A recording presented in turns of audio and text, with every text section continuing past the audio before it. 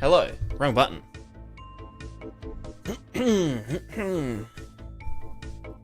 Justice for Larry, what? Because I kicked Larry off his seat. Off my seat? It was my seat, Larry. You little bastard.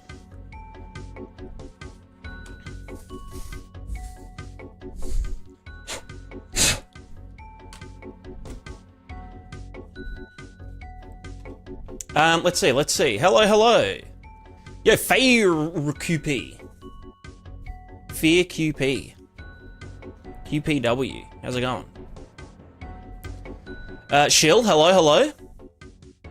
That was very fast. Very fast. An honorable mention, hello. How's it going? Horrendous. How to make in-game transactions like selling in-game items, subscriptions, etc. No. I don't know how. People think that I'm like a real game developer. But in reality, I am just a dude that makes funny things. Dude that makes funny things. Makes the thing do the funny. On very small scales as well. Don't ask me how to like make a main menu and like load a level because I've literally never done that before.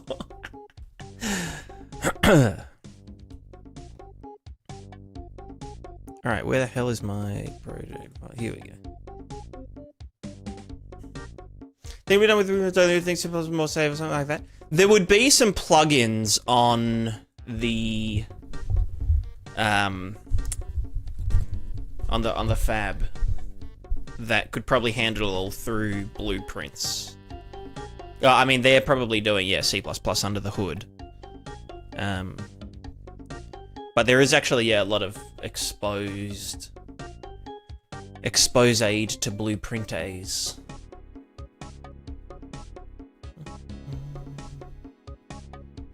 Alright, I'm just loading up my editor. My editor.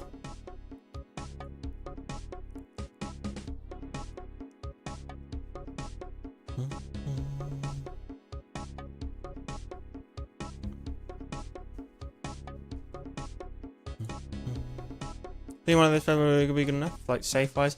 I would say so. I think I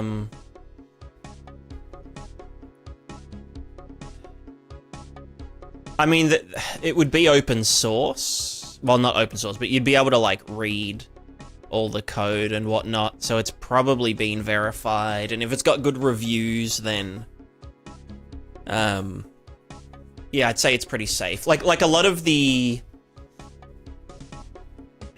like the unsafe stuff with like, you know, doing transactions would be, you know, kind of on the other side of it.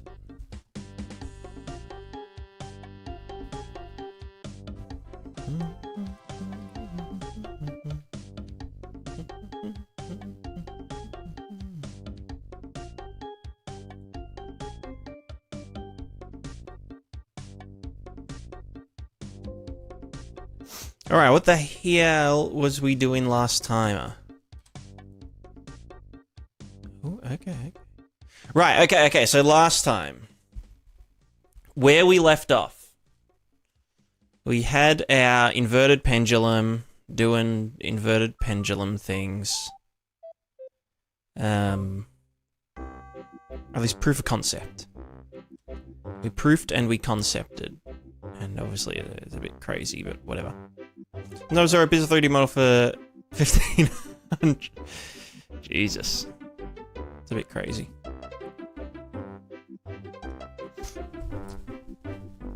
Okay, so first thing we need to do.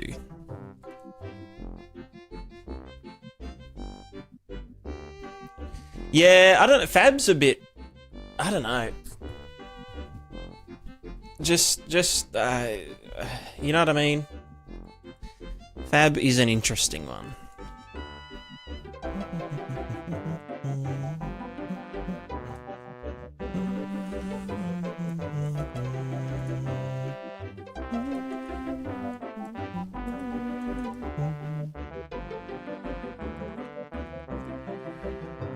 Pin for blah blah blah. Okay.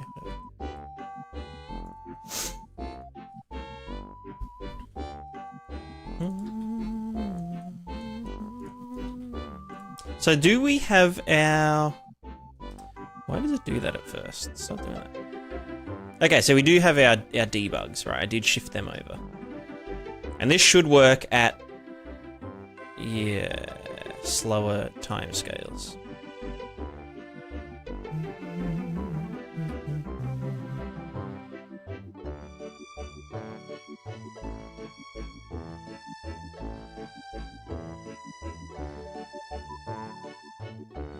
Cool, okay.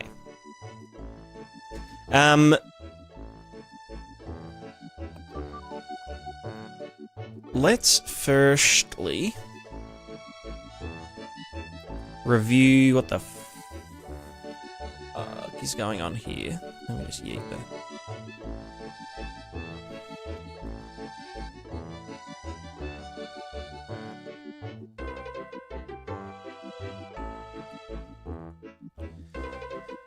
Da da da da da da. We do the thing. We get the thing.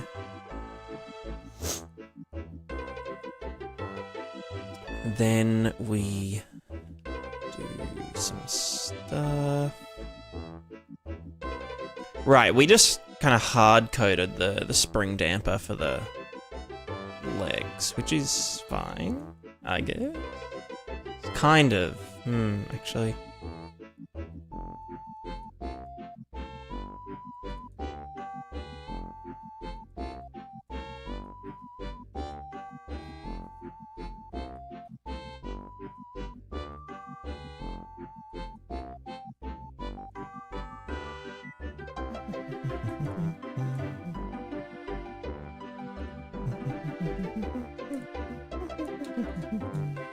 Yo, Adam, how's it going?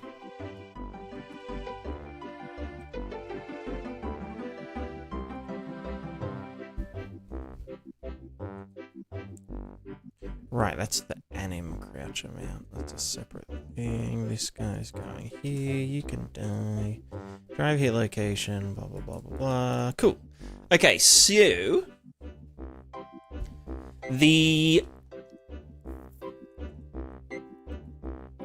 Let's review our physics. We are physics. I'm going good.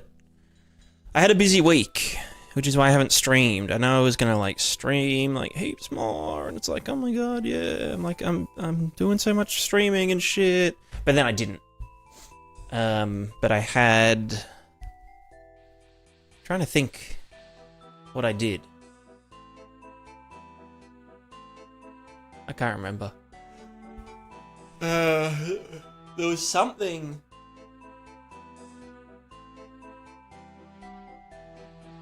There was something. Right, there was my parents' birthdays. Parents' birthdays at the start of the week. And then I saw the Odyssey the next day. And then the day after, I had to rest. And then yesterday... Oh my god, it's Saturday. Fuck. I don't know what happened the rest of the days, so... YOLO. Alright, let's say we are standing man. There is a surface. We are on slopey surface. Cool. Force go down. Oh yeah, true, your desk. That's right. Force go down. This is gravy vector. Gravy vector do this. Floor pushes us back this way.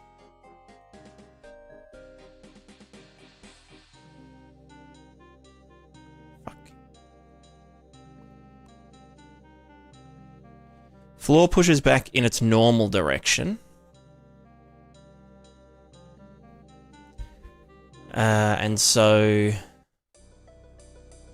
And so we would then slip this way. But then friction. So floor, so there's a net force this way, but then friction this way counteracts. The friction has like a maximum amount that it can do, and then if we surpass friction, then we slip. But then I'm thinking, what do we do with our leg? I guess our legs don't fucking matter, right? Like, it's just the...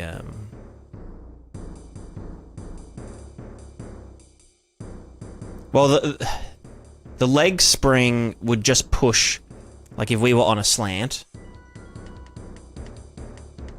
then we're still getting gravity downwards. Here. We still get gravity down, well, everything gets gravity downwards, but then this point gets yeeted up against the normals. But our leg spring force should be moving this way.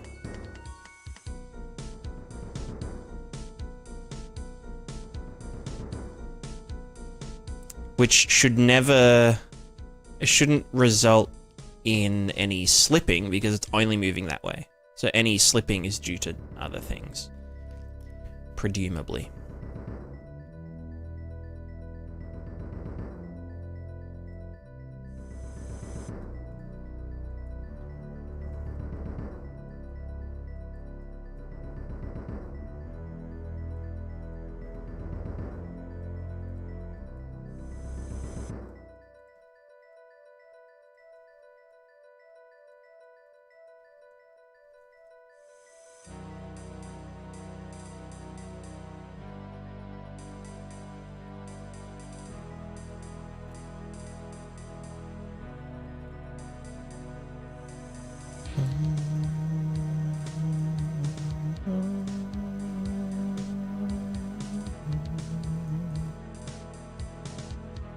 Wait, why is this impact point hit location? Right. Ah, right, so that's just for the... This is just for animation stuff. Right.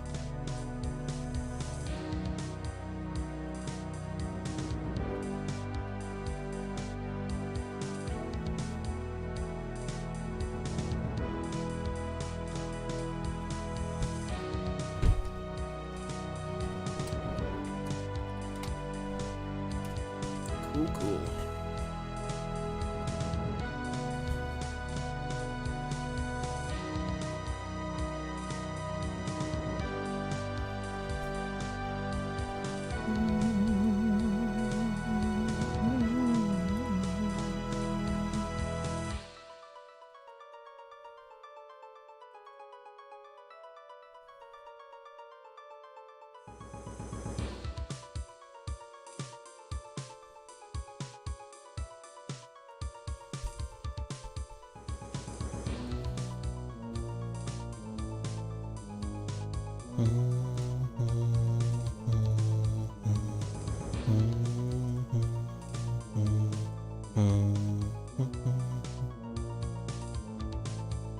Okay, so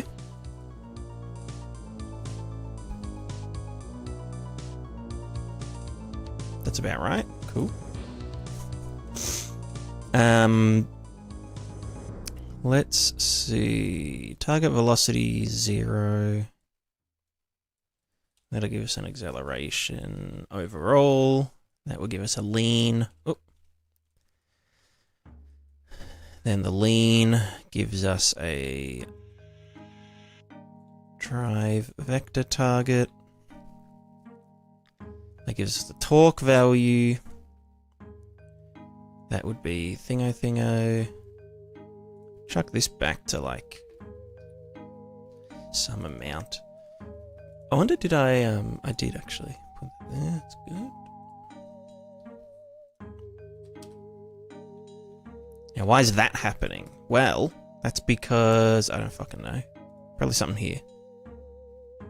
Just don't do that.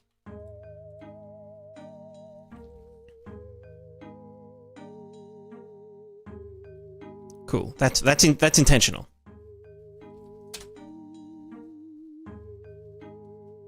That's less intentional, but still. Hell fucking yeah! Look at that. That would be because something, maybe this here. But what did I? Like length error. Oh, is it because I did this, so it doesn't have a negative value? Right, that's what it was. I'm also gonna not move. I'm gonna make the mesh invisible because I'm sick of it. I've had it with this motherfucking mesh on this motherfucking plane, as in like, you know what I mean. Currently,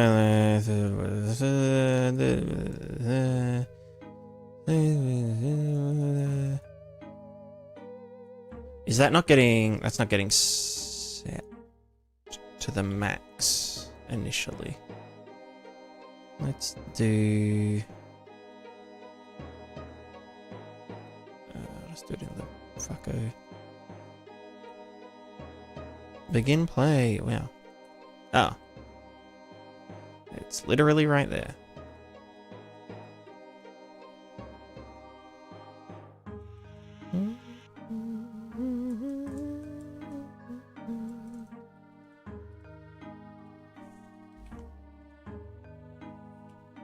Okay.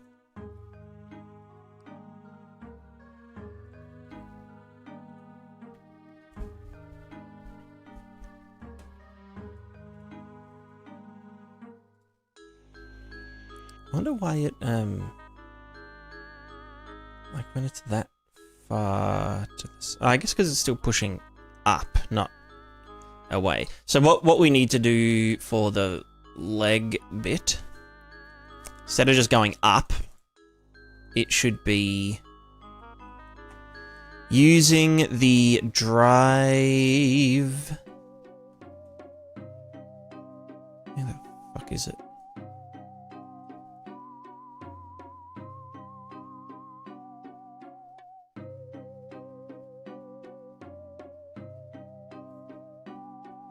So it is writing C++ on my project with the help of the sister, and project now lives in the fucking abyss.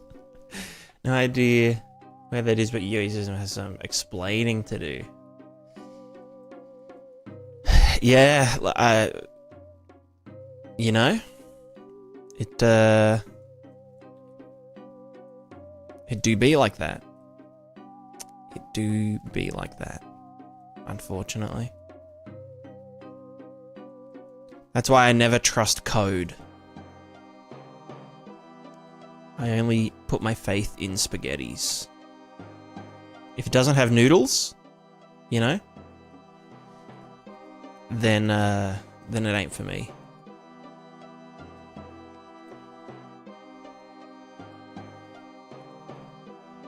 Alright, civilization talk, the thing with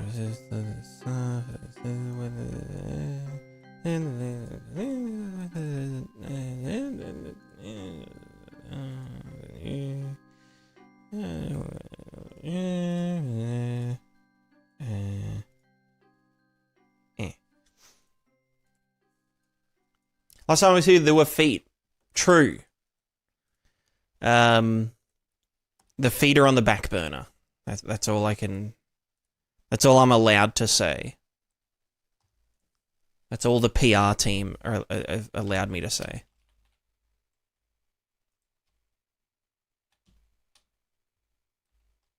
Wow, this is riveting. What is the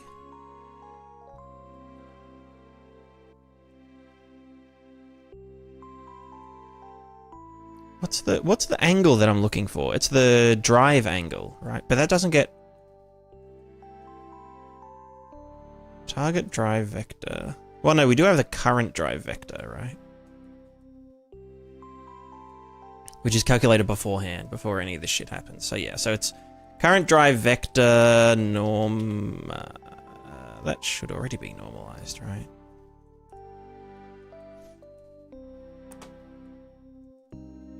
Calculate current drive vector. Up vector. Sick. So that is normalized, yeah. Otherwise it would be drive vector multiplied by leg length, so that's fine. So let's do this. Multiplied by this guy. Oh my god, that's not a vector, bro. Bro, you're a fucking double precision float, Harry. And then that goes into here after another. Oh my god, bro, that's a fucking weird fucking. Oh my god! Sorry. No, I didn't want to click on it, you piece of shit. Okay, let's see. What does this do? Like, okay. I don't think we need. I think this is already tuned to be, yeah. So now if I do this, it will. Well, it's yeeting me in that direction.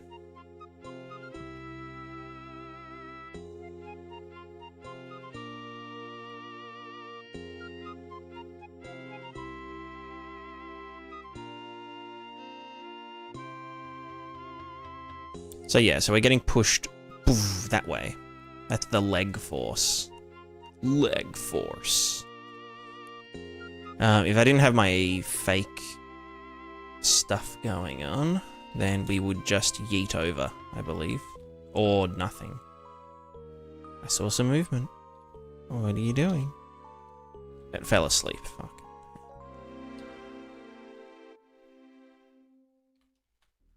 Right. So then if we had this back, which is just moving perpendicular to the ground. Okay, well, it knows its shit, yep.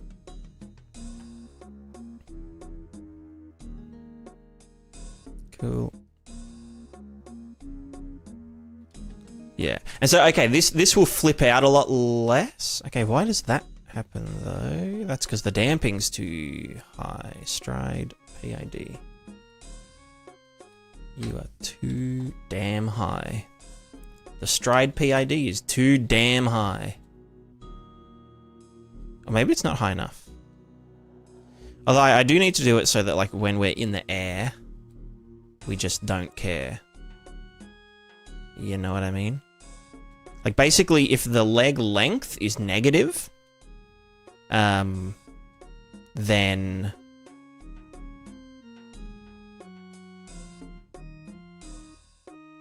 Yeah. Yeah,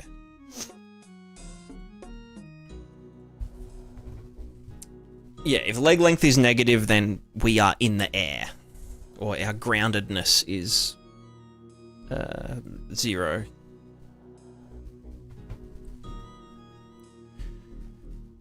Cool. Okay, well that's very cool.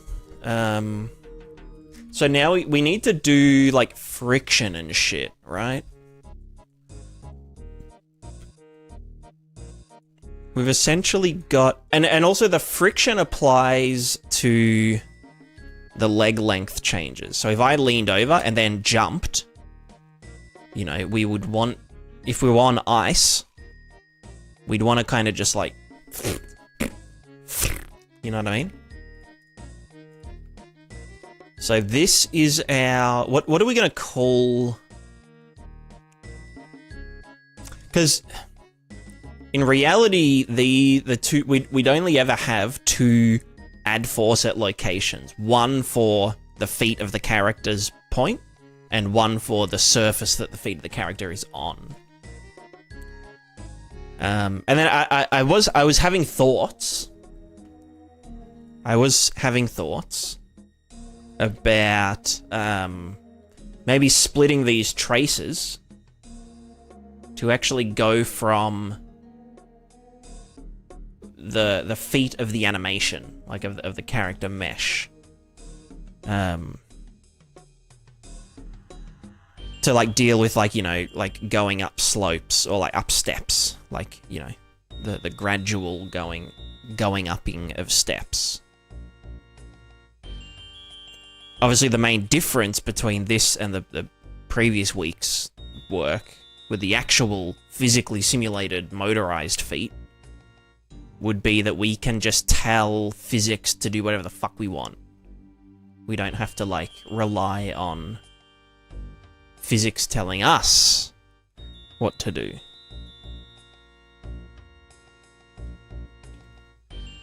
Yeah. So...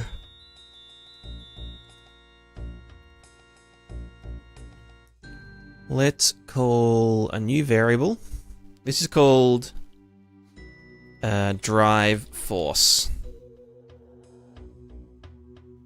Or, well, yeah, I guess it is literally just the drive force, and then we just apply the opposite of it, you know, and this gets cleared each frame. So let's call this a coom drive force.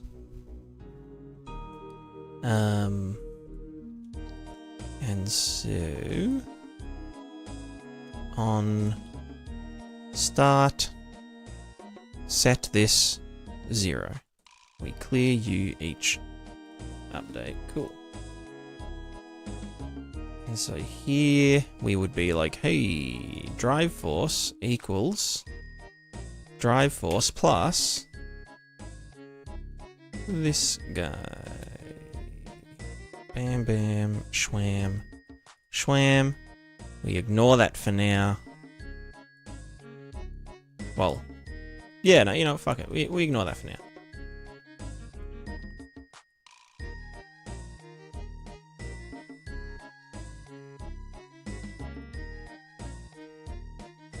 Or maybe this is like the desired force, and then friction and shit gets applied. Or not. Also, when we're on, I guess.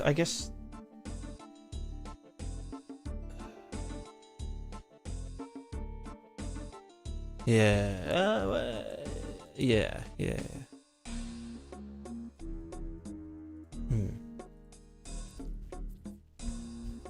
I was interested about traces a lot. Haven't come across them yet. Teach me Obi-Wan. So a trace, if you see this little, oh. Not seeing much. Okay, if I grab this guy.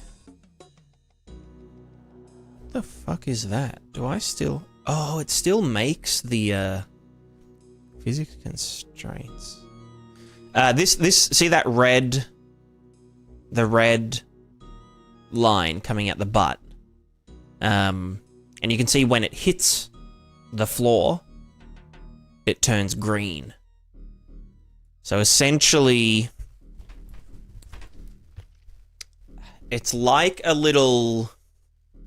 you can think of it like a little radar scan or a LiDAR scan. So, you know, in code, you know, I want to know if there is something beneath the character. So I can get the character's, you know, root position or pelvis position, and then define... music's a bit loud, isn't it? What a banger, though.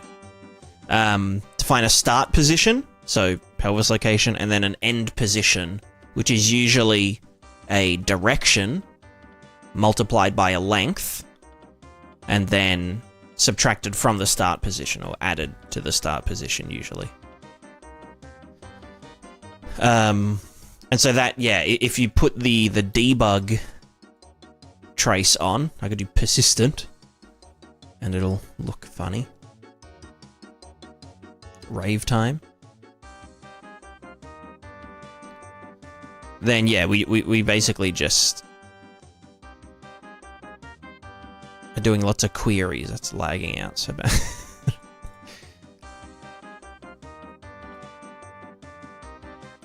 And yeah, then it will give you the information here, and then you can do stuff with it. Like, talk to the other actor, tell the other actor to do something, you know.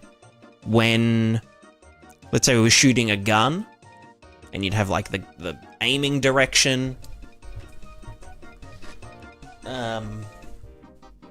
And you would, you know, you'd have the start position, the barrel of the gun, the end position, whatever the aiming direction is, multiplied by really big number, and then you'd shoot a trace out, and then yeah, you can see what you hit, what actor you hit, where the hit intersection occurred,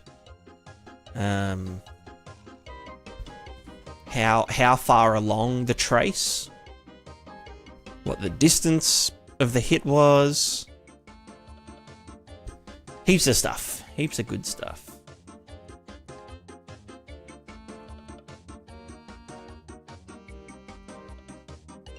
Pretty much any time you want to do, like, gameplay, you'll be using traces. Or I think other engines call them raycasts. Maybe. Name of the event of a video game physics, Mr. Ray Trace. Exactly. Exactly.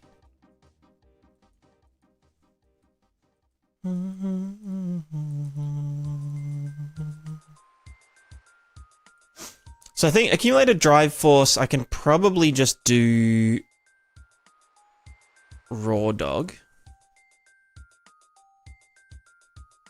And then apply friction at, like, at the last step.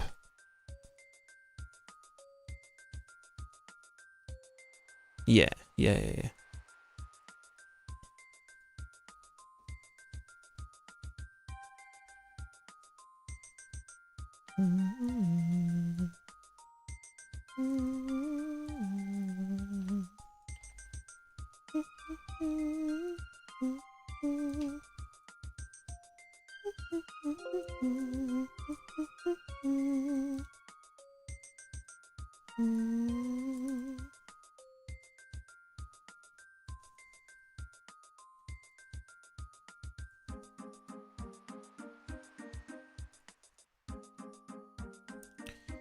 Let's go accumulated force and add force at location.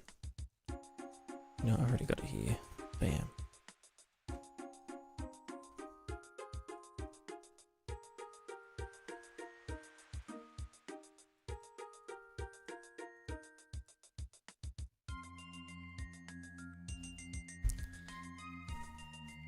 So I'm just thinking, like, because this force here,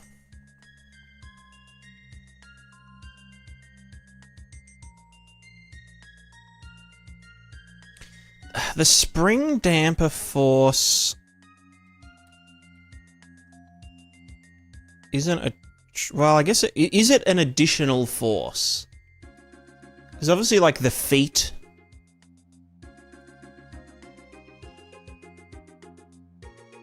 We think of this as a person. If I do this, I momentarily get lighter, right? And then if I do this, I momentarily get heavier, and then... You know what I mean? Like, as you crouch, you lose weight. So if you perpetually keep crouching and crouching and crouching, it's more effective than dieting.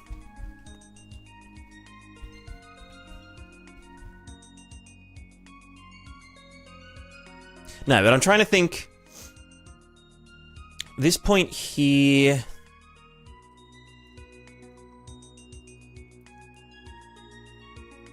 It is different to the feet contact force.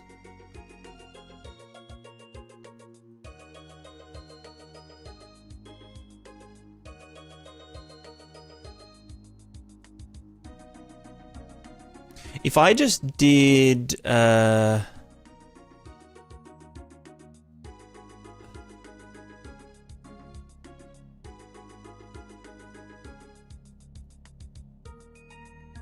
to think how.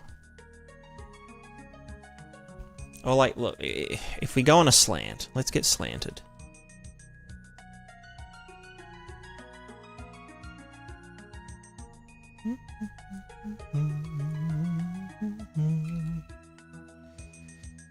So in reality, if I do this, I should be slipping off that way, right?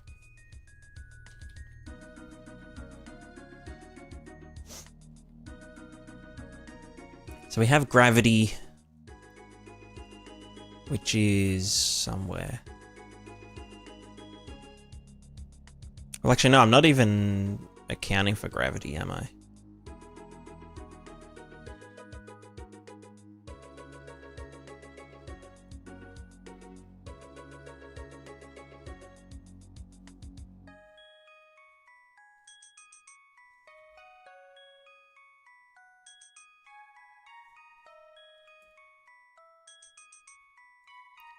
Let's just do a really rough, like, basically leg length.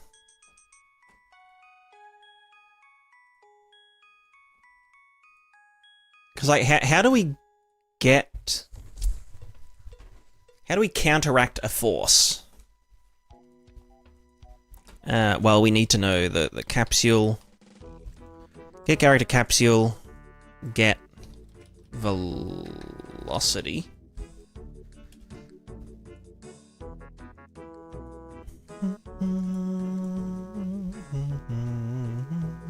Get the mass.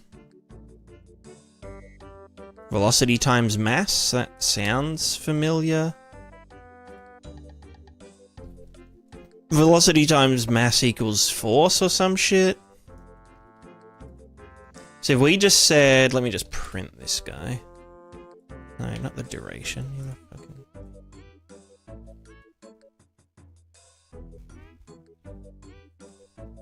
Go up. So it starts big and then... Right, it never becomes 0. Right, because that's just... so, okay, so if... Let's just do something like... Current leg length, if current leg length is greater than, you know, I'll do a map range. Clamped. Current leg length between, I know it's 86, so we'll say if the leg length is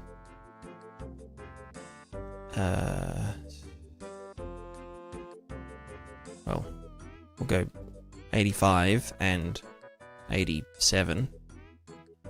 And that should be 1 and 0.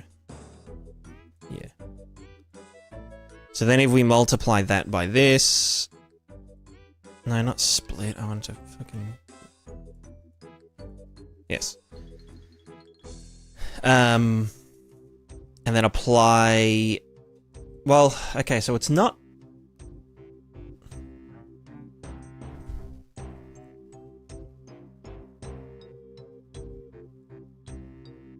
Let's just... Presuming we're just going up and down for now. We then did add force.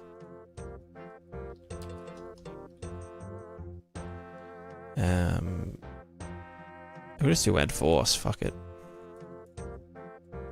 Just that.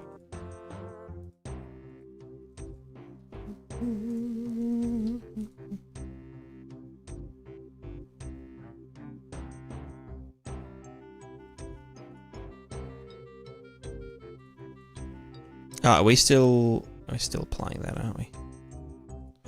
Ignore that for now, please.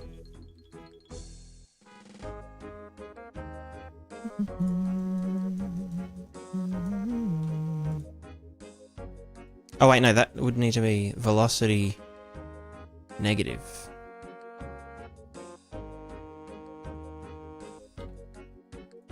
I just want to like stop the guy. Stop the guy. Nope. No stopping. Acceleration change? Maybe? Aha! Wait, then why do you... Wait, I don't need the mass then, do I?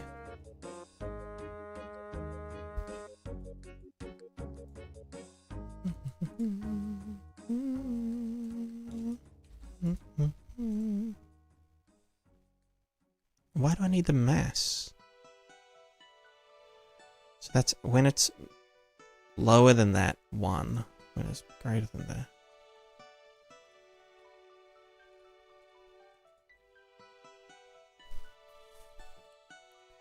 Velocity, current velocity, total mass.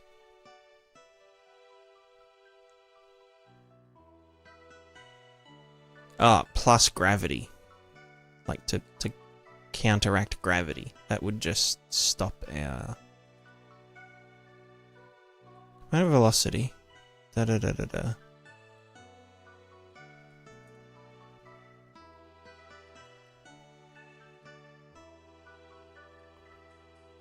And then... Yeah, what the fuck is gravity again? It's like fucking... Well, it wouldn't be multiplied by gravity, it would be adding gravity or some shit. Although it would be adding gravity multiplied by the mass. You know? As an additional. So that would be mass times gravy. Just fucking schmackle that in there. Schmackle a tackle.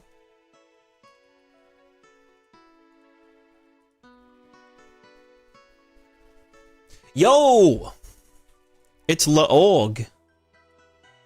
How's it going? Interesting. Interesting. Ah, it needs to be negative. Negative gravity. Stupid man. Yep, okay, that's what I thought. And that also needs... Okay, so many fucking things to fucking fuck. You go in that... No, you... Oh my god. Bro, just... Okay, that goes into there. This doesn't need to be there. You get removed. Velocity times mass is our force. This is gravity times, well, negative gravity times mass. And then when colliding, apply this. And in theory, and that should not be acceleration change. In theory, we should just stop. Fuck's sake. Does anything happen? No. What if I chuck this on?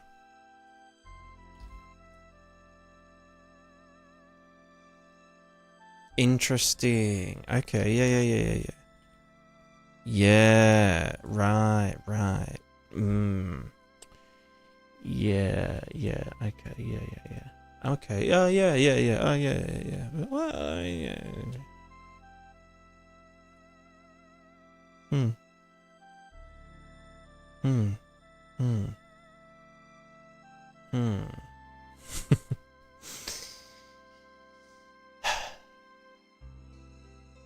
Scuff and making progress. Hell yeah. Same. FY Devlog. Is this game co-op or single? This game is currently 0 player. It's a 0 player game. It's revolutionary. It is absolutely revolutionary. Oh, what am I doing here? You should be negative. Oh my god, stop.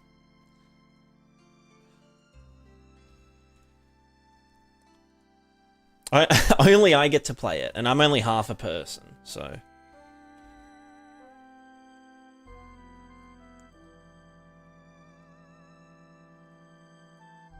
My PP feet, that's right. Okay, so that was it. Okay. And then obviously there's some fuckery, because, you know. Oh my god, stop doing that. So that's our fake physics. Why is it skitzing out on me? Is it because this? Okay, yeah, you know what? We turn off the cheat. No cheating. No, stop doing that. How? What's causing that to happen? Where am I adding force? It's probably here. It's probably literally right here, because it's like, no.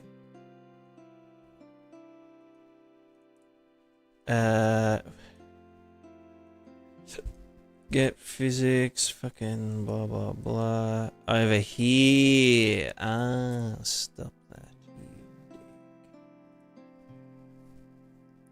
Use int lerp. More smoth. I don't know if you can lerp an integer. That sounds like black magic.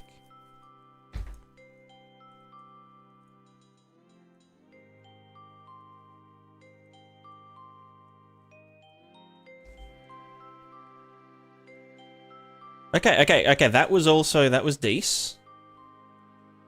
But now what we want to do is do it at that location. But I don't know why I need to do the acceleration change, because it's already mass times velocity gives us the force or some shit. I don't fucking know. And then mass times gravity gives us the exact amount we need to counteract the acceleration of gravity. So then why does it need to be multiplied by the mass again? You know? Change acceleration instead of a physical force. Mass will have no effect.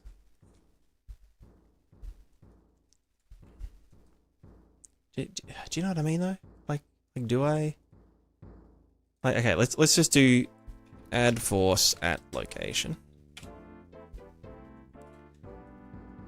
And we'll multiply it by the mass again. And the location is the drive location. Get drive hit location. Bam. The force is this guy. So now it should just act as though this is a...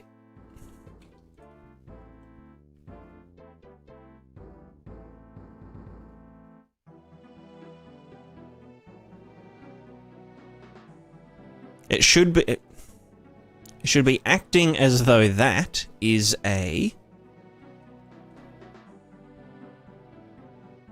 you know, I'd probably need to use the fucking, the stride velocity. But that also, that's the impact point minus the drive hit location. That impact point needs to be clamped. Well, no, that's just for anim stuff, so fuck it. Yeah. Can I get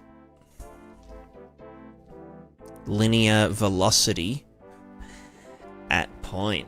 Yeah, boy, let's go. So we do that. You go into there. The point is going to be this guy, probably. And then the drive hit location... No, because that's always going to fucking... You know, it's probably fine. I'll schmack that in there. So, where's the yeeting coming from? Is that just because we don't need the additional mass? We do. Or, you know physics, right? You know how to physics?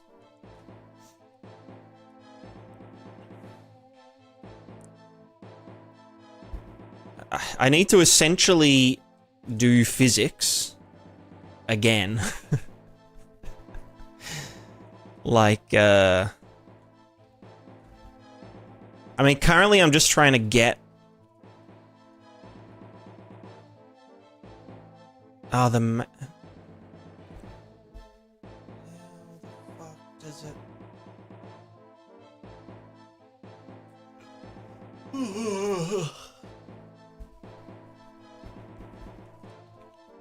I kind of want to make the line trace act like a solid object.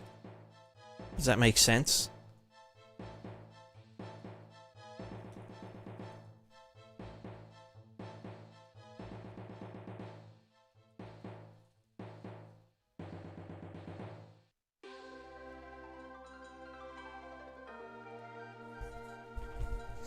Because we're doing like virtualized feet.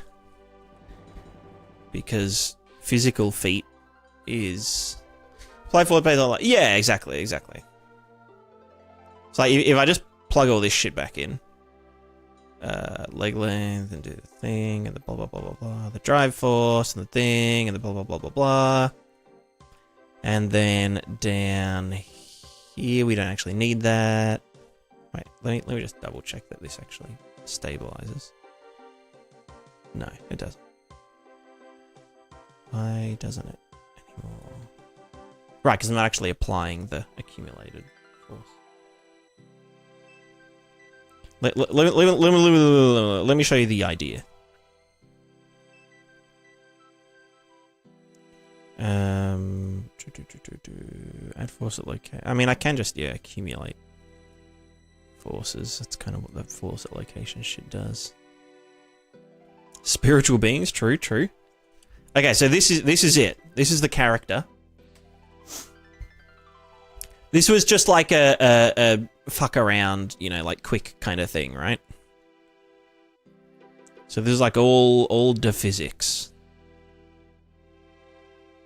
We are very physical and still self-balancing and all that. And we can do this. Here, check this out. Whoa! Okay, that was fucked, but... Oh, yep, there we go.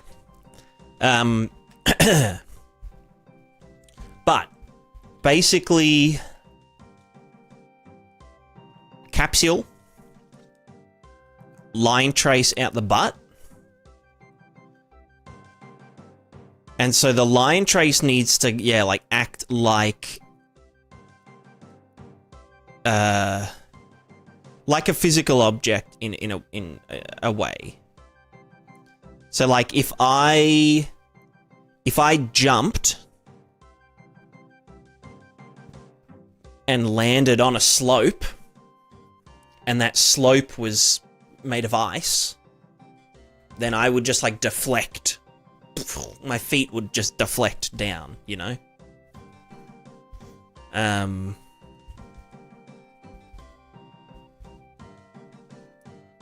And that's all I can... What am I even trying to say?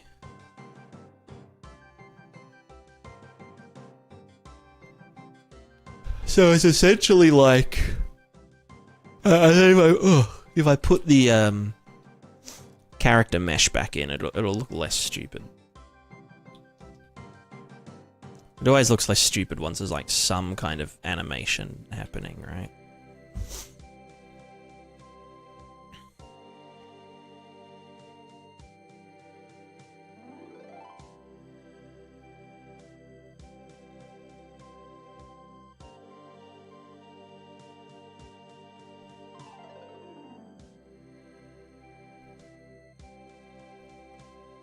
Doing.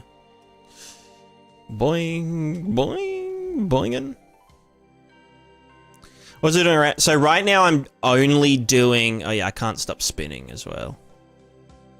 True. Once it starts spinning, it don't stop. Ow. Currently... It doesn't give a fuck about, like... You know, the normal of the ground or gravity. It's kind of just using like a PID to maintain a leg length by, I think it's just moving the capsule along the kind of leg vector, the yellow line, and then to do the balancing and the walking and stuff, it's just applying a linear force at this point, you know, which is how it will. That's how it does work.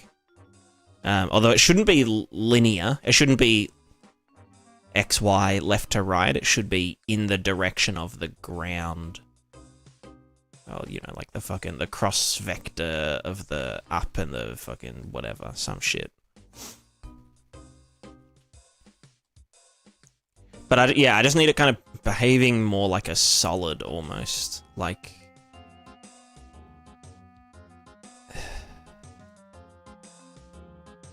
Because, like, physics is, like, a thing.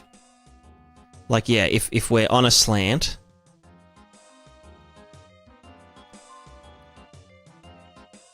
What's that?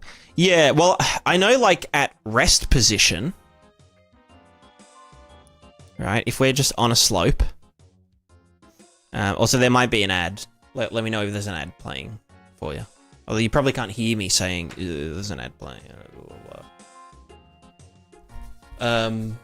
Yeah, the capsule should stay upright regardless of the slope. Yeah. You know what? I'm gonna get some water. BRB.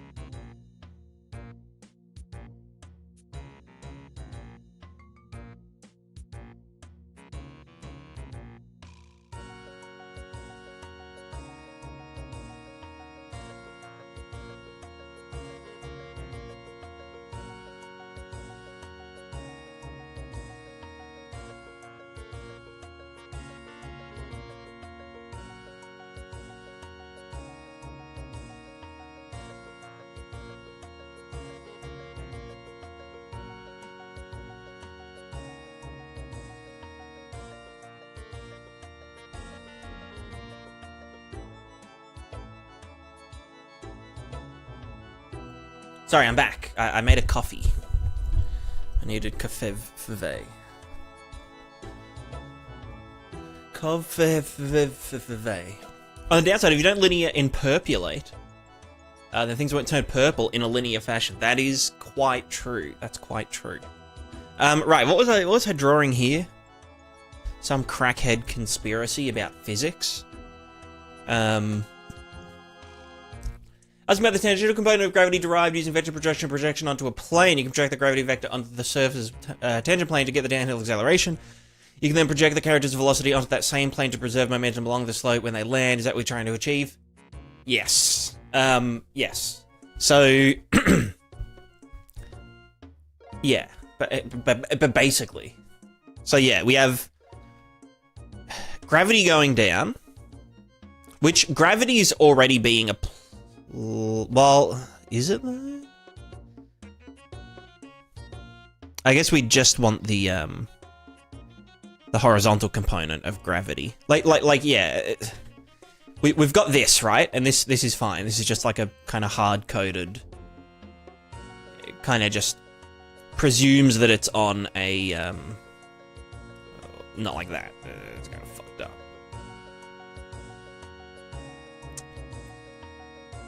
But yeah, essentially... well, you know, it's more like... It's more like this, right? If this is our guy... And if we, let's say we're like at a static position, right?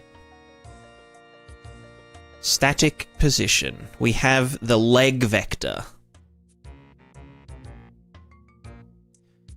So this is leg vector. If we weren't moving at all, then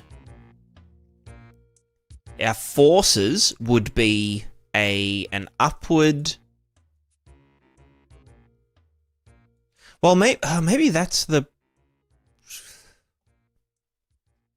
Where would I apply the force from? I mean, I guess it doesn't matter if it's exactly along this plane. If the legs could be offset from the capsule, which maybe it would, then I'd probably apply from the pelvis. And do a... Well, yeah, apply force this way to the pelvis while applying this way to the, you know, whatever the ground was or whatever. Have them fall backwards. Well, so... Probably not torque. I can... Well, you can kind of fake torque by having...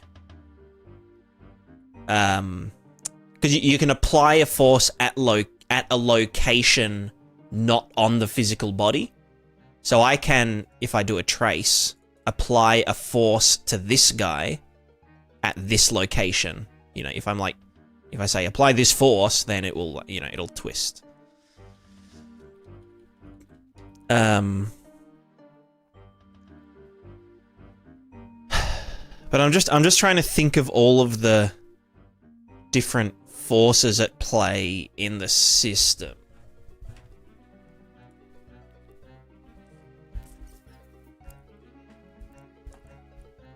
Here's like a normal force, cancels the component of gravity onto the surface. Yeah, so that would be going this way. Do it in red because it's from here.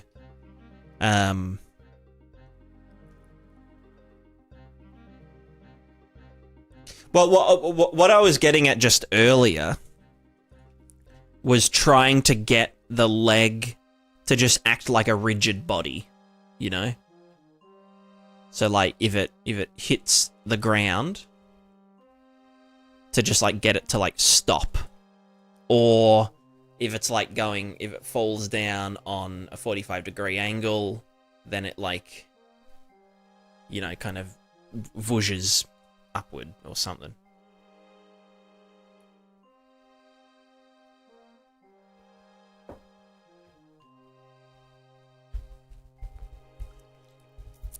Yeah. So we'd apply the normal force. I'm guessing there's some equation, because the normal force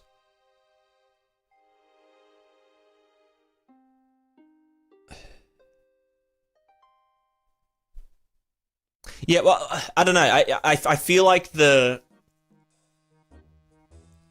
best way to start it all is, yeah, to kind of make the line trace act like a rigid body rather than like a spring, like a dampened spring.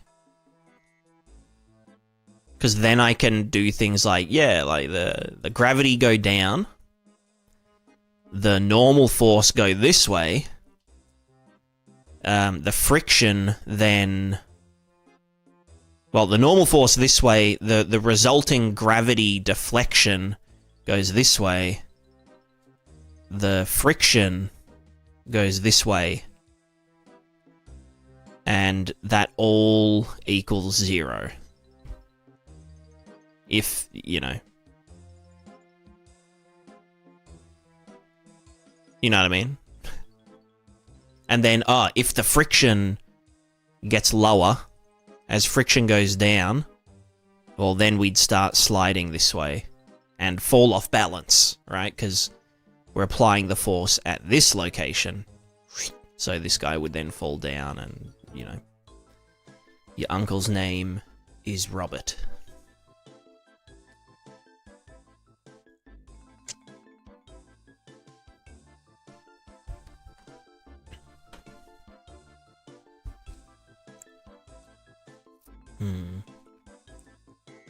So, maybe what I should do, instead of doing this so long, initial catch for high, sphere trace for objects. That's doing that. So if I just do like half of this.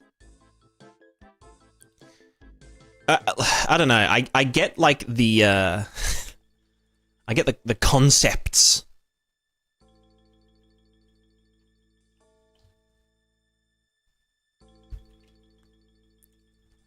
But it's just, I don't know. I guess it's just it's a one step at a time kind of thing.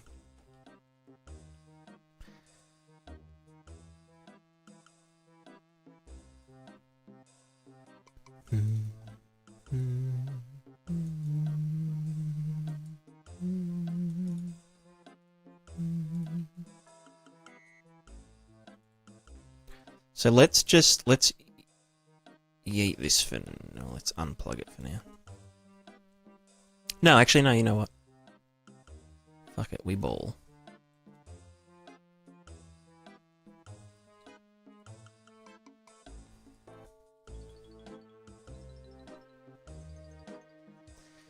So, yeah, so we only ever apply forces at the... On a flat surface, normal force completely cancels gravity, so there's no tangential component, and the character stops. Correct, yeah. On an incline, only the perpendicular component is cancelled, leaving the tangential component of gravity to accelerate the downhill, because it's like force equals MA. Oh, it's MA, isn't it? I was using velocity for my test earlier.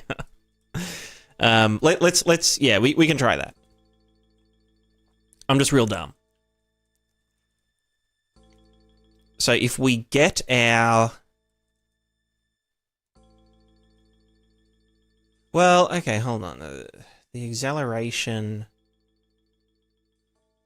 Wait, no, but then how do I cancel out velocity?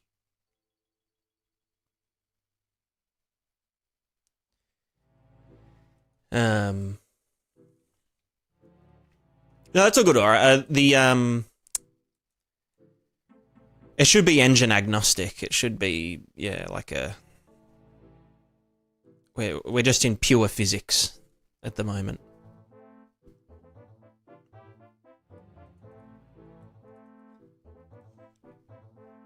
Reflected normal of the trace reflected by the floor. I'm not sure if that's the case. I'm not 100% sure. All I know is that right now, we have a trace. when that trace hits thing, I want to add a force at location. And yeah, you know, I'm gonna yeet that one for now. So if I was going down, if I was falling, this is not the thing. If I was falling and then I hit the ground, what would need to happen? Well, we've got the drive hit location, the point that I want to drive from. And let's just presume that, yeah, it's flat ground. Which it is, because we're going to get the normal. And let's call this the drive hit normal. Drive hit normal. Sweet. You're going to live here.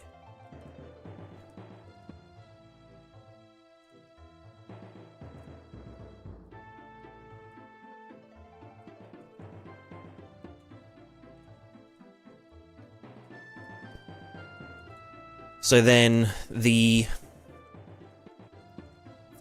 Well, yeah, we need to calculate the force that we are exuding.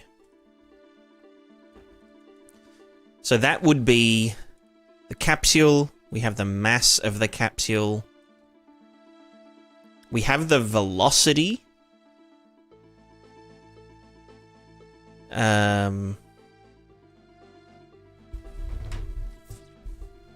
Negative velocity, delta time. Yeah, yeah.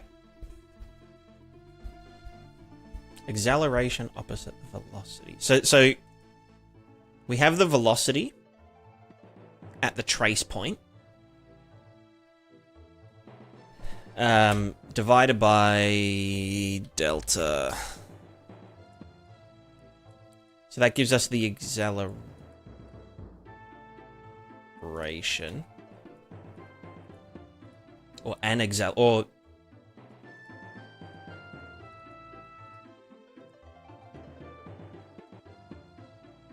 does that make sense though? Well, yeah, no, because I guess it's for this frame. Apply a force. This is like a continuous thing. Yeah, okay, no, that, yeah. Because this is essentially the force multiplied by delta time. So we have the velocity.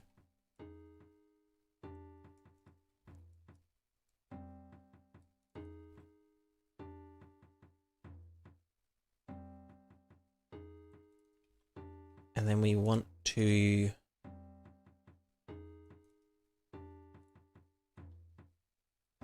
This is just, are we touching it or not? So if I just did this, what happens? It probably just cancels the... and then times mass.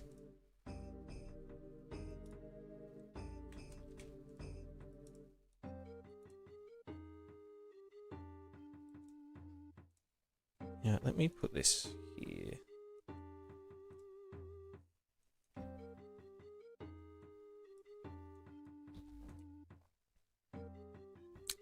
And it should be negative.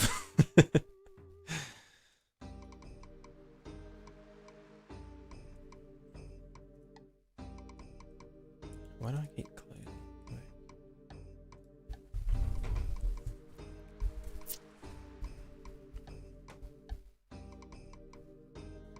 closing? You need a force or impulse acting opposite. Yeah, yeah. An impulse, yeah, yeah. Which we can do, but... Like, you can do just like, yeah, add impulse, which is a timeless, or like an instantaneous. Yeah. But no, yeah, I want it to be a force, which means, yes, we divide it by delta. Divide it by delta, Gudrun.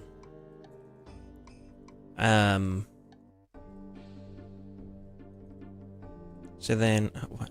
I need to stop closing it. It's such a bad habit. So that worked. Did you see it? No, don't move, you silly boy. Wait, why is it doing that? Did I plug this back in? I did. No more of that. Oh my god, stop closing it. Fuck. Okay. Yeah, okay, and then it yeets because reasons.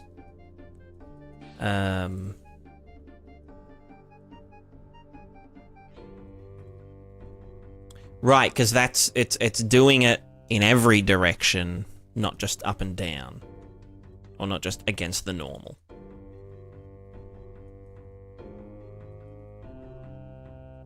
But it does stop it instantaneously, I guess.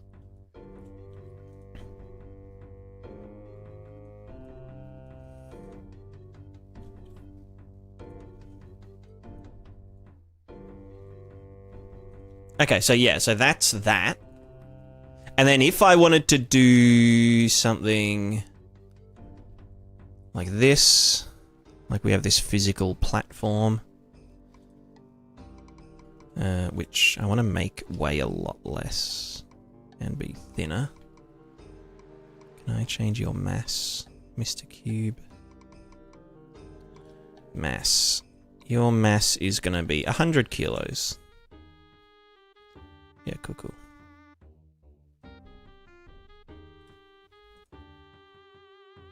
So then if we got our hit Fowler, we then apply that to the ground.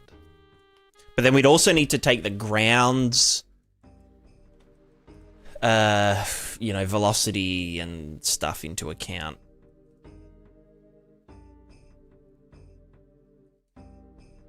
Which would just be the...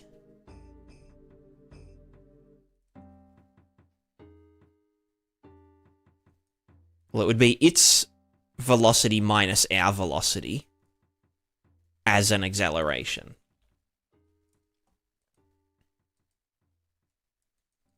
So we would get the hit component, get physics velocity at the drive hit location.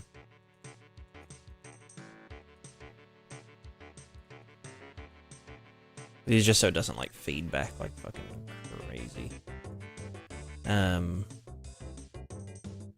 And then, like, do I need to dot this against the gravity vector, or the normal vector, or the something?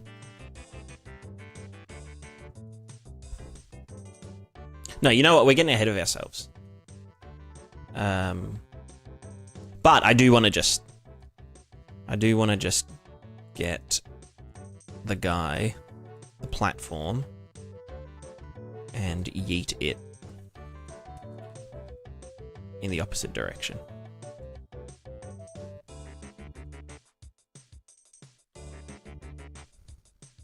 Like that, right? That looked about right, you know?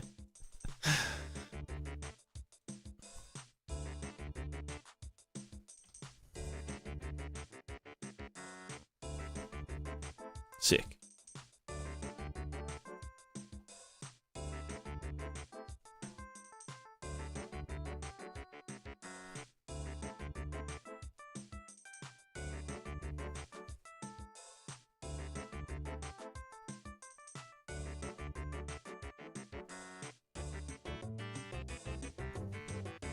Don't know why I bounce up though. Wasn't I just bouncing not up? I guess it's because it. Yeah, whatever. I don't fucking care. This is do impact normal as well.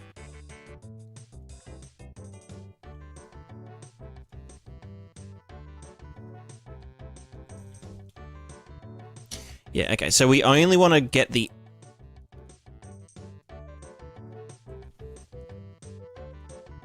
like, along the normals. Let's just kill that one for now.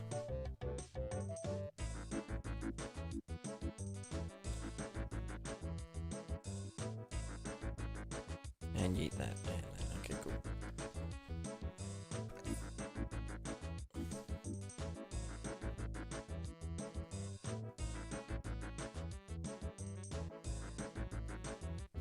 Right, so we have the moment of acceleration here of this frame. We have the thing.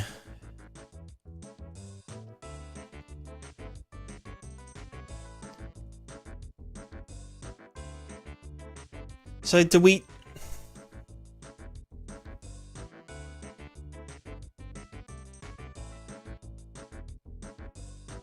Where does gravity come into it?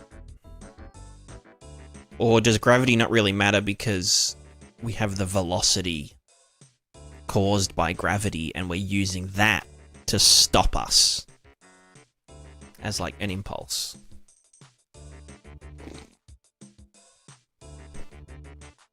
Because I guess that's, yeah, just a continuous kind of feedback of... Well, okay, yeah, because gravity is acting... Gravity, like, the capsule is still simulated, right?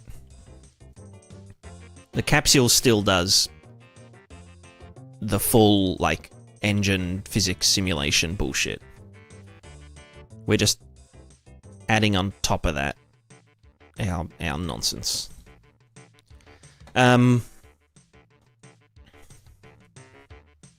Cool. So let's go...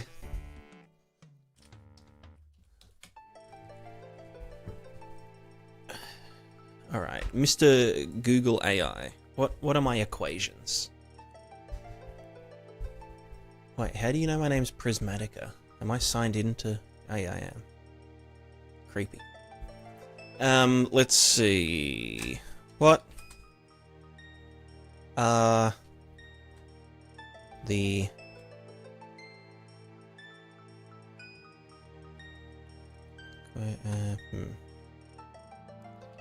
I'm doing some physics programming.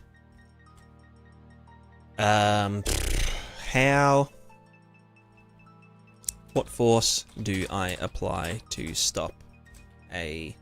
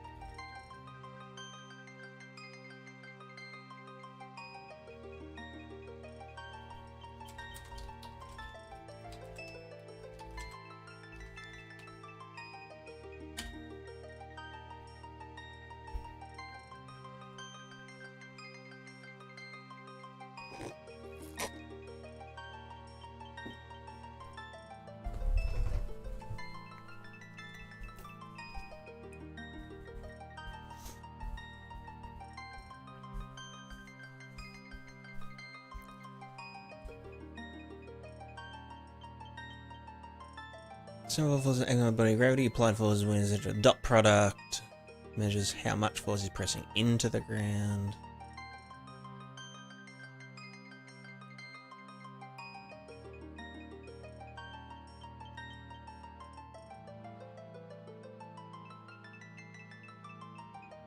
Okay, yeah, I could just do... Yeah, okay, so it does just need to be dotted. So our total fuckery here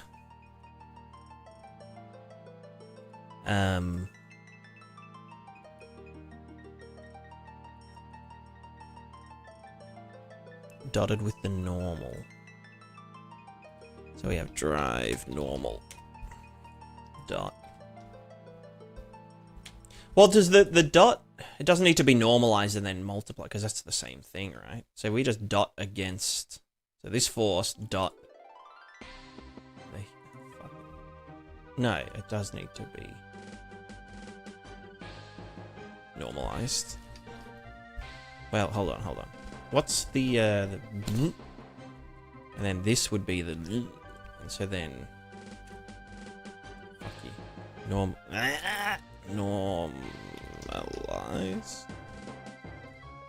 dot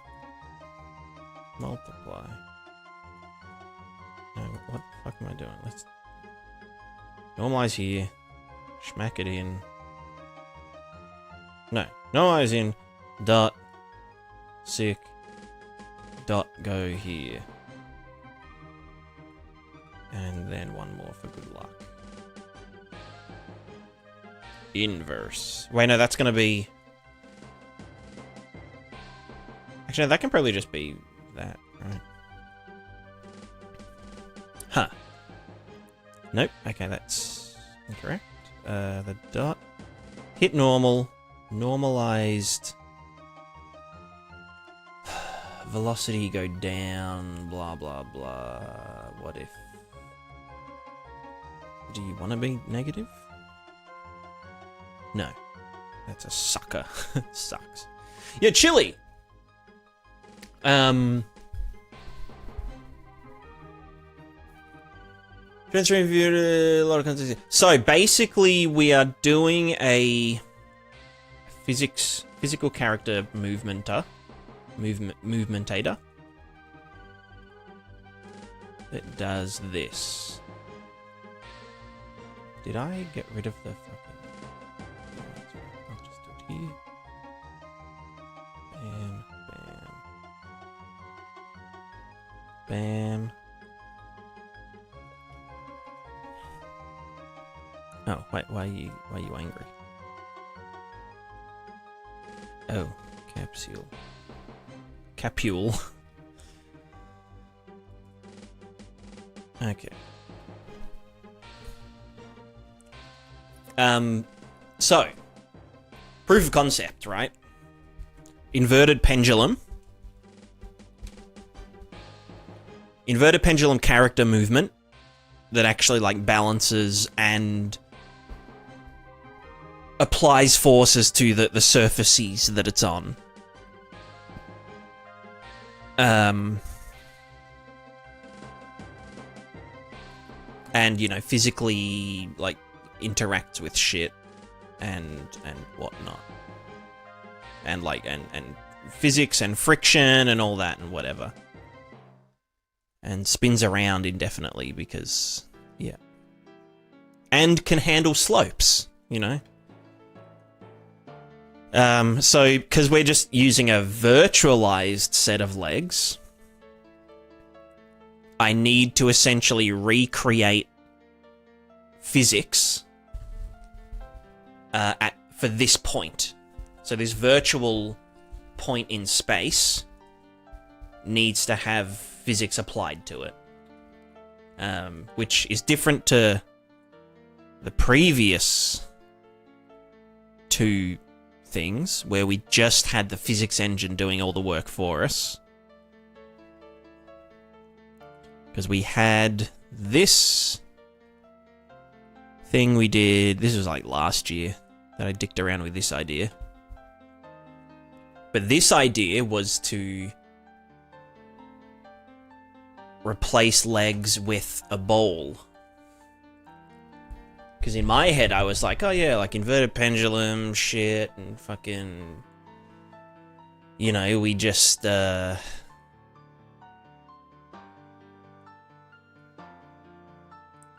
you know, like the cart on the bottom of the inverted pendulum is just like like an infinitesimally small ball. So like, why don't we just like do... Why is it so dark? Lit?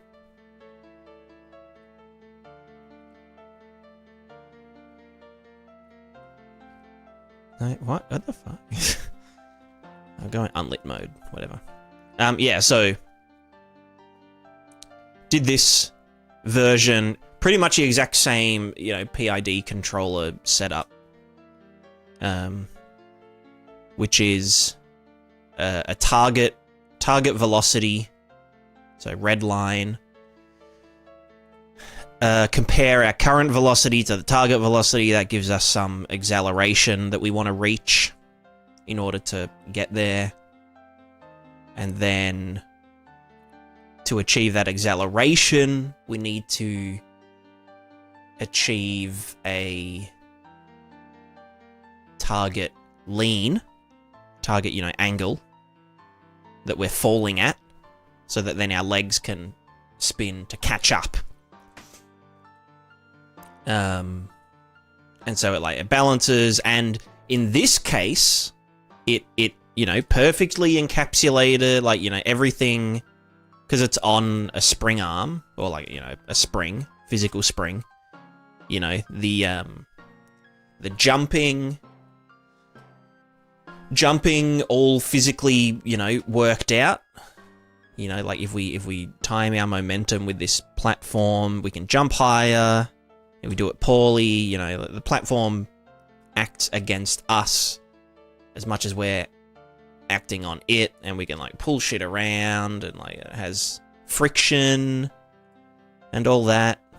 If I like go over here.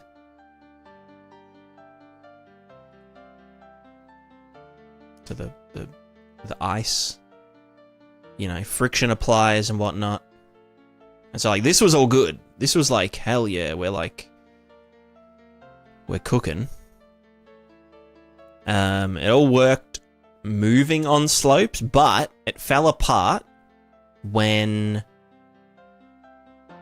trying to stay still on slopes, because the physics engine starts to fall apart, trying to keep it. You know, it's like a constant,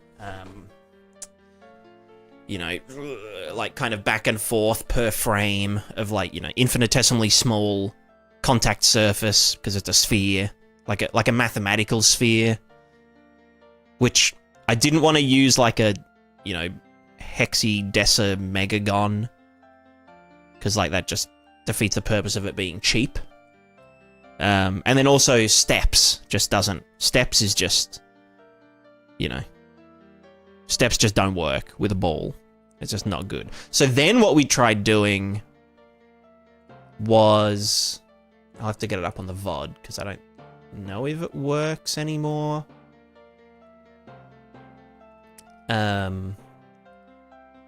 But essentially we did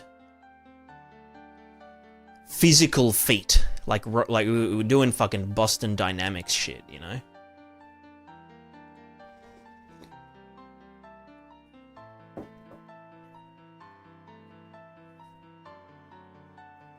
Let me just go to the VODs. Oh, true, my VODs don't stay for very long.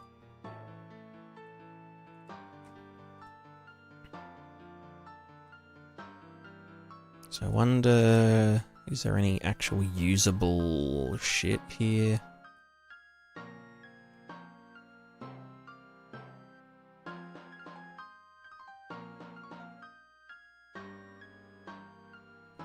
What am I chewing on there?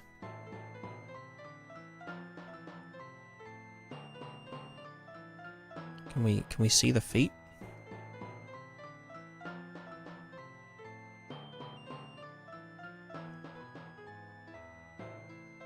Although this was with a dummy foot in the middle.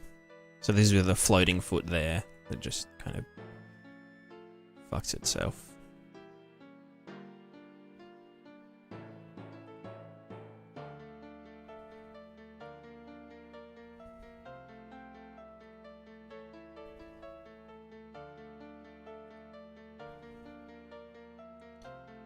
Anyway, basically we had it like doing shit with like real feet, but it was like too unstable. And I don't know, I was trying to like just derive linear motion instead of doing the whole like fucking, you know, like thinking of basically when you're doing like bipedal robot shit, it's like, you know, because the fulcrum point is constantly changing as you walk. It kind of, you know, it jolts and stuff, and I was just kind of trying to think of it like an inverted pendulum by having it use like a fixed walking pattern that kept the pelvis at, you know, a stable height.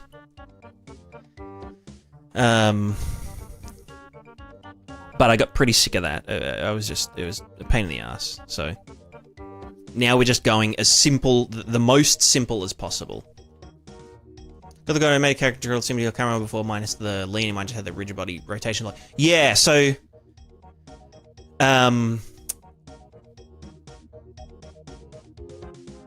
yeah. I mean, I think it's a pretty common thing to do, yeah, like a physically moving capsule kind of thing.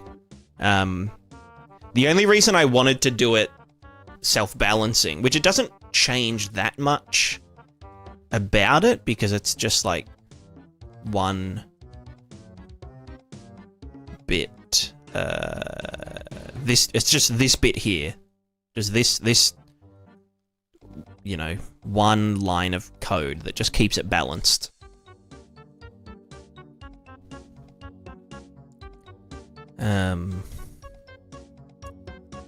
But it's mainly so that, like, if something bumps it, you know, like, it can self-correct and whatnot. It also just looks way better. And, yeah.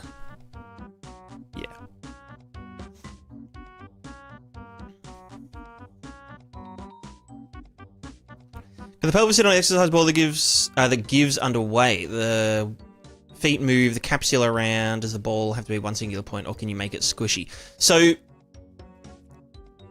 that's kind of what I'm doing. In this example, is like I'm kind of going for that effect of like, yeah, this is like a big exercise ball that doesn't collide with anything except this point down here. And it can, like, squish and, you know, move or, you know, roll around. But, like, if I go up to some stairs or something, it wouldn't, like, collide with the stairs. It would just, you know, it would kind of go up them. It would only collide at the point that I wanted it to.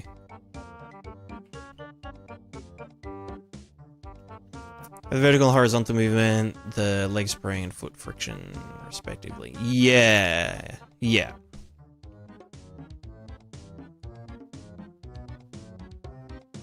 Yeah.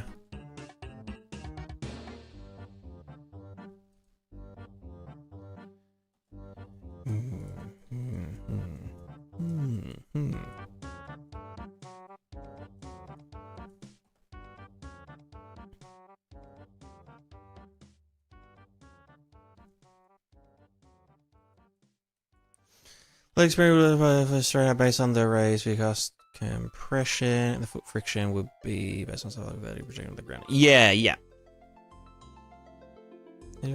Straight up based on the raise. Right, it would go straight up because the rotation was locked on the capsule. I think in my case, the leg spring force always goes, I guess, just with the up vector of the capsule. But yeah, basically the same thing. And then and the counter force would go into the ground, that, well, the opposite way of that.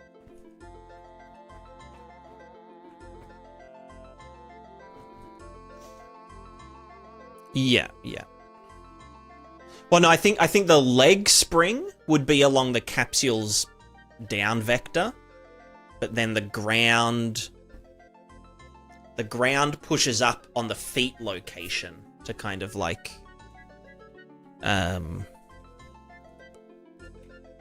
to sort of like, yeah, if I was like this, then yeah, the leg springing moves in this direction, but the ground normal force applies like the normal, but from this location, which applies a torque to the, well, ends up, yeah, torquing the character to some degree.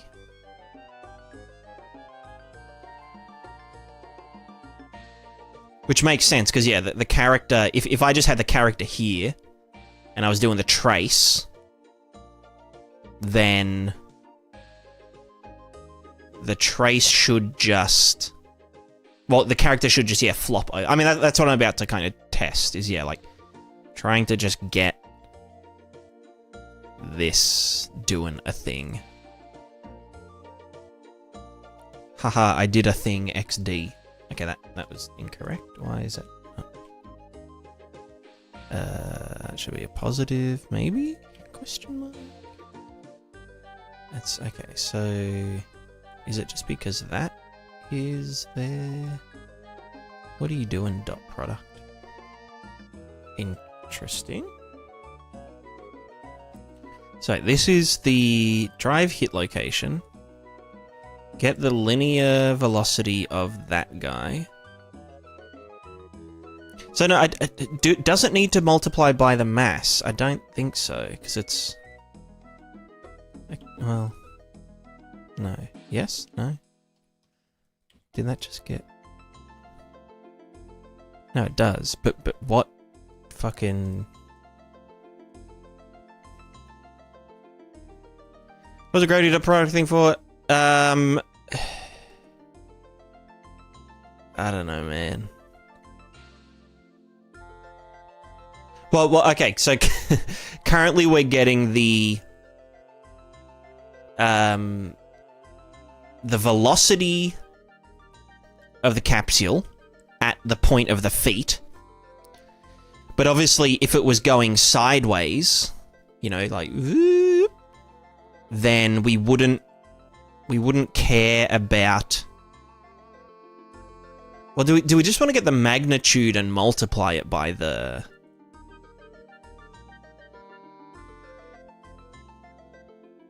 normal?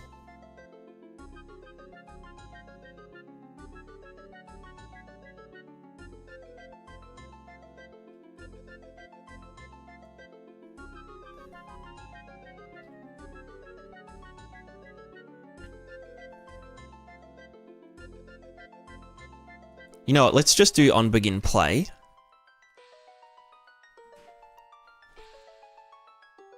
What was that? What'd he do? What'd he do?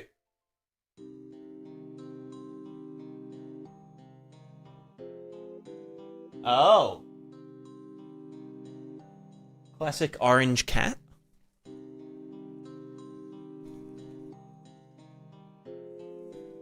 I swear amethyst cats are evil. My cats are just so sweet and like lovely and nice and well behaved. And hers are just little menaces. Evil. Evil and orange. No, they're good, they're good. They're good little cats. Alright, character capsule. Impulse. Let's just get you moving on begin play. Just as a treat, you know?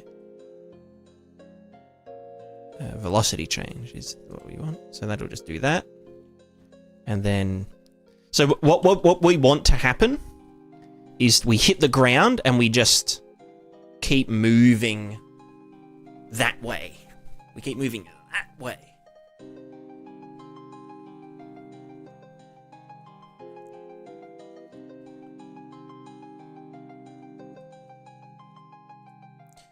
Involving gravity starts making assumptions and so the only thing...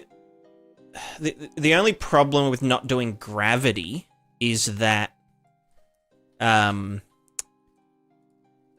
want it to work with, like, other physical things, you know? So, like, if there's, like, a floating platform... The trace... needs to, like, apply the weight of the character to this thing. I mean, obviously, currently the capsule is applying the weight, but we'd want the line trace to apply that gravity force to other objects.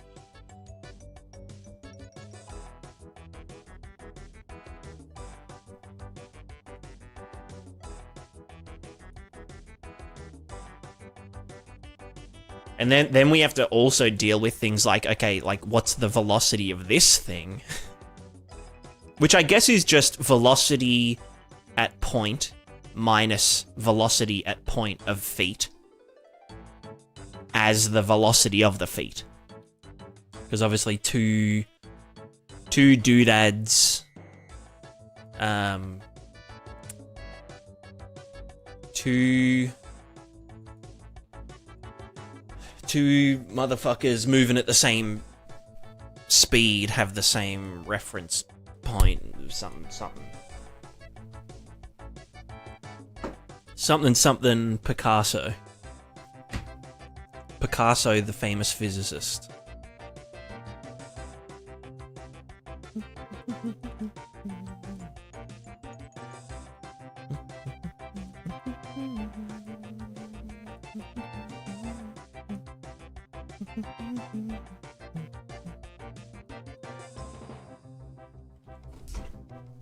Okay, let me move this for now. So, if I wanted this guy to do that, I want to apply a force up. So we'd probably just get the velocity. Well, okay, the velocity dotted against the normal. This is like the depenetrative force. So this against this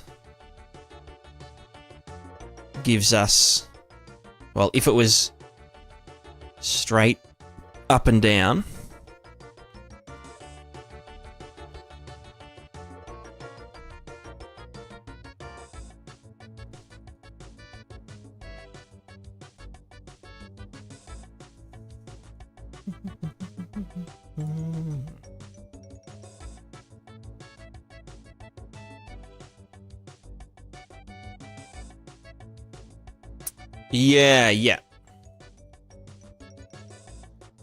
yeah. All right, let me brain. Like, okay, if I just think of it like this, right? Let's just dumb it down Giga style. We're just gonna get the upward shit, right? And then with that upward shit, we're just like, hey, what's the force, man? Yo, man, what's that force doing? Hey, yo, girl, what'd that force do? Right? That's that, right? Minus the whatever the fuck happened there. Wait, why does that happen? Are we doing an additional thing? Am I applying something that I shouldn't be? No? It's just fucky.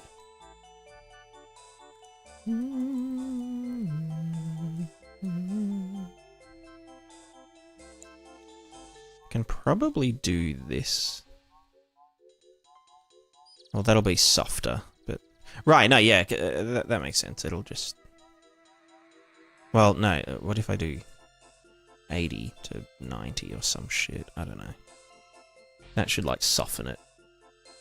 Or something? Well, no, because the maximum is this.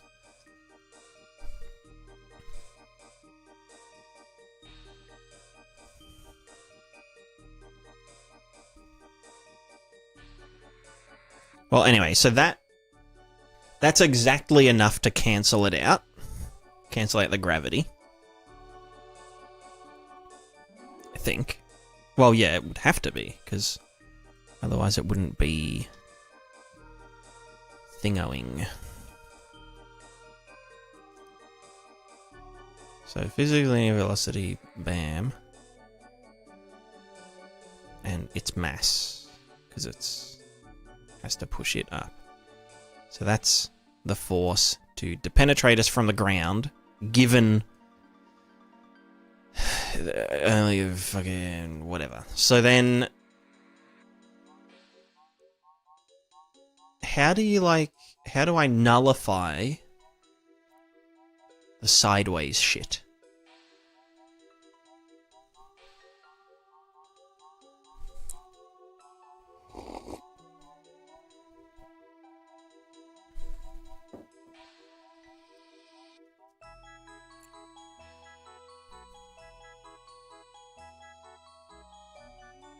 Do I just need to, like, normalize this?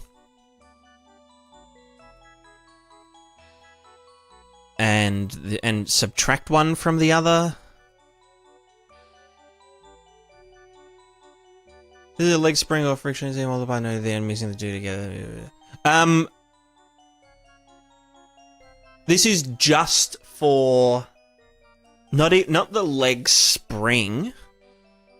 I'm just trying to, like, treat the trace as like a rigid body for the time being. Just to, like, you know, get it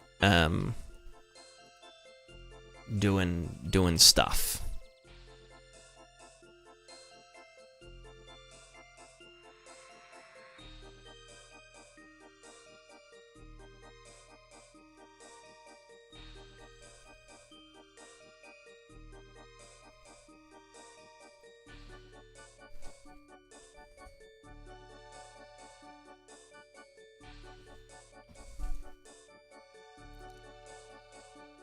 But I'm just trying to figure out how do I nullify the sidewaysnesses.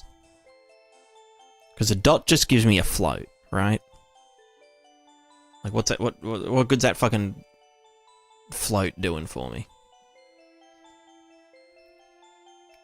I'm pretty sure I need to, like, subtract or just multiply them together. Multiply the normalized vectors. Because this would be like, oh yeah, we've got like a downwardy kind of doodad, and then the... No.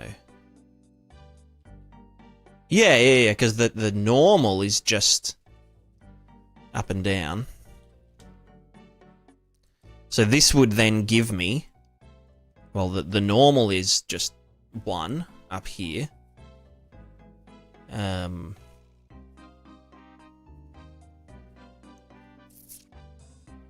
So usually, I'll wait for the ad to finish.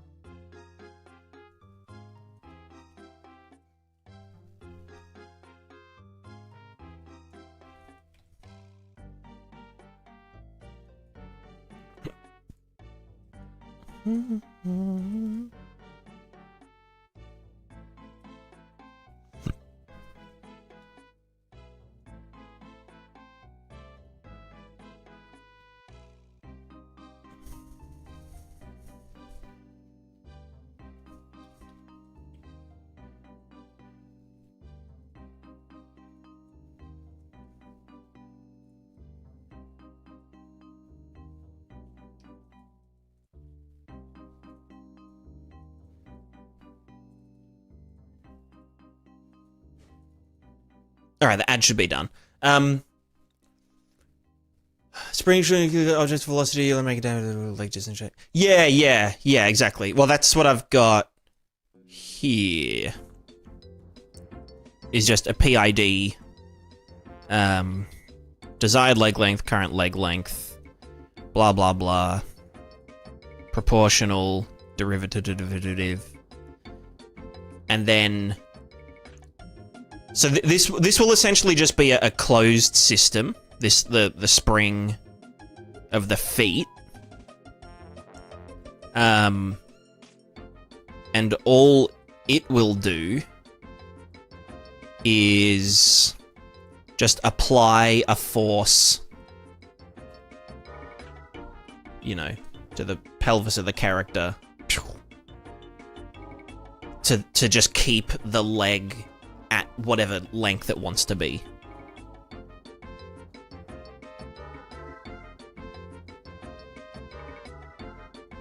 And then the resulting velocity of the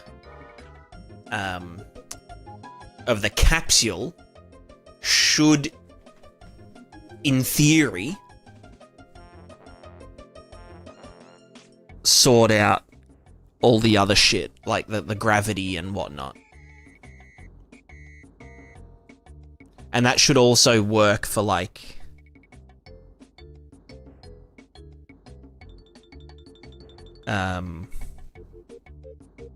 Well, yeah. Let's say I'm on a floating platform or a seesaw or something, right? And I'm here. And this is the trace. Traces are red. Oh, well, actually, let's say I'm, like, crouched, right? I'm crouched. So that the desired leg length is, you know, 10 or something. And then I set the desired leg length to be 100. So it wants to be like this. So then it would be like, okay, well, fuck, like, the current leg length is 10, the desired is 100. Apply a force in this direction, which would shoot the character up. But obviously, any force we apply to this guy, we also apply to this downward. So this would start yeeting down.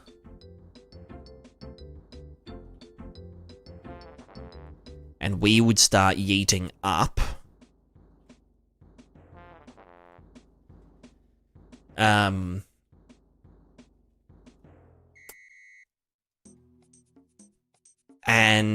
the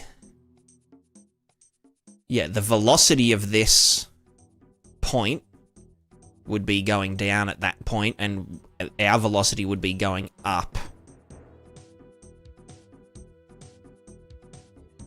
So the overall, like, absolute position change would be less than if we were on, like, you know, the landscape.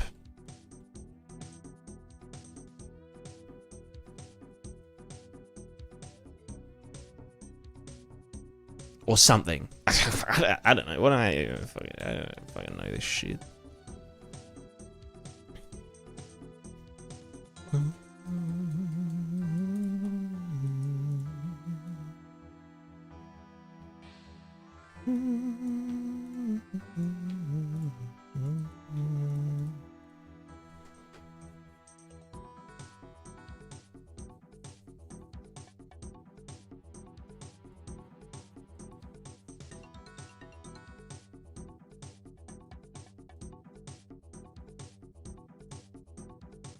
Okay, so if we were going this way, and we have the hit normal, which is the impact normal, drive hit normal, that's getting set, that's all good. Wouldn't want to use that point velocity roll, though. Think about solving forces from the reference frame of the character. Leg spring delta would get you how quickly something is approaching or moving away from the legs. Well, I think...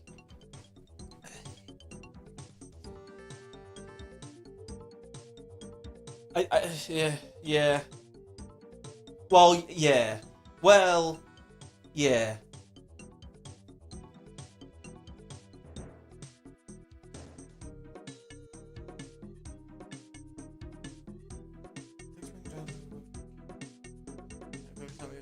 Moving away from the legs. I mean, that's kind of the same as... Yeah, you know what I'm saying? Oh, I know what's going wrong here. It's this. That should fuck off. Okay. Okay, now it's going the wrong way. That's too much. Why are we getting an additional dude?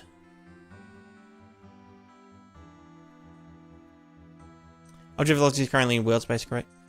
Yes, but it will have, like, a relative velocity. In fact, it is kind of easy to get the relative velocity of the feet, because I can just use this same thing.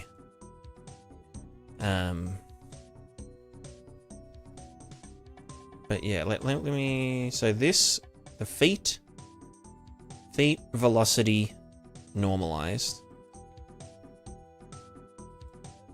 is our direction. Or should it just be multiplied by the hit normal. Not even, doesn't even need to be normalized. I can just fuck off. Because, yeah, like the velocity. Da-da-da-da-da-da-da. Let me just... You going down the bottom. You can disappear. Get disappeared. And then 1 just to flip it if we need. No, that's not... There we go. So...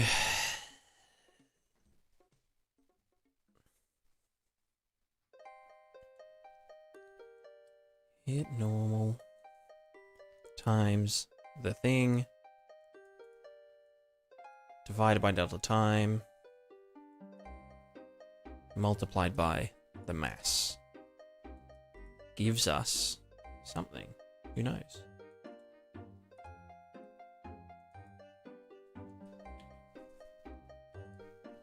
Wow, that was crazy.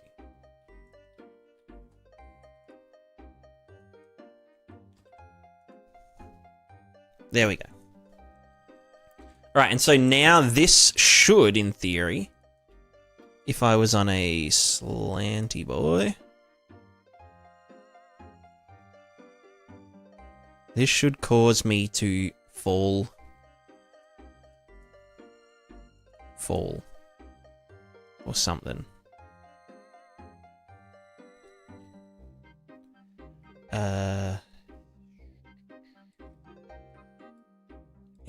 Interesting. Let me just fall straight down. Oh, had to log out from idling too long. Thanks, RuneScape. Okay, up and then down. Okay, so we fell backwards. That is... well... expected? But that's... we're not... again, we're not deflecting downward. This would just be the depenetrative force. Which, no, that wouldn't even... no, it...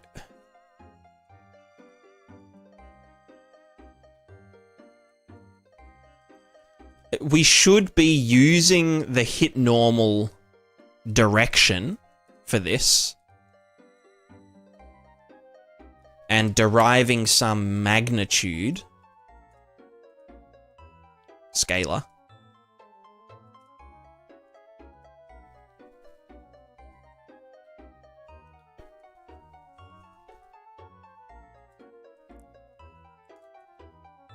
which would then be... get this. Hit normal, the mass, the fucking acceleration-y shit, whatever. Just get length. And then the length down here. And then get in there.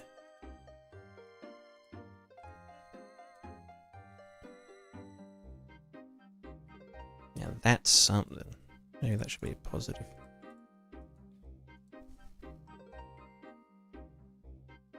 Well, I mean, that was something.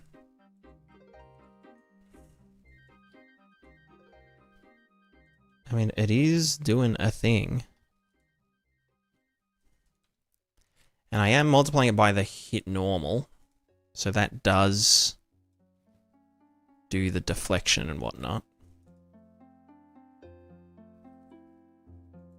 Unless it's supposed to be like the inverse.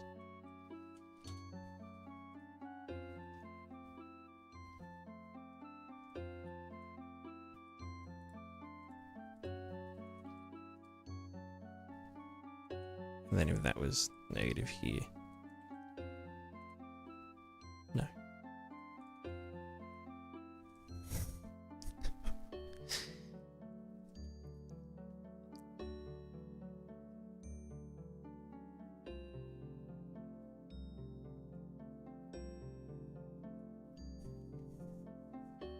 E minus on the x of that. Oh! Oh, I did. Good pickup. Good pickup.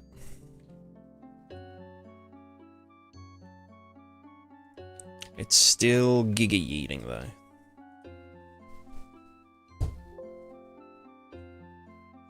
Still giga yeet.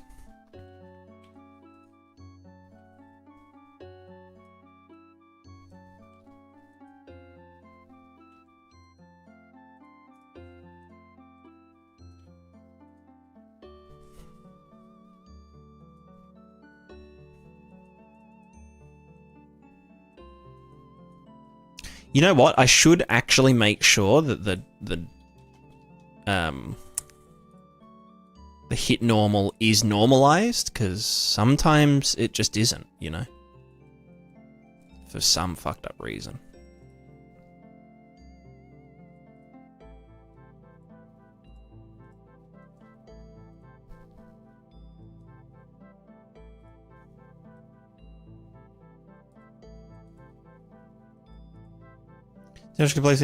Well, yeah, I'm just trying to wrap my head around all the shit going on.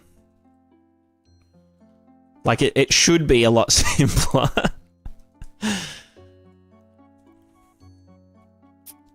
But yeah, for now, ignoring the leg spring, we're just treating this trace like a rigid body. So like, you know, if I did this, I would want it to just kind of fall flat, you know? Probably doesn't help that the center of mass of the capsule is exactly on the pelvis. Set center of mass offset. Just go like, yeah.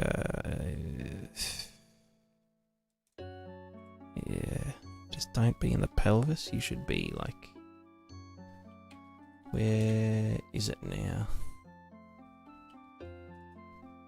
It's up there. Let's go. Wait, 0.9 is close. Okay, let's go here then. Is that enough to... Okay, that's good.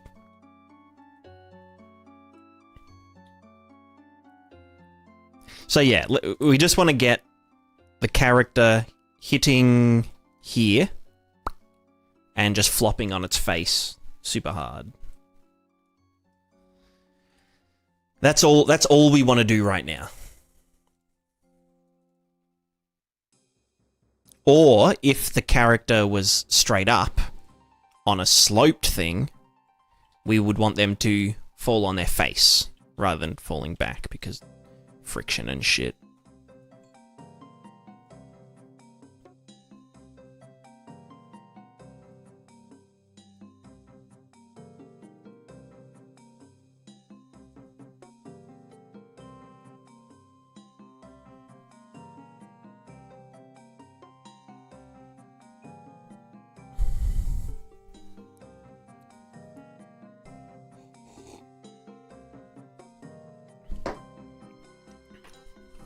Presume I'm simulating a physics of a single point, or physics of I guess it is a sphere, of a tiny sphere when the, well, no, physics of a point. When that point hits the ground, how do I calculate the forces to stop it penetrating the ground?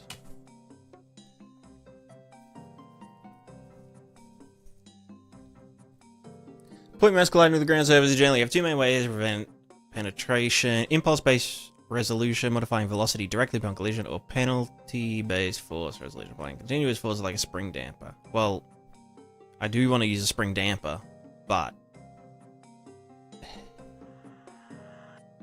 but secondarily.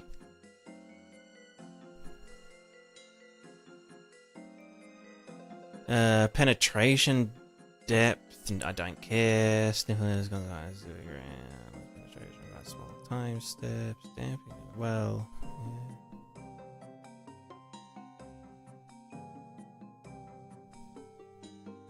Well, okay, no, I probably do have to do... Not necessarily a spring damper for the... As in, like, you know, the pelvis to the feet spring damper. But just for the feet point itself. Because, yeah, like, it will hit the ground and kind of yeet.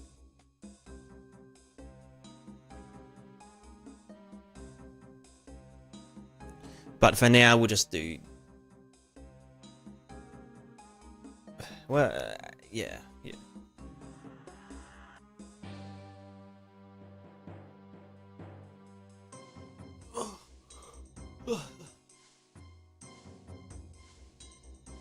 Normal impulse magnitude, joules n equals -1 plus coefficient of restitution. So that would be 1 velocity.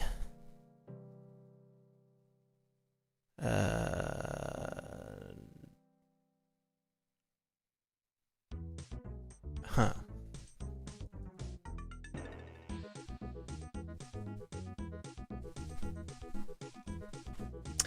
Yeah, exactly, Chili. That is true, that is true.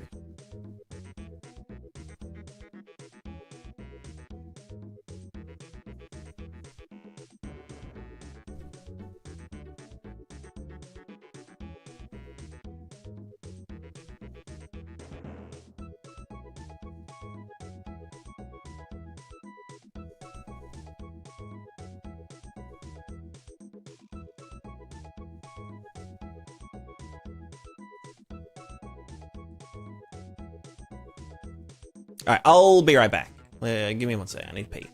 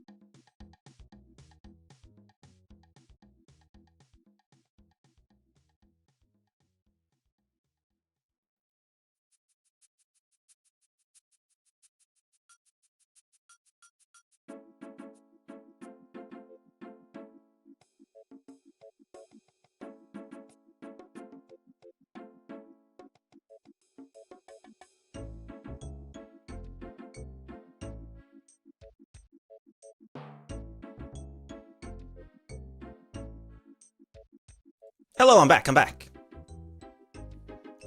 I've really been falling asleep. If you're laying down force using gravity input, you have to dampen it when it's touching something. Otherwise, it's going to keep accumulating infinitely and then yeet when you release the force. True. Well, in my head... Well, here's my thoughts. Like, he is just, you know, man does thing. But if I say character capsule get mass multiply by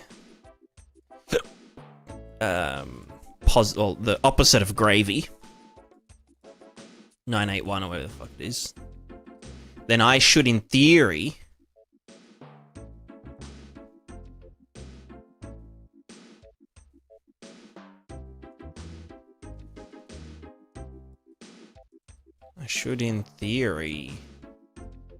shouldn't I be floating?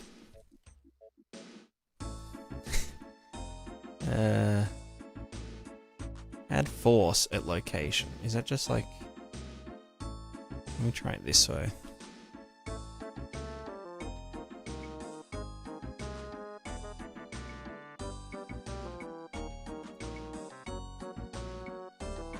Shouldn't this...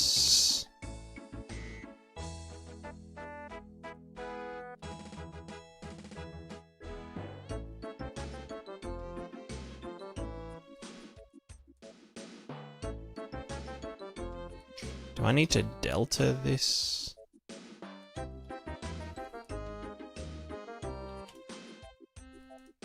And then apply it as a force? No? Am I just... What the fuck?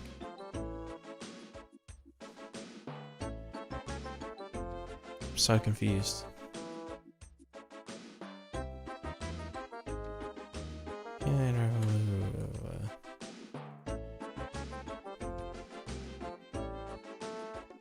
What's... The math is not mathing. Where... Like, I'm not just tripping, right? Force, blah, blah, blah. Oh, right, because I...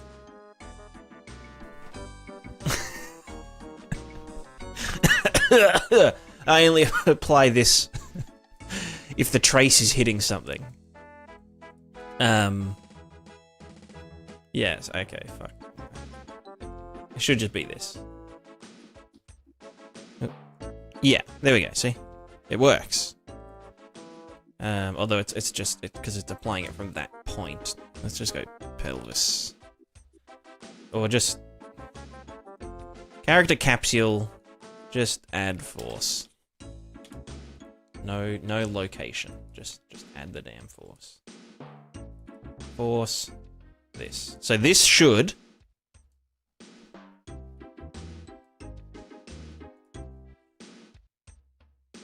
if it was acceleration change. What the fuck is gravity? Why would it not be... Why does it not work out? Add force, upward gravity times your mass.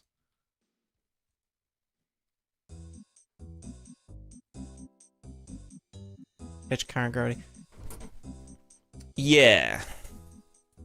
Well, ideally, I'd probably want to be applying gravity manually to account for, like, changing gravity, you know?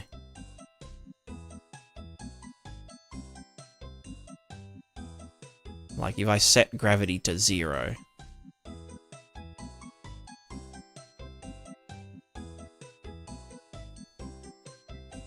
But yeah, I think I can get gravity.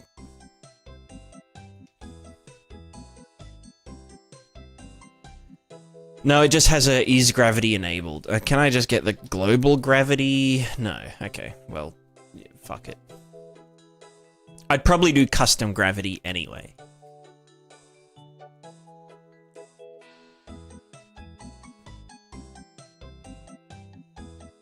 But why would this not...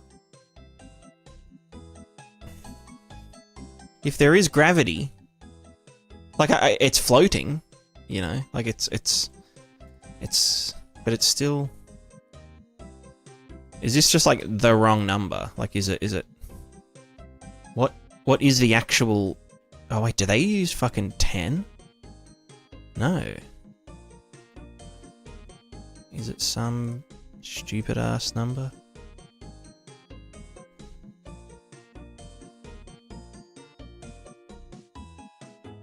You can set gravity.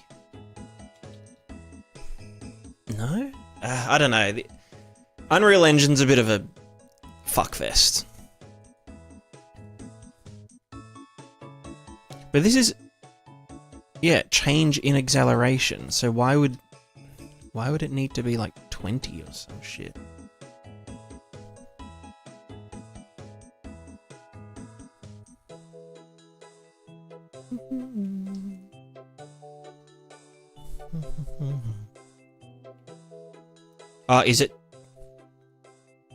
Is it 2 gravity?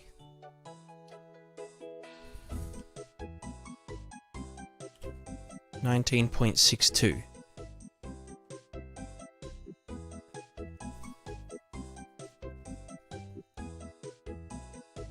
So why...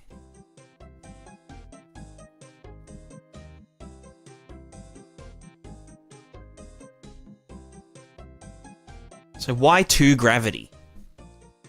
Why 2G? Any physics?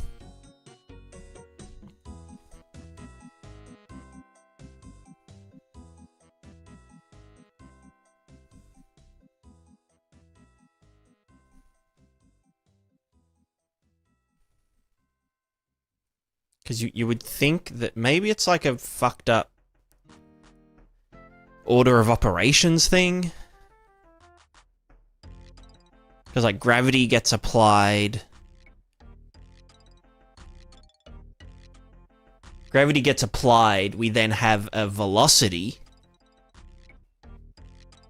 Right? A velocity, and then if we do 1 gravity, it will counteract gravity, but we still have that velocity, and so then 2... Do you know what I mean? Maybe, okay, I can set some shit in here. Like the tick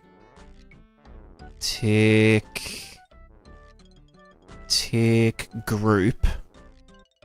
Pre-physics? Does that change some shit? Well, now we go up, but only very slightly. Post-physics.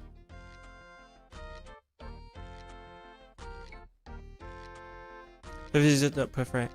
It's per game thread tick. But the force here is like over the duration of the frame. So like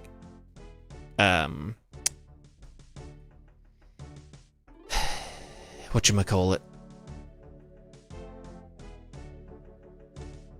Multiply by delta time.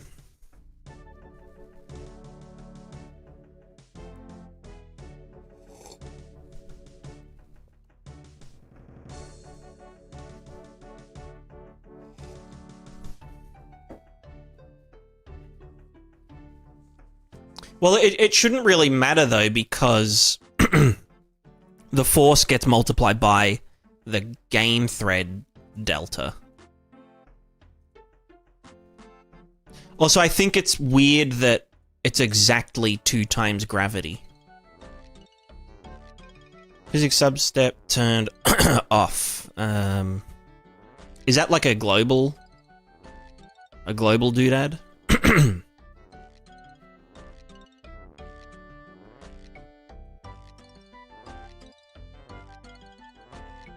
But, like, either way, it shouldn't matter. Like, if there is sub-stepping saying apply... Like, let's say this is, like, a normal frame.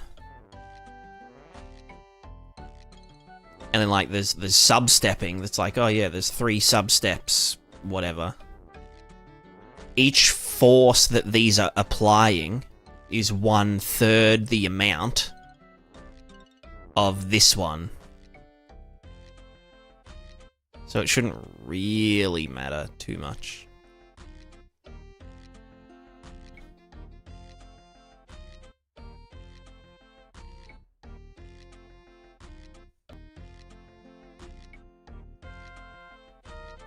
Gravity setting. Oh, it's 980. Right, because it's 980 centimeters.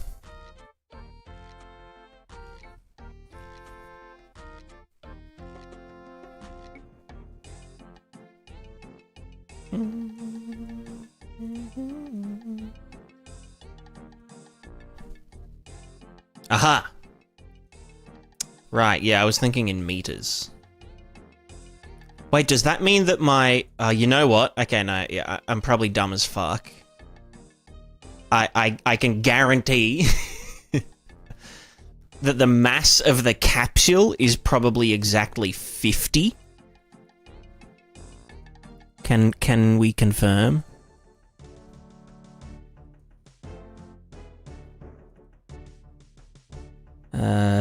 Do I set the mass? I don't actually set the mass of the capsule. So it's using its default, which is... You know what? Print this motherfucker. I just... Yeah. Okay, maybe it's less fucked up than we thought. Capsule mass. Where the fuck are my print strings?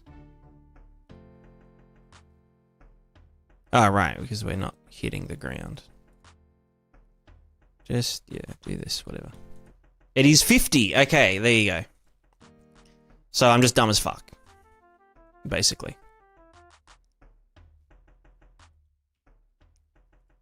Okay, so if this was this, bam, bam, no acceleration change, then, okay, we stay still. Okay.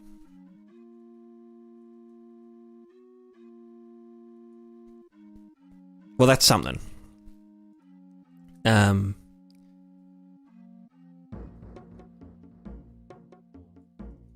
Yeah. So essentially, whenever I'm touching the ground... Well, no, not even when I'm touching the ground. Well, yeah, no. This is the force to keep us from accelerating into the ground. Not to depenetrate us. This is just if we were on the ground, you know, we essentially apply this to us and apply this to the thing underneath us as well. Like upward for us and downward for it.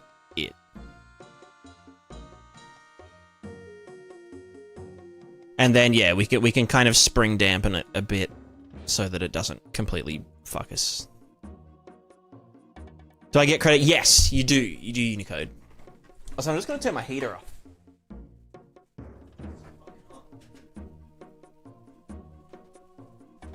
Oh.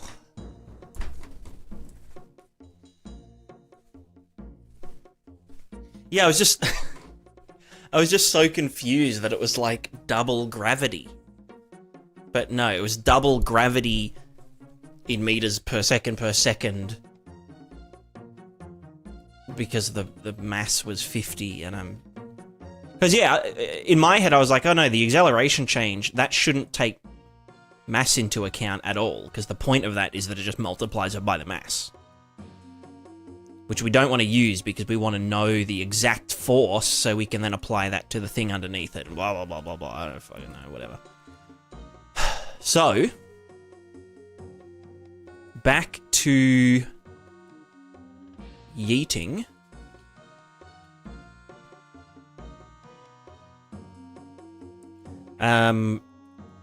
How... Yeah, lit.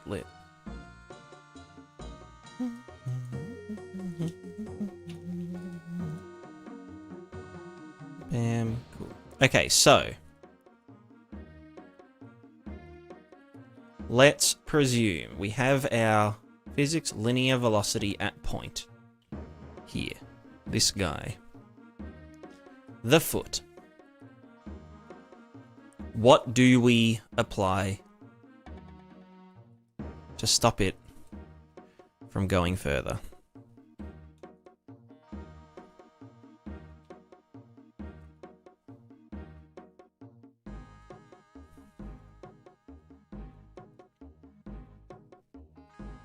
Cam acceleration only is raw force or impulse in special cases. Yeah. I mean, we can always get the acceleration by just multiplying it by... Well, I think in the case of having this thing interact with other things, it's probably easier to derive, like, to calculate the actual force, because then we can just be like, character capsule force, and then thing that we're standing on top of, force inverse.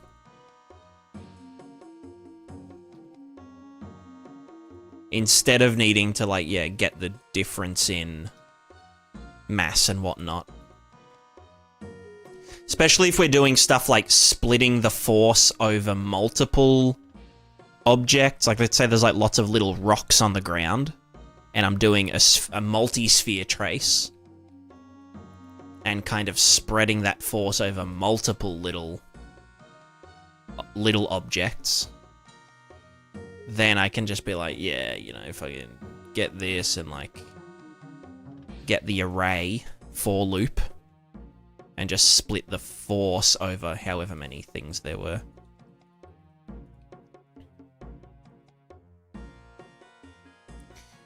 Okay, so... I just want to say, oh, fuck.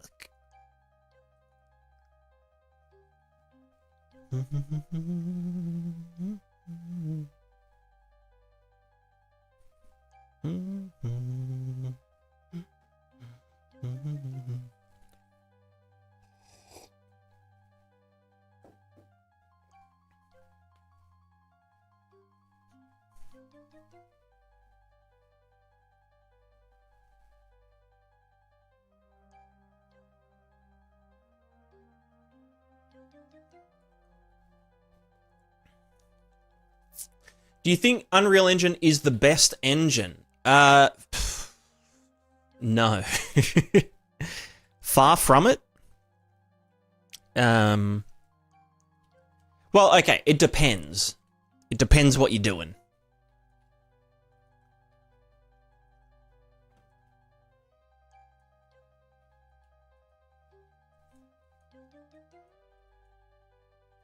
Alright, if I just say, when I hit the ground,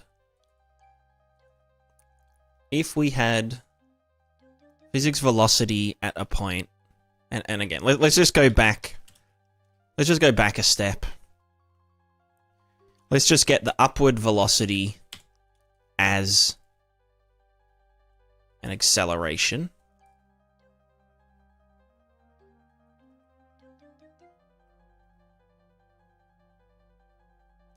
Your water system have hydraulic erosion running on top of Navy Stokes solver. Is it still running good without any solver's help? No, I actually don't do any hydraulic erosion stuff. I do want to do it, but yeah, at the moment it just uses the. Let me get it up. I'll show you guys that, like, I can be competent sometimes, you know? Like, when I'm, like, not completely clusterfucked by, like, real physics.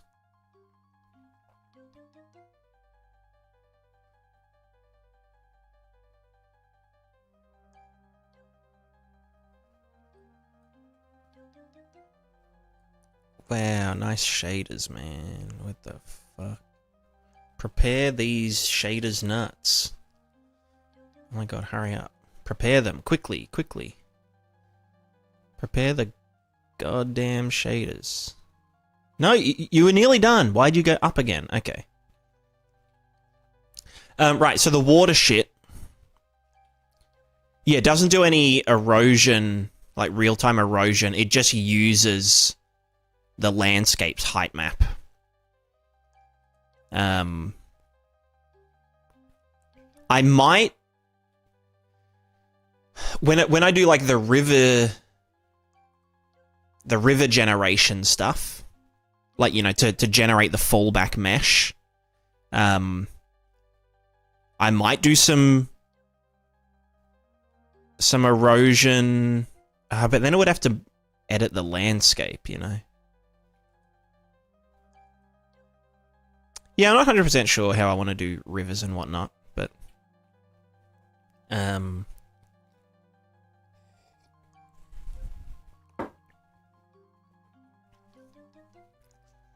also, I need to finish this one day. Like actually turn these particles into, like, actual shit, you know? Planning to switch to mesh terrain. I'm not sure. Presumably it's maybe cheaper than normal terrain. The only problem is, like, yeah, doing overhangs and stuff.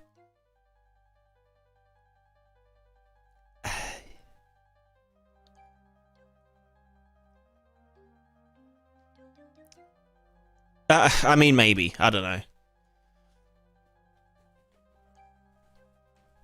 Maybe I would, but yeah.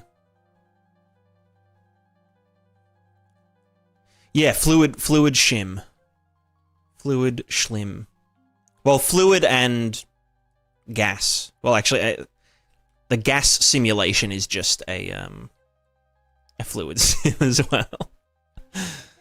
YOLO.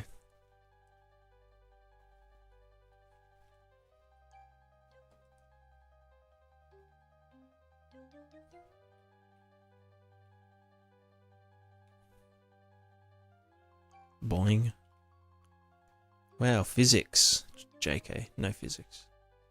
Physics is banned. This is just fake. Fakery. Fakery!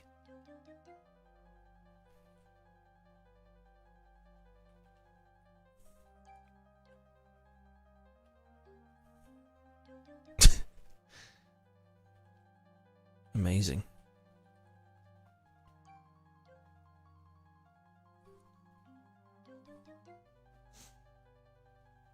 Time for voxels. Oh, fuck. Fuck voxels. Actually, I did do a 3D weather and climate simulation at some point, which I never finished. Again, common theme is I never finished. Don't take that out of context.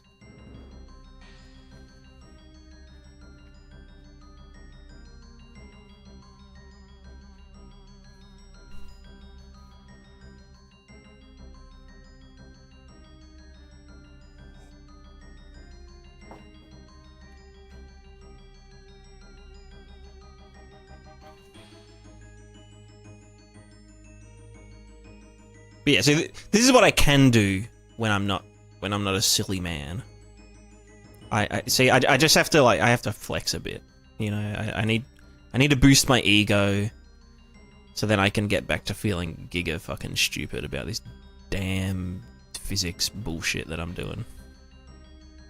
Sometimes you just gotta look at the pretty particles.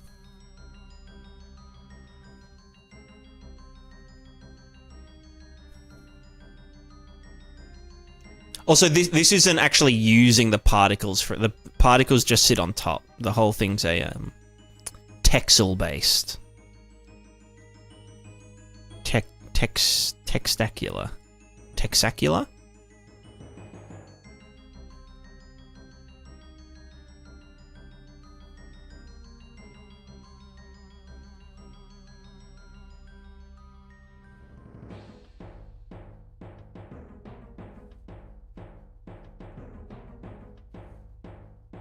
Where are those damn velocities?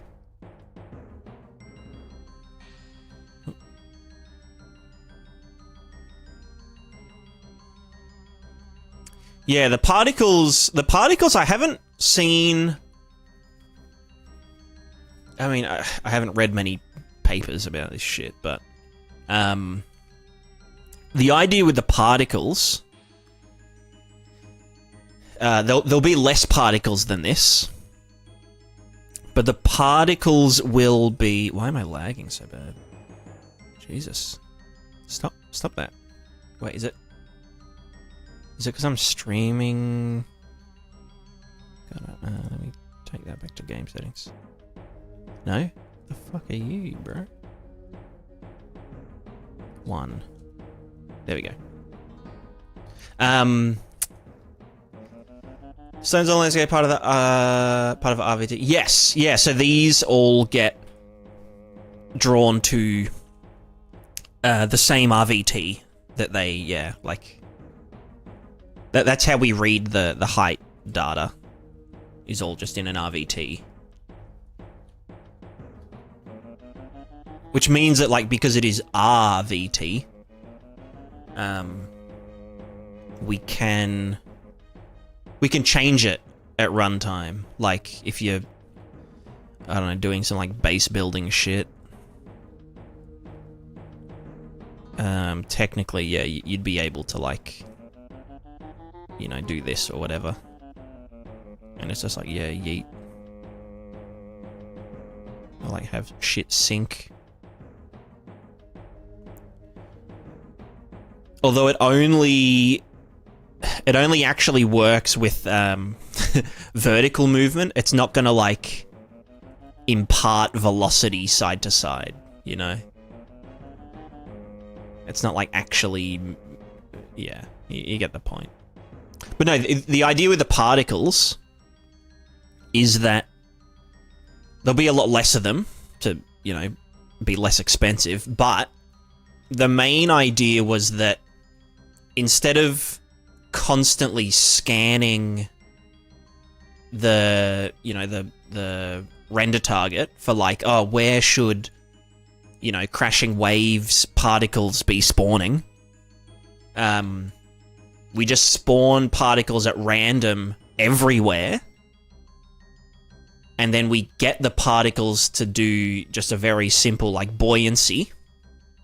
And inherit, or, you know, use the acceleration of the water, or use the velocity of the water to accelerate the particle, which makes them all kind of just, like, naturally accumulate, you know, at the wave crests, or like at, you know, points where shit kind of all smashes and whatnot.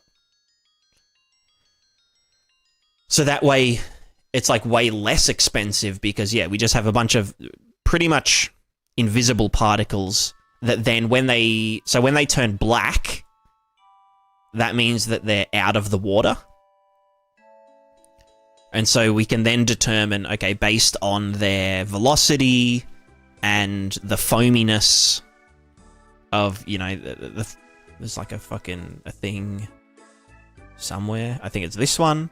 Based on the foaminess render target, we can deduce what kind of splash they should be. So then we can do, yeah, like big kind of crashy waves, big like foamy, explodey kind of shit. Is this Houdini? Is it Houdini? Like, fuck Houdini. What did Houdini ever do for us? Just high velocity to opacity and there you go. Yeah, exactly. That's pretty much it. Although to be fair, like if they're just going along the backside of the wave, we probably don't want them to be big foamy. So it's like velocity versus out of water. Well, the idea is like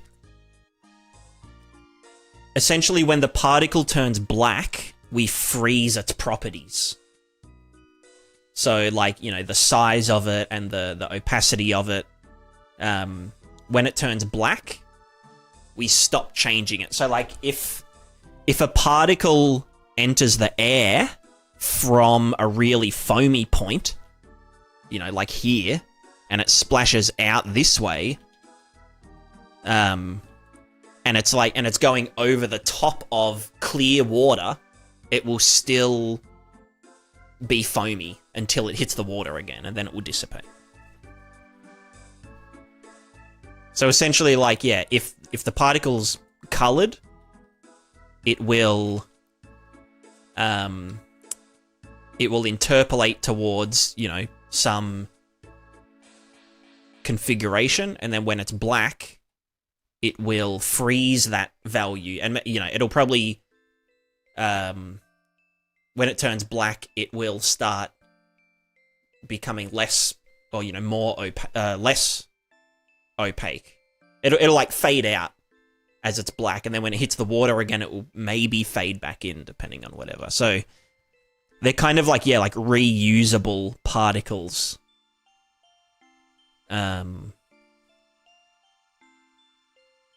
Like, yeah, one single particle might be a splash, and then it will go back into the water, become invisible, and then it might splash again, and it will become visible, and that kind of thing. And so we shouldn't need, like, you know, 2 million particles or whatever the fuck this is.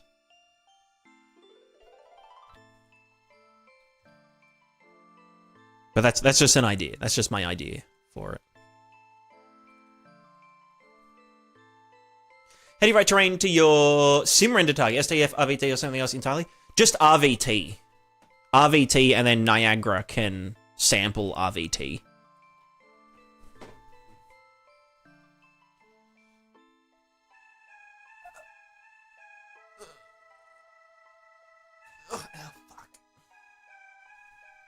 Any good articles for terrain? What are the Sebastian Larg, Fluid Sim, etc. for the next step? So that one, if I remember correctly, is a it's kind of just like a ripple solver, right? It just kind of gets the up and down acceleration. The one that I use is a you solve the horizontal movement of water, and that how do I explain it? The ripple solver, you calculate and solve the up and down motion of, like, you know, something to its neighbor. So basically, as this point accelerates up, its neighbors all have to go down. And then you end up with a kind of perceived horizontal movement. Whereas what I'm doing is the exact opposite, where you calculate, you know, this water here is moving this way. Let's say I've got multiple water cells. This water here is moving this way. So we give some of its height to this cell. And then in the next frame, well, and we're constantly calculating, like, the normal. The normal of the water surface. And if there is no water, then we use the terrain as, like, a fallback, you know?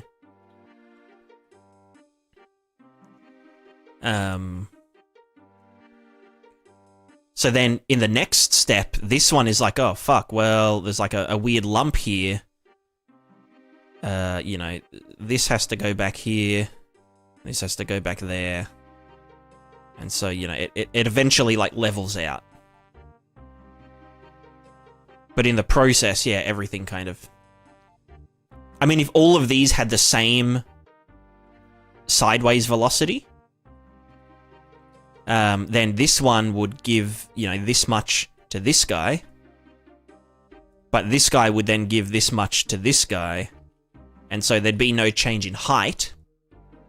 But there would still be velocity going that way. And so then when they, you know, hit a wall, or like another, maybe there's some more water going this way, then it creates like a hump. And then that hump levels itself out, and that's how you get like ripples and waves and the kind of, you know, interactivity of it.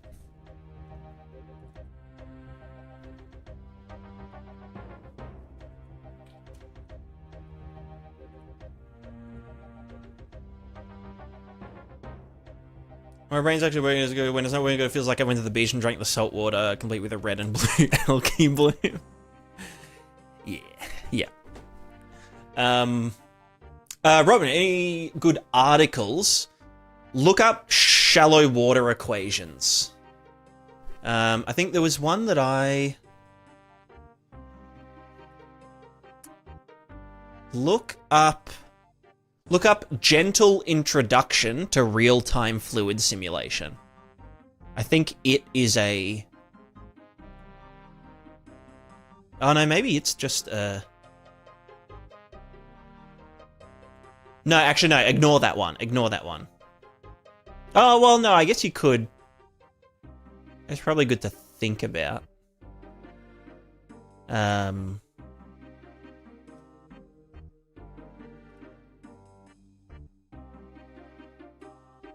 The thing about... Yeah, look up shallow water equations. The thing about,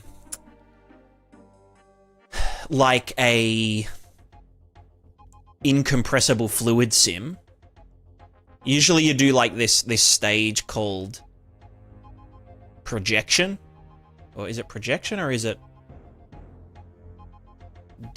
I can't fucking remember. But basically it like does a bunch of iterations to make sure that the fluid doesn't compress. So like if this particle's moving that way, then these ones should all kind of swirl around it so that there's no like loss of mass or whatever. But with shallow water equations, it's called like pressure. Basically, if two velocities are going together, then there's a pressure in that cell, and therefore that pressure needs to go in the opposite. Well, the pressure goes evenly in all directions, but because there's stuff moving there, it will push it out this way. And a lot of fluid sims will try and solve that every step. So it'll do like X amount of iterations until it's like, you know, pretty solved. But with shallow water equations, you just let that pressure accumulate over time, because that's how you get water like rising and falling and whatever. So it's actually a lot cheaper to do realistic water versus like the ripple solver, or the kind of, yeah, incompressible fluid. Because you can almost think of water as, even though water is incompressible, you can think of water columns as quite elastic, because yeah, like they can move up and like get really high, but then the gradient changes, and so it solves itself over time versus, you know, on one frame using however many iterations and whatnot. I need to pee, I'll be right back.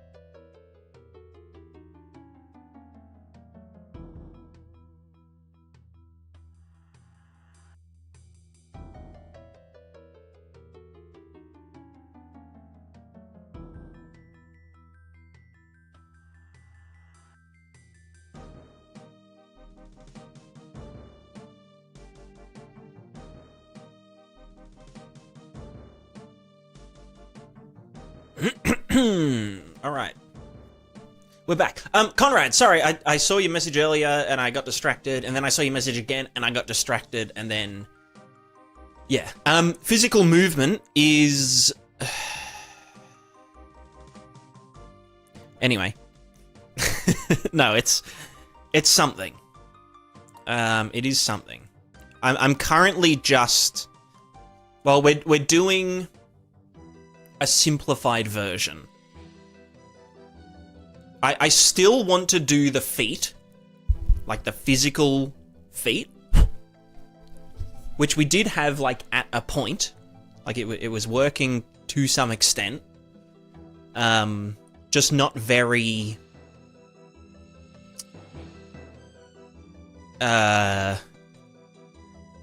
very well, but yeah, that's all I got. But no, so now I'm just moving to like a trace-based. Can that just not do that? Like I'm calling it emulated feat.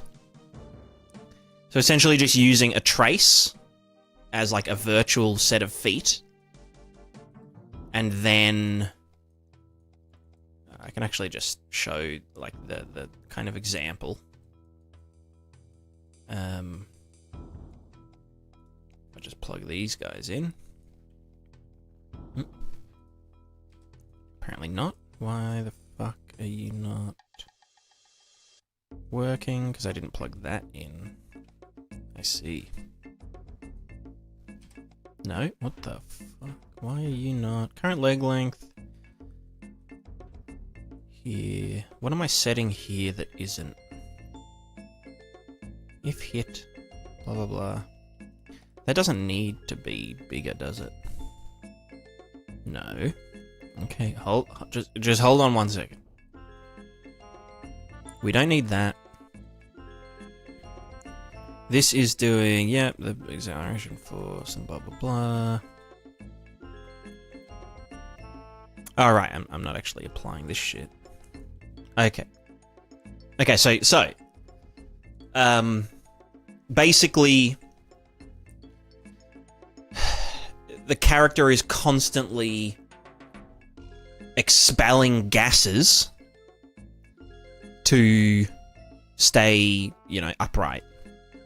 We're using like a thrusting force. However, we can sort of guarantee that there's no like accumulated fake physics forces by whatever force we're applying to the character from the contact point. We also just apply the exact opposite to the ground. You know, if the ground isn't simulated, then we don't give a fuck. If it is simulated, we apply it to the ground, and it's good to go. But yeah, it should. This is obviously like a lot more stable, and it works with like stairs and shit because it doesn't have collision. It's just like a completely query based thing. You know, we can like do this and like jump and stuff and whatever. And yeah, it can handle slopes, which is crazy. Like, wow, slopes. Who would have thought that we could do slopes? But yeah, the aim is to... Well, the current goal is to just get the trace acting like a... almost like a rigid body for the time being. Like, I just want the character to not hit the ground, and if it's on a slope, I want the character to slide off. And yeah, that's all I got.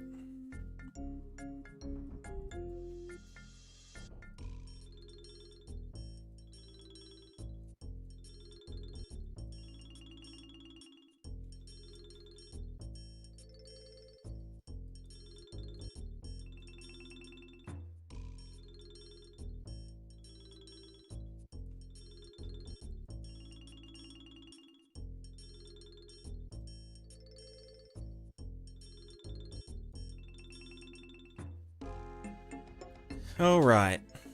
Back to the thing. So if we got this... So this is the velocity divided by delta time as a force. What does this give us? Okay, well, it would need to be the inverse of that. So yeah, currently I'm just cocking around with like, physics. Real physics. Create it as a hobby or for a game? Kind of both. It's for YouTube video, it's for my game, it's for other people to use. Yeah. Also, Mikul. Complete Void as a Z++ is hurting my soul. That's fine. That's, yeah. You know, I respect your opinion.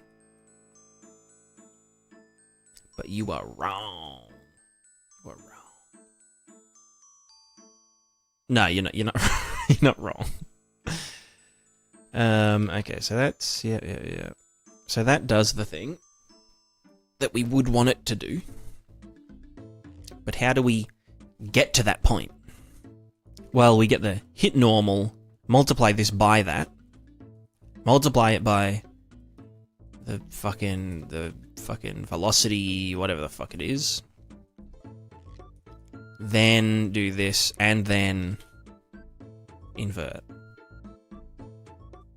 In theory.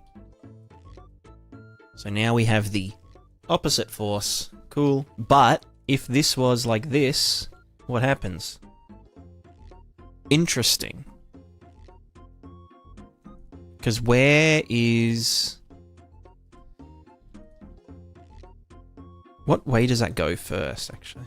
Does it go...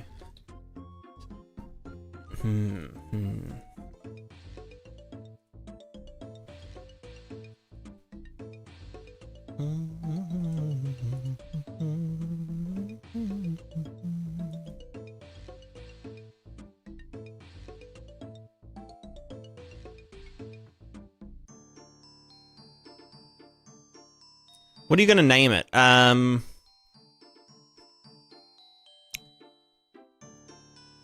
don't know.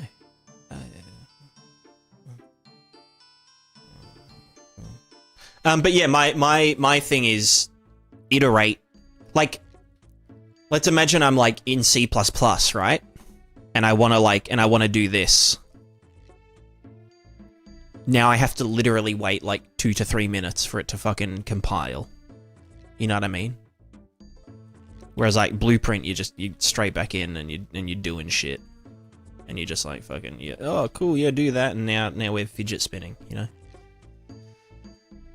And then once it's all sorted, if necessary, you know, if it is something that a lot of things are doing, or if it has a lot of, you know, loops and whatnot, then converting it to C++ is on the cards. If it's something that's like, you know, a lot of one-offs, then, you know,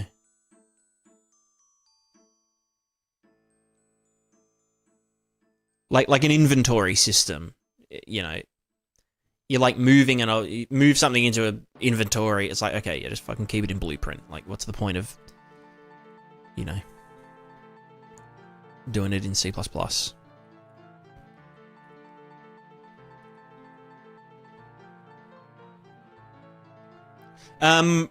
your opinion on UE6 versus BP is going out the window? I'm a BP hater, so I'm happy. You shouldn't hate blueprints. Yeah, you can choose not to use them. But I mean, look, I'm not opposed to like. Essentially, it's like an engine rewrite at that point, which I think is like very needed. I think the engine's a steaming heap of shit at the moment. A steaming heap of shit with glitter on top of it. So I think maybe, I mean, verse is like a chance for them to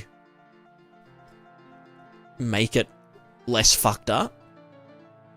But I think if they don't do like a visual scripting version of verse, which from what I know about verse should be like extremely possible.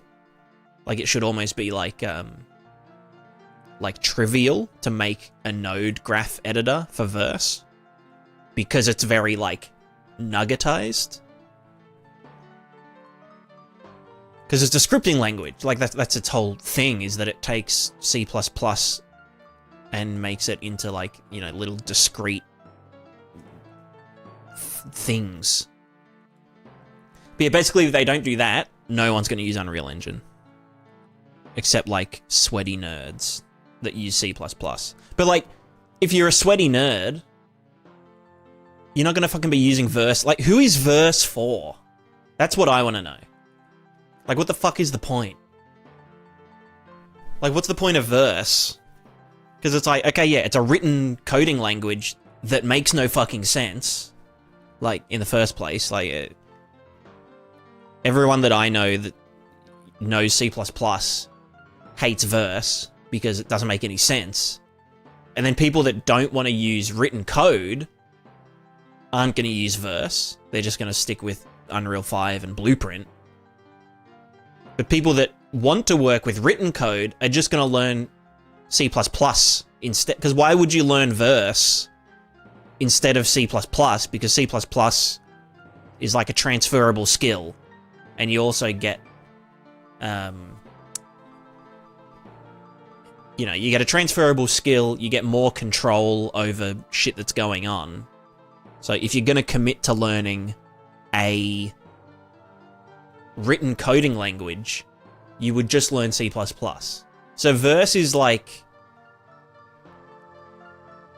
verse is literally just for the Fortnite team and for UEFN, which is fine. Like, if that's what they need, if they need that scripting language to make Fortnite work, and, you know, it makes sense, because, like, yeah, it can do rollback on, like, every function and shit. But yeah, it just makes no sense to, like, make that the standard. If anything, verse should just be a plugin, you know, that, like, yeah, the Fortnite can use, or you can opt in to use it.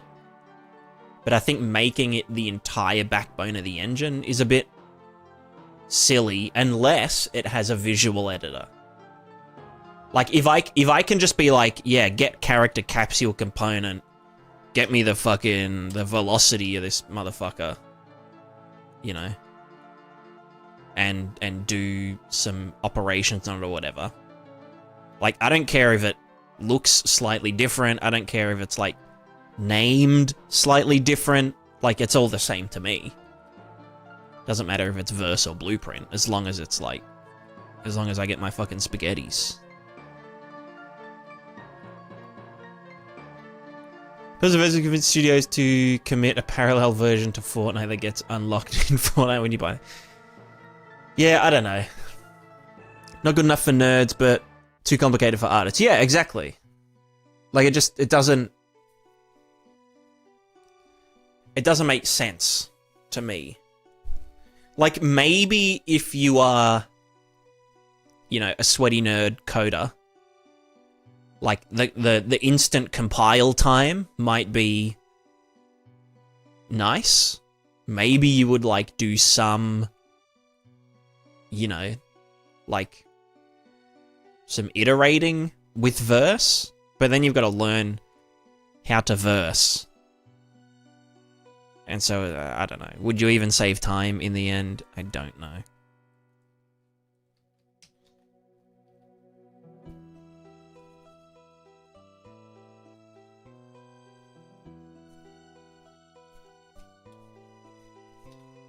Alright, so what I need to do here. First, we need to... Well, okay, we need to split this into two dudes, right? We have the hit normal.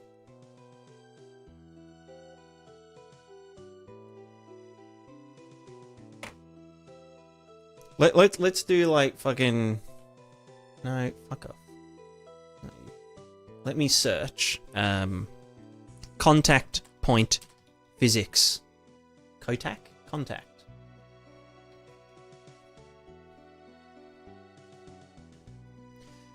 Is that physical motion or coordinate with two touching bodies or collide as means, therefore generally collision responses, normal forces, and friction. Okay.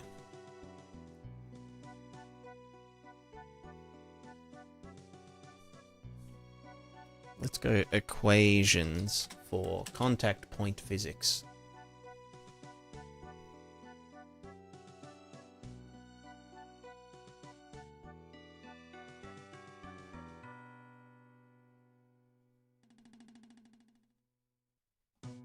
Well, okay, you know what? First thing we should do is probably get the slopey points and shit, right? Let's get the cross with the gravy.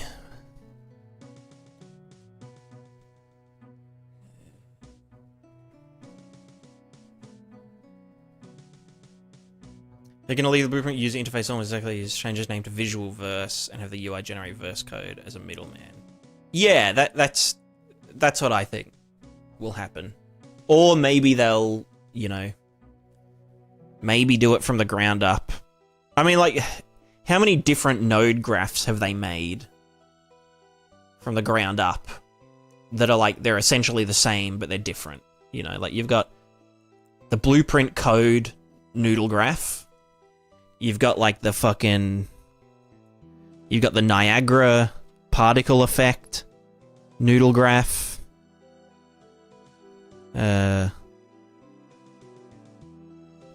This guy...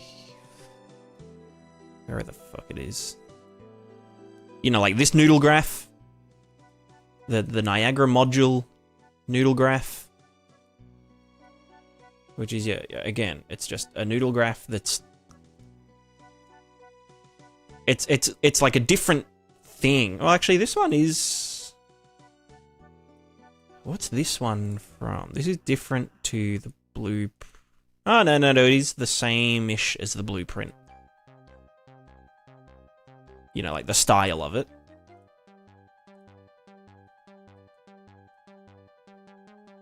With the same... Wait, what are... No, but though... Oh, no, yeah, they're the same layout as these.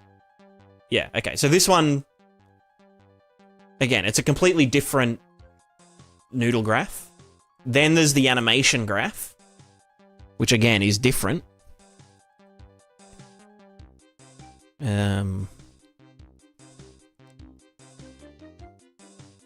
Terrifying. Which in here, yeah, it's different shit, whatever. It's also got a blueprint graph in it. I don't know how the fuck you're gonna do any of this shit with verse. Like, how does that... You know what I mean? So yeah, different thing entirely again. And then you've got the material graph, which is like... Do I have any materials? Where's a fucking material? Material me up. Material graph. Again, a different thing that's similar. And then you've got like the fucking, you know, the PCG graph. Like everything's a fucking graph. So like what, whose fucking idea was it to be like, oh, you know, actually we're just gonna like, even though literally everything is a fucking graph in the engine, we're gonna just gut, you know the thing, you know, like when you're making games, you do, what's that thing called? Like, programming? You know that thing called programming? Let's just make that not in a graph, but everything else can, like, it's like, what the fuck? Running the same set of noodle code under the, yeah, exactly. So, like, why can't, I don't know, they've said, oh yeah, we're not going to do a visual verse, but, I don't know. Are they just joking? Is it just a joke? I don't fucking know. This fucking stupid ass bullshit engine. Spazzes. Jesus.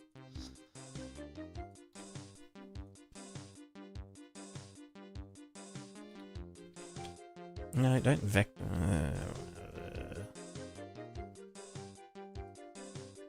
MediDev.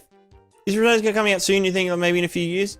Yeah, maybe in a few years. Yeah, yeah, maybe a few years, maybe a couple of years, maybe a few decades, maybe a decade, maybe like a, you know, this or that.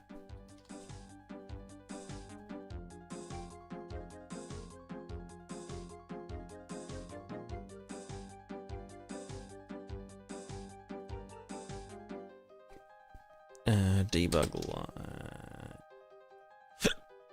Debug. You know what? We'll do debug arrow.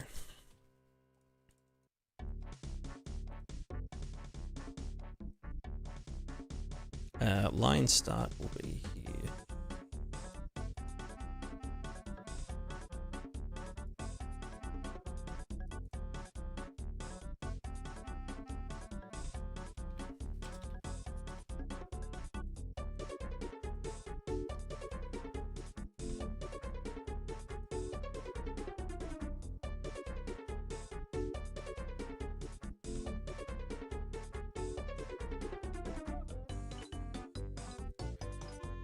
Alright, let me go here. Where is my downslope? Here, get this times 100.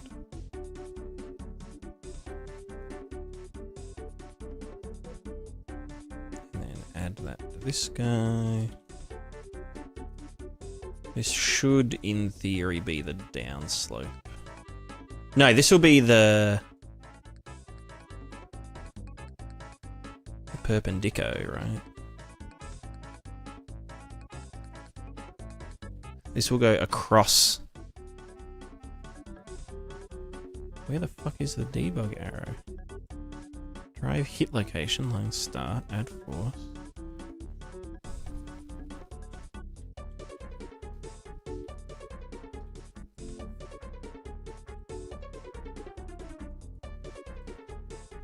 Hit normal. Oh, because I'm not setting this shit anymore. Yeah, no, I'm just done. Yeah, whatever. So... Bro, why are you not...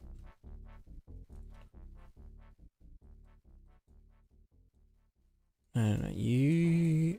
Go in there, you piece of shit. There we go, okay. Okay, so now this is our... This is across the slope.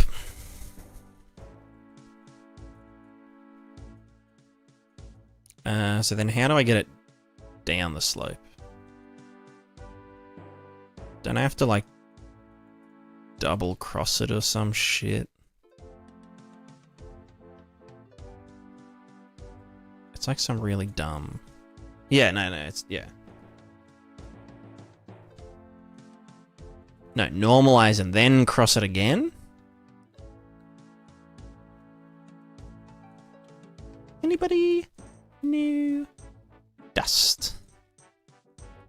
Or is it cross and then cross it against the hit normal again? That's the one. That's the one.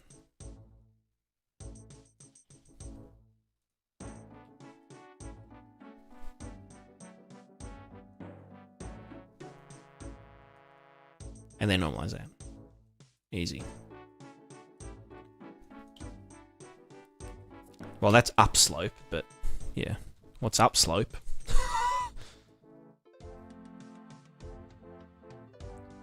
Yep. Cool. Yep. Alright.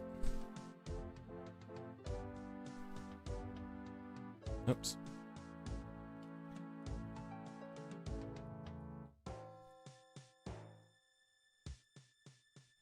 One of versions that it's text OS to do with AI, whereas BP does not. Well, yeah, but they could still do a Because, like, you can essentially, with verse... I mean, you can kind of do it with C++ if they were kind of smart about it when they wrote Blueprint. But, like, you can, like... You can one-to-one write this as C++. And there's only one way to do it, right? Like there's only one correct way to convert this. Like, if I said to two C++ giga professionals that were like fucking textbook, you know, how to write Unreal C++, there's only one way that you could write it, like what I'm doing here. Like, once I'd finished it all, and I was like, write this in C++, don't take any shortcuts, don't do any extra optimization shit.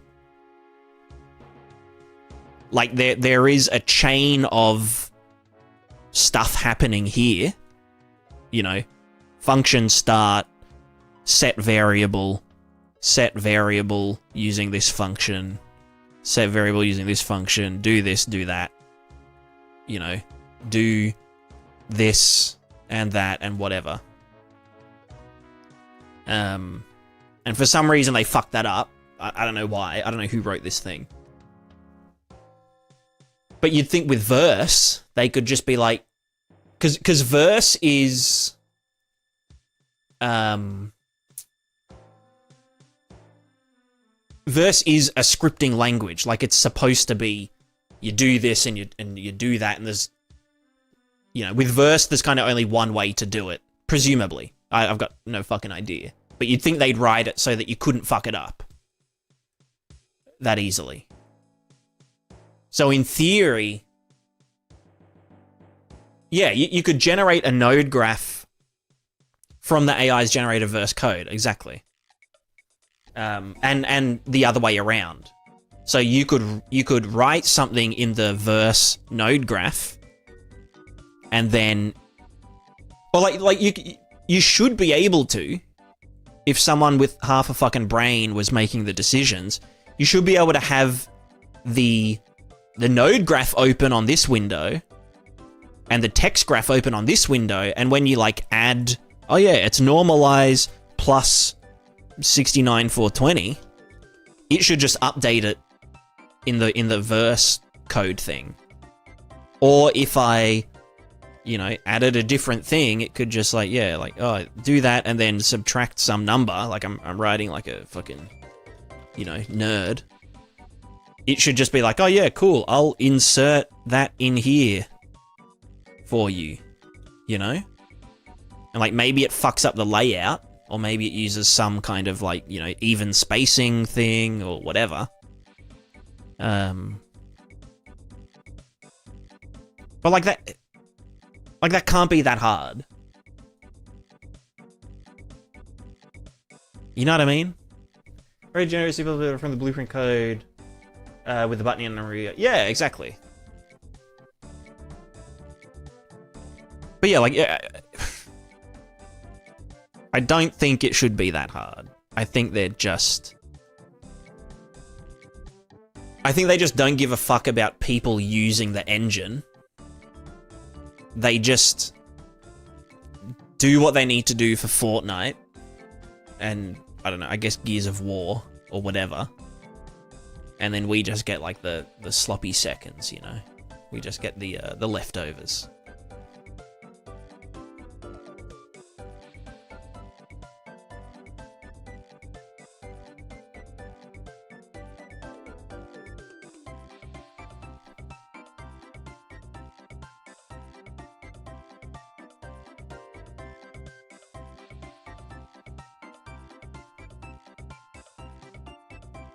Oh, I'm getting worked up.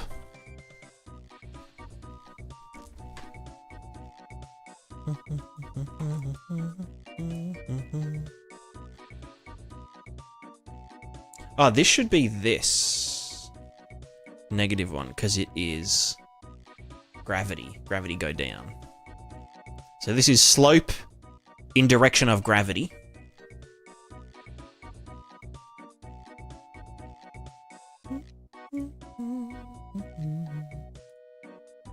Yeah, so it's the cross of the cross with the gravity. You know.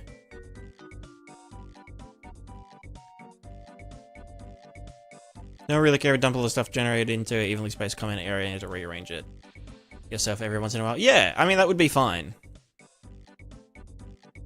But it's just, I don't know. They'll have to do something, right?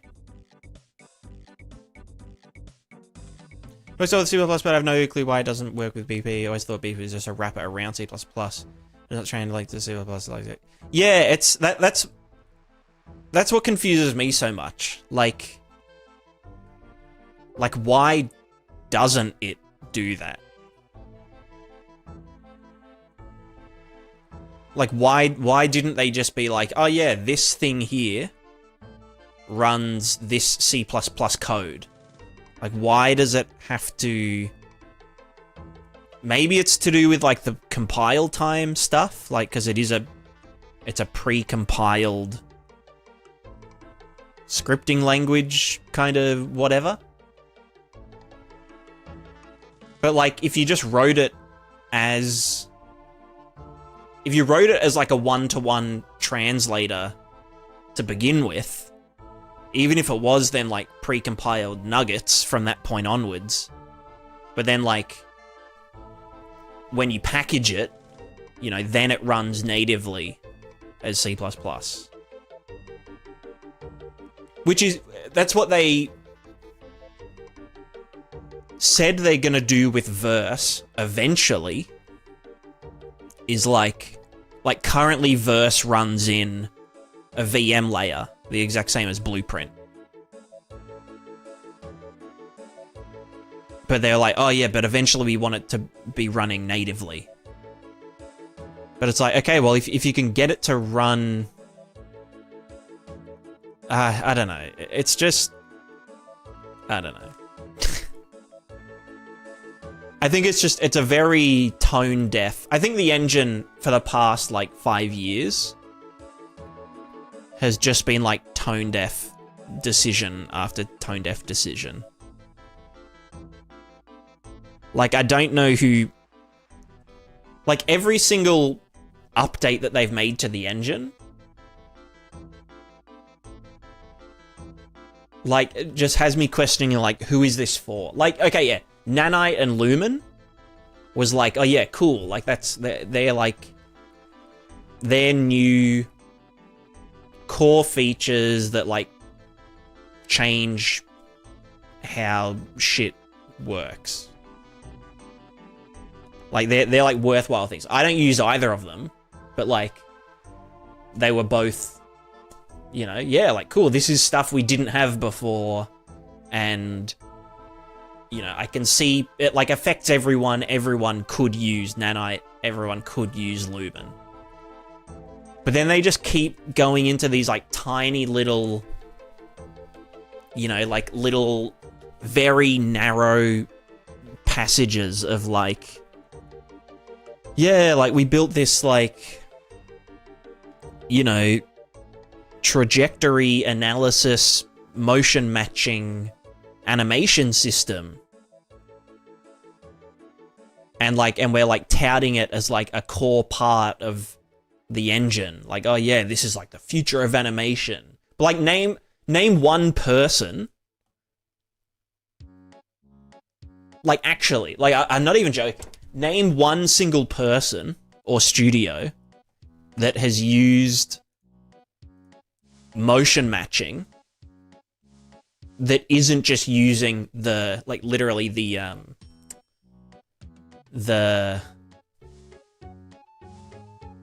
you know, the example project.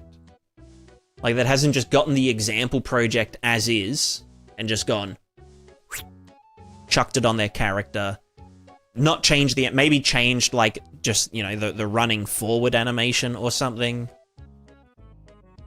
But it's like, no one, like, it's too much fucking work. You need, like, an entire library of animation, of, like, mocap. It's just like, bro, like, just stop doing these like tiny little pinpoint focused, extremely workflow prohibitive plugins and stuff, and just like fix the fucking engine. Like just make it less shit. You know, that's my TED talk.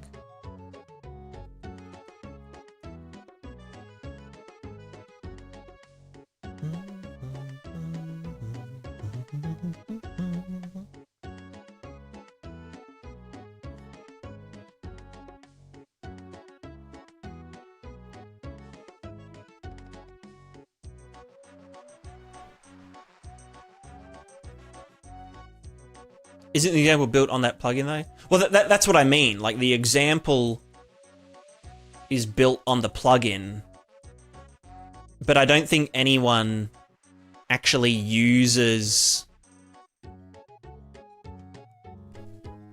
I don't think anyone uses the plugin without the example, without just using the example, if that makes sense. Like, I don't think anyone in the history of Unreal Engine has, like, started from scratch and been like, yep, all right, this is all my animations that I've compiled, and I've like done all the weighting and the trajectories, and I put them in the graph, and then I tuned it and did this. It's just like, I don't know. I feel like too much of the engine has become like really niche plugin sort of things. And it's like, well, it's not really the engine at that point. It's you know, yeah, it's like it's an engine associated plugin. But I feel like they just put too much time and like effort into those things rather than like the engine itself.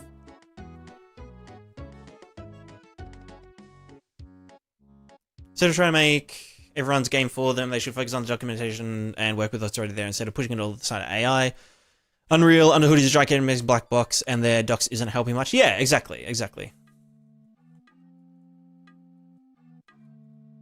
The Windows can compile a chunk of C++ code. That chunkification is done by the proprietary C++ macros specific to Unreal Engine. Yeah.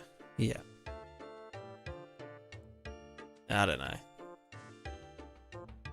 I need a snack. I really need a snack. I'm getting hangry.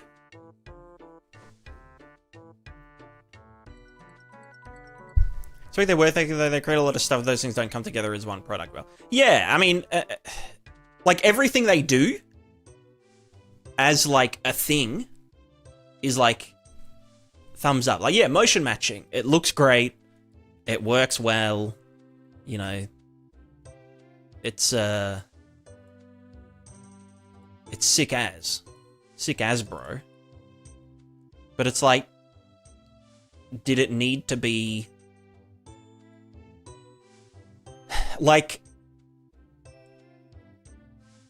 do you know what I mean?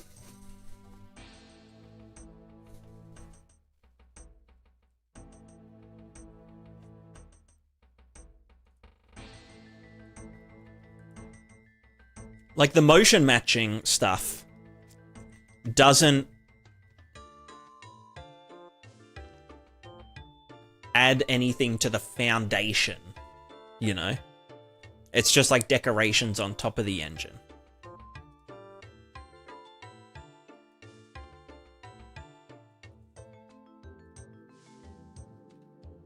All right, let's get this normal force normaling. So, relative velocity at contact. This velocity minus that velocity. What is n? Multiply by n. Is that... Oh, that's the normal. And then the impulse magnitude is... minus... E, which is the coefficient of restitution. Sorry, I needed a snack. I'm super fucking frazzled.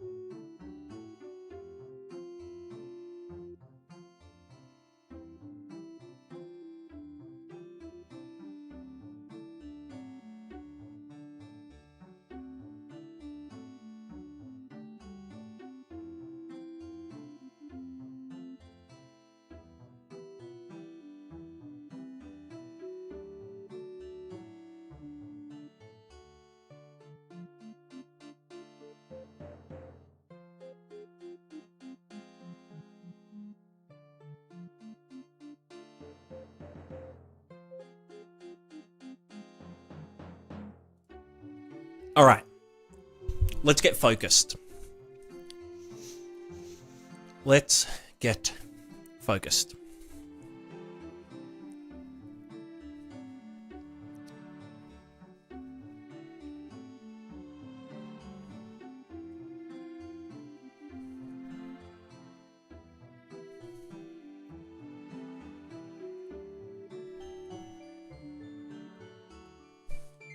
So, what we need to do, I don't even think we need this this thing here, right? The that force there. Or like we never actually want to apply a force in this direction specifically, because we just want to apply it this way, like completely at a right angle to gravity, because gravity will just keep going gravitying, right? Gravity gonna keep on gravitying.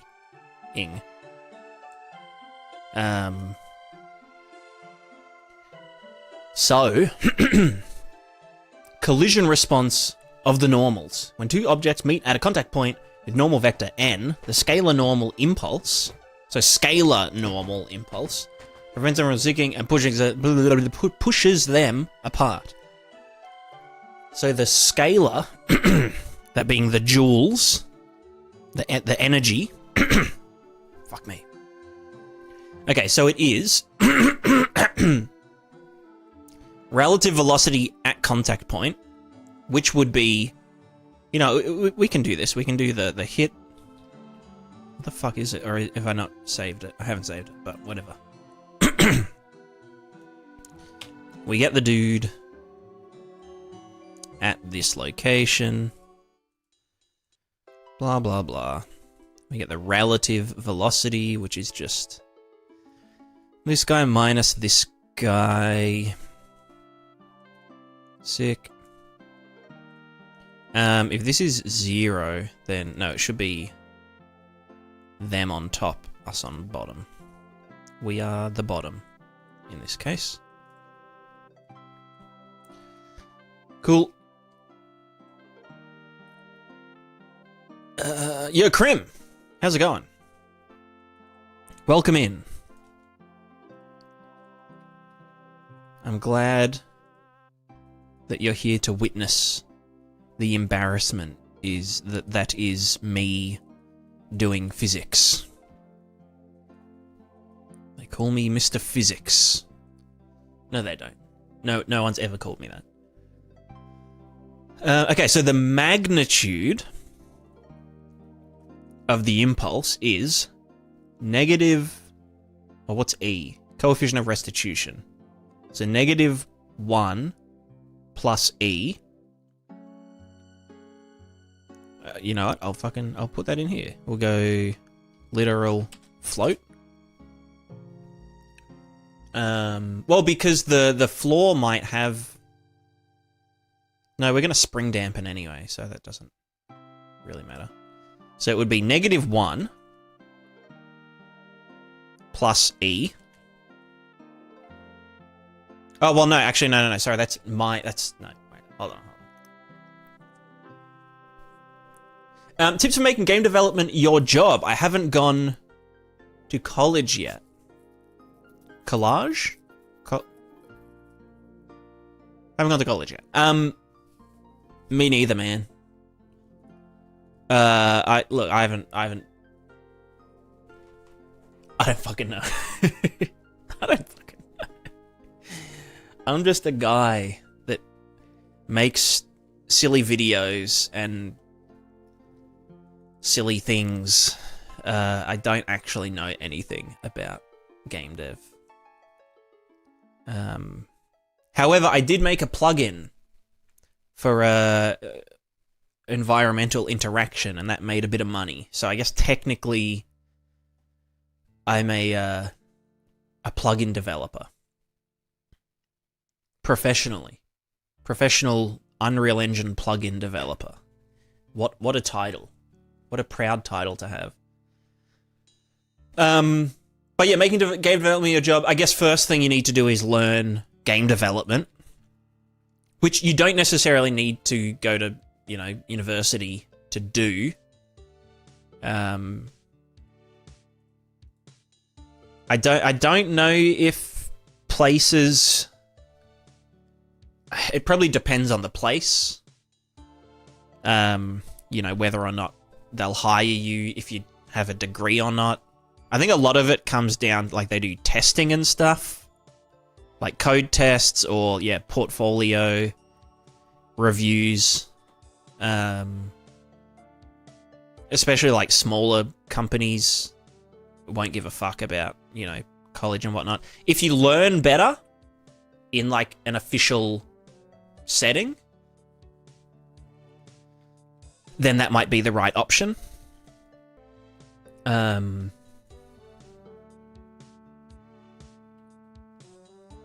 Yeah.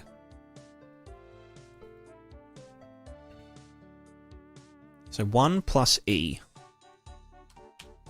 No, that's no. Plus float. How do I do add float? Float, add.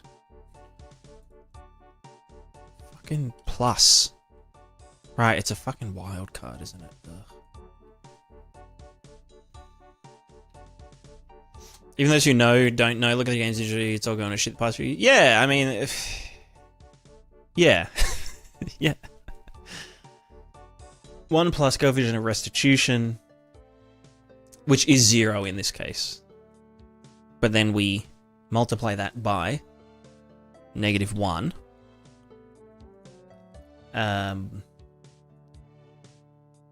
And the relative velocity. So relative velocity... Fuck you. Relative velocity multiplied by 1. This is so fucking dumb. 2 double precision. And another one. Double precision. No, oh my god, you are shit. What the fuck is this? There you go.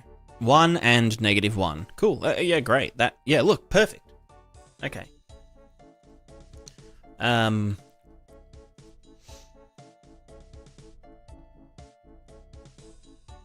then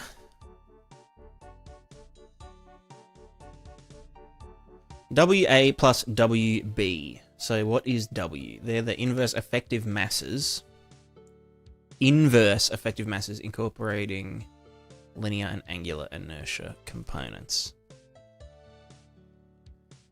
Which would just be our mass. Get mass.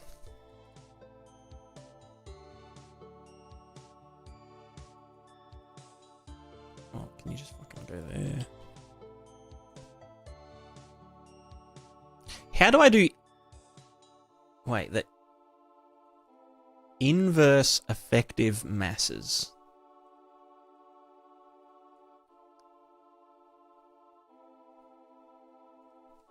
Inverse effective mass. No, I don't care about electrons, bro. In point collision. Rigid body dynamics, right? With the inverse effective mass, also got the reflected inertia or operational space. Inertia inverse is at a specific collision point, evaluates how easily the point accelerates along collision normal under an applied impulse. The scalar value m, the power of -1. The projected multi-body system inertia matrix on a line of action. The fuck? Contact Jacobian. What's his number?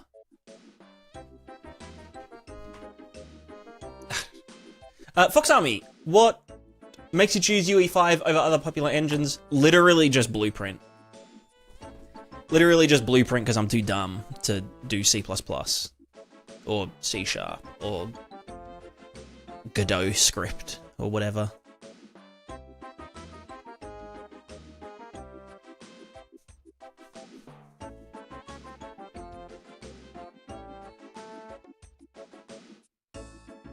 Find the scalar inverse effective mass along an exact line of action to the point collision. Project the operational space tensor onto the collision normal vector.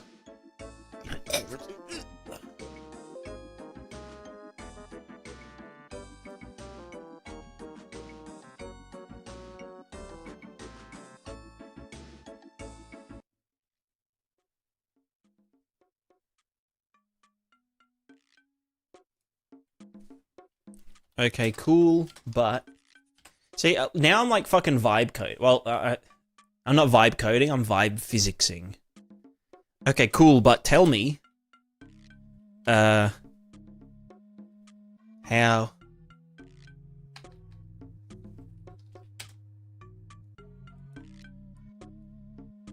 Well, it's WA plus WB.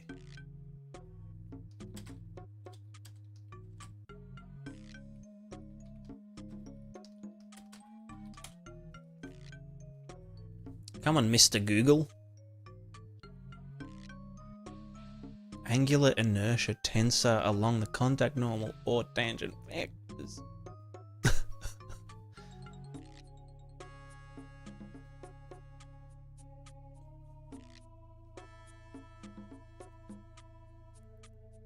Oh, is it just 1 over the mass?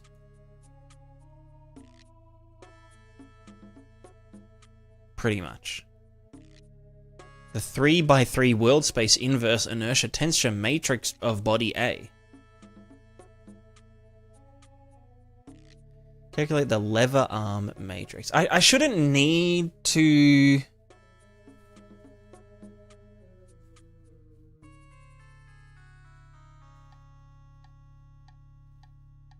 It should be fine.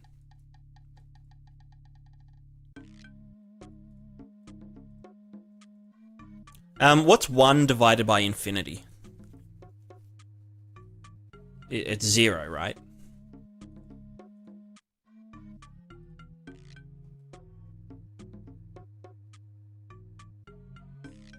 And the linear inverse mass 1 to get WA. Everybody B and then add them together. W total.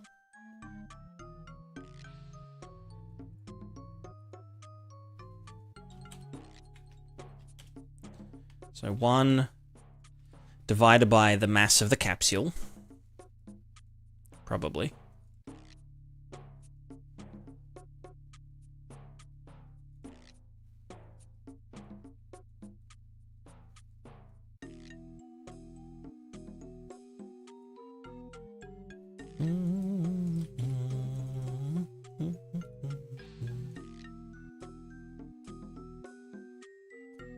We know about all the physical materials stuff, much harder learning, UE, C++, as how to read and figure out. I have been, I mean, look, I probably could learn C++, but I think even if I knew C++ properly, I mean, look, I can decipher C++, but I think even if I could write C++, I'd still be doing everything in Blueprint to begin with anyway, and then rewriting it in C++. In which case, by just continuing to use Blueprint and just putting off C++ learning, I'm still being efficient because I can write everything, the entire game, the entire everything as Blueprint, and then eventually convert to C++. And yeah, I know Unreal C++ is like way easier than actual C++.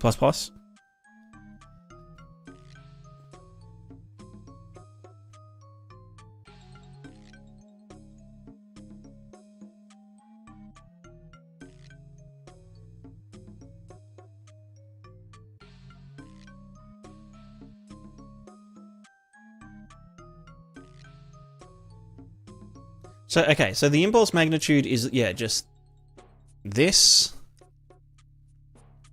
divided by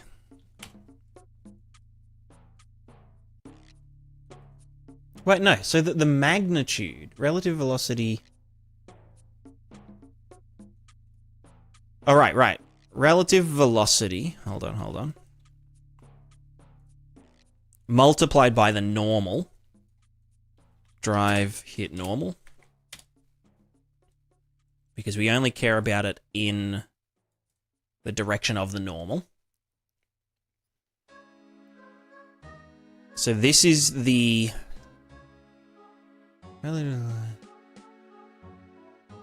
impulse magnitude.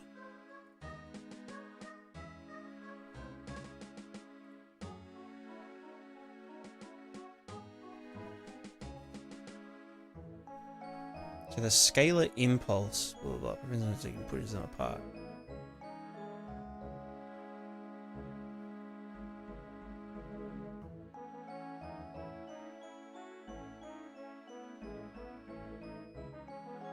Is that a multiply or a dot?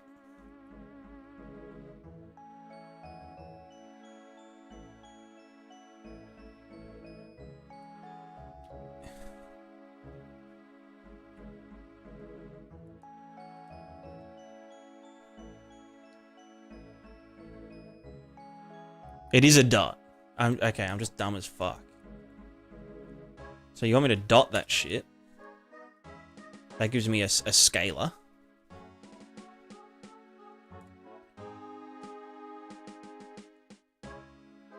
But this is in the direction of. What do they mean by a dot though? Because like a dot is just the.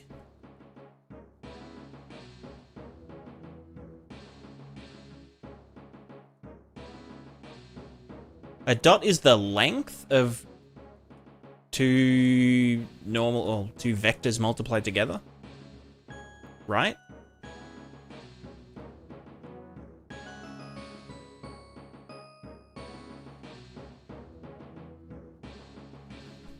Normal impulse collision equation.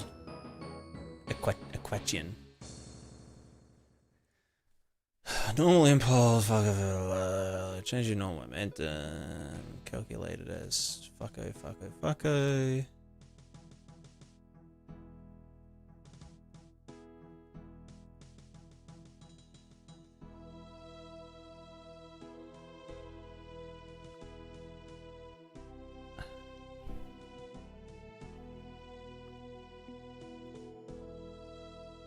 Actually, vector is line remap -1 to 1. Yeah, but how's it actually calculated, you know? Like if we have two vectors that are 1 and 1, so they're both 001 and 001. 001, 001. And we multiply them by one another, then it's 001. What's the length of 001? It's 1. So the dot is 1. But if one of them was -1, we multiply them together, then the dot would be -1 because they're facing the opposite ways. If they were completely tangential, or sorry, perpendicular, whatever the fuck the right angle's called, then it would be like, yeah, 100 and 001. Multiply them together, it's just fucking, it's all zeros. So that's 0.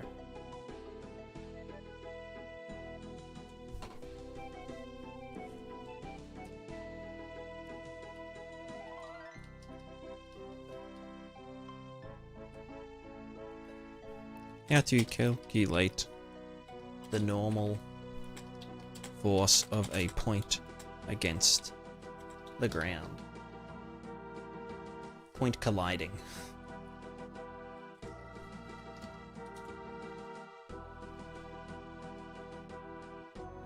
There are two ways. Interesting.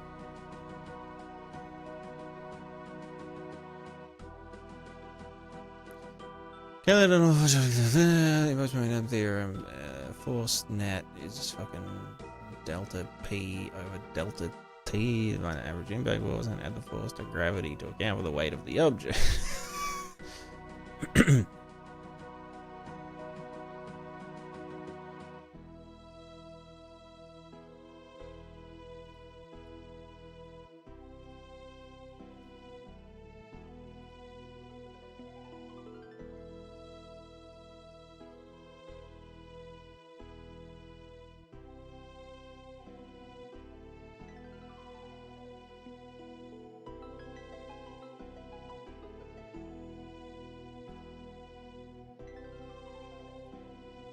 Bro, I'm resorting to YouTube. AI sucks. Like this. I am not a good artist, but I think you get the picture. There are two forces acting on this guy right now. There is a force of gravity, Fg, pointing down, and there is a normal force, Fn, pointing up. I like to call the normal force Fn. However, there are teachers and professors out there who call it different things. I've seen people call it capital N. I've seen people call it lowercase n. And that's about it in terms of the most common names I see. But a great question is, why is it called the normal force? And I'll tell you exactly what we... Alright, yeah, perpendicular, yeah, okay. Okay. Or, if you had a book and you were holding that book against a wall, then the normal force points that way, perpendicular to the wall. So that's why it's called the normal force for the Newton's second law. Or you can break it up in the x and y component, which is definitely what I would recommend doing. But either way, the normal force is going to be solved using Newton's second law. It's not exactly flat, but I did my best. Then up, which is Fn, minus the forces going down, which is Fg, and then I set that equal to mass times acceleration, specifically in the y direction. Which means Fn minus Fg equals 0, which means the normal force in this case is equal to Fg, which, by the way, that's the force of gravity times gravity, always equal to mass times gravity. There are 3 exceptions to this rule. Otherwise, normal force equals mg. So the first exception is if you're accelerating up or down. And yeah. Okay, but how do I fucking do it? Normal force points at an angle like this, then Fn is... I just want to...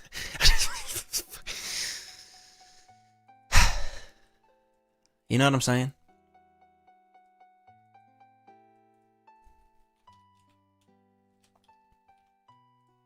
Alright, let's just fucking brute force it. I'm sick of this shit. Let's just go fucking, yep, do the thing. Multiply that motherfucker by the mass. Just straight up. Just fucking mass me up, bro. Mass my shit up. No, go there, and then you go in there. And then you go in there, and then what happens? We yeet. Wow, what a fucking surprise. Should you just be positive then? Are you good positive? You fine doing that? Oh yeah, cool. Okay. Wow.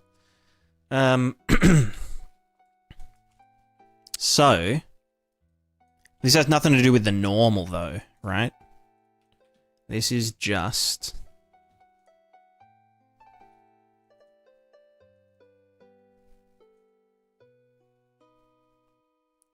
so this is just saying up and down. Dotted against this gives us some scalar. Which I'd probably want to clamp. I don't want any negative. You know, you know what, clamp that float. No, I literally said clamp F, not clamp F. There you go, thank you.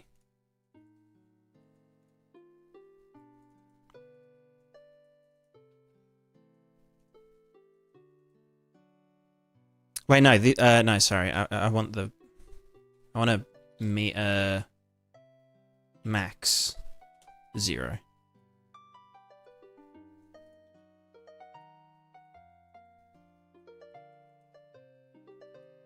What's it for? Custom character movement? Yes. Physical character movement.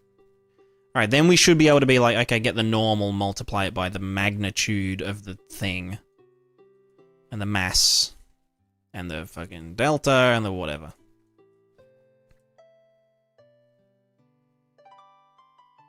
Right, that's it. Sick. Well, we're done. Cool. Oh, actually, okay, I'm dumb. I'm adding this to the capsule, not to the point. But yeah. So, okay, so in essence, this, and obviously there's a bit of syncing, right? But that won't matter because we will have the legs acting like a spring, right?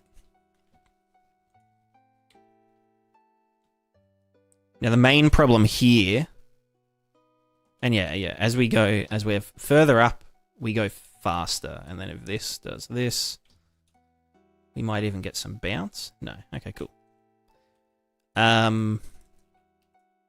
Yeah, now the real problem is that we want to do it force at location.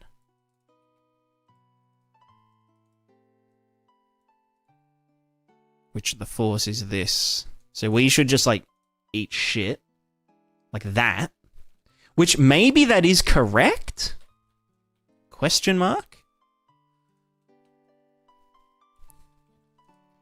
Because, like, it is technically... Well, I guess this is where it wants the fucking tensor shit. You know what I mean? Can I get the moment? Oh. No, that's the current. Inertia. It's local component space. What the fuck do you... How does one...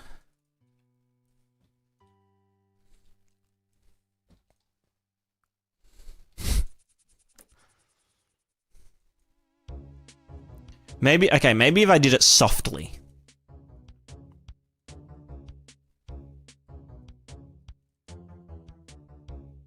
You don't know a root motion controller with physics?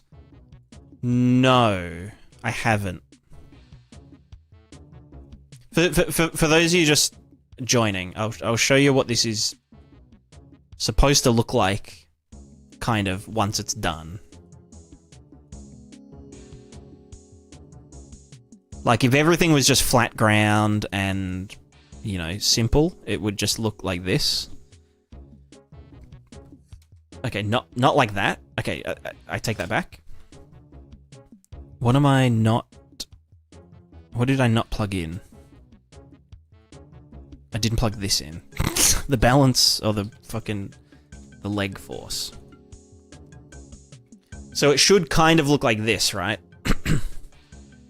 Where it's like there's a leg, a virtual third leg that makes the capsule, it pushes the capsule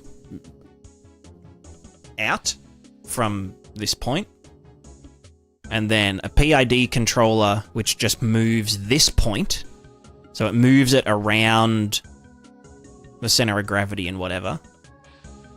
And so that's how we like generate force, right? Is that we move this point backwards to then create a lean, and then we catch up with our feet, and it's like, yeah, cool.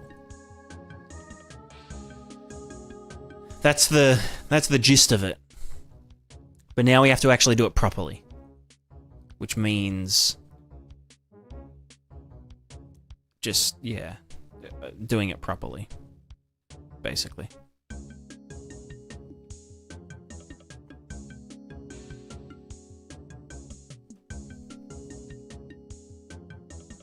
But in order to do it properly, we need to first do it properly.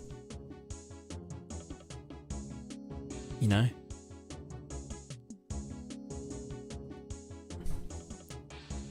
So, okay, current problem is the force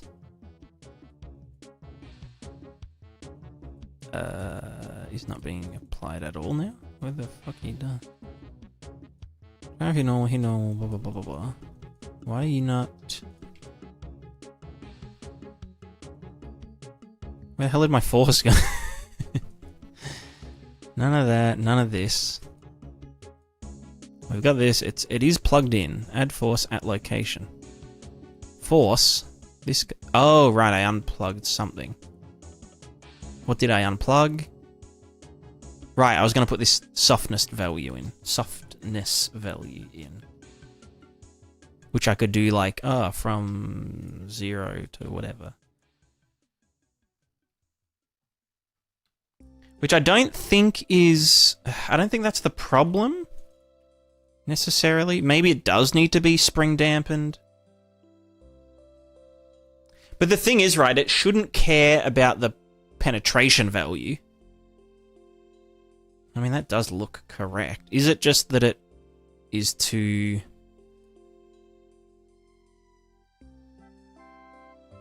Right, no, yeah, fuck. I guess because it is penetrated, then it applies the force to get it out of there.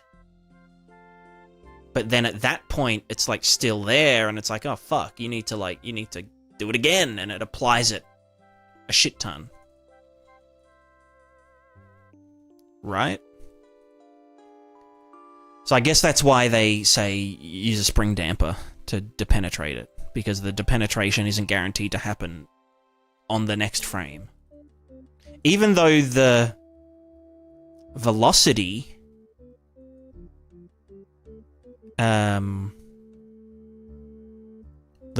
should have changed, therefore we should be going... I guess if this wasn't... if this could go negative, maybe it would be better, but I don't want to do that because it's dumb as fuck. So, okay, you know what? Let's just YOLO it and just do a good old springy boy. And we will go beyond our legs. And so we'll say it like, I don't know, fucking 95 to 75. That's 20 units of... maybe more.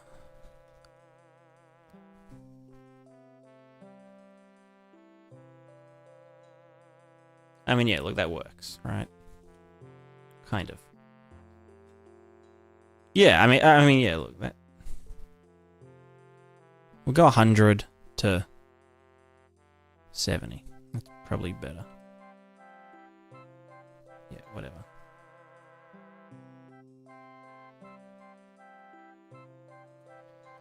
Right, and if we do this on flat terrain, what happens? It should just like, yeah, that's fine. That's whatever.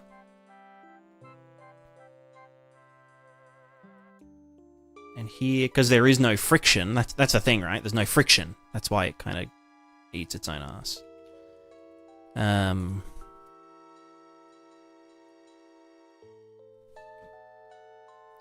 So, if we wanted friction, do I want to do a fucking springy boy?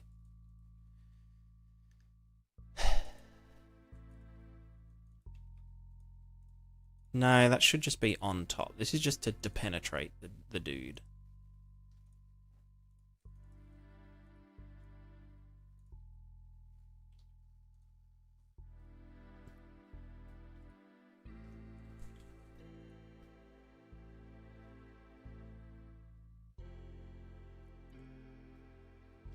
As with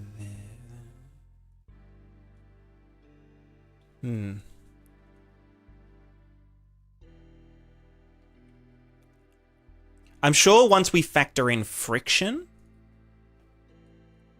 it should chill. It should kind of not be gigafucked, right?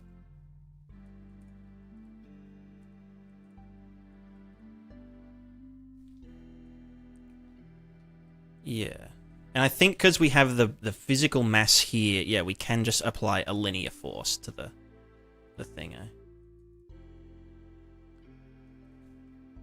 Are you doing this, Lambert? Do plugins exist which do exactly this type of movement, plug and play? Not really, no. Not like self-balancing, you know, fulcramatica.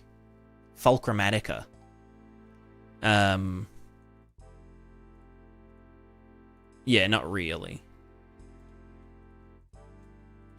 Like, there's plenty that do, like, physical movement, but they're using, you know, they kind of just make a capsule. Like, they still use, yeah, add force and whatnot, but they kind of just make it, they, like, thrust it along, you know?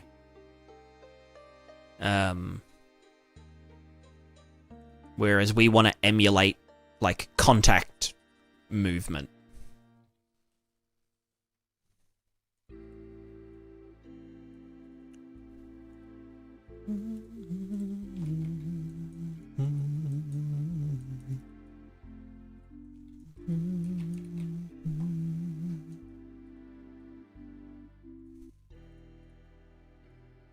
Right, so this will give us the direction that friction go.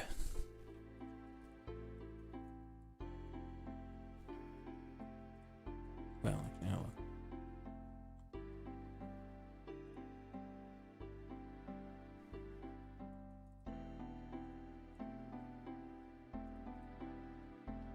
How to calculate the friction force of a point collision.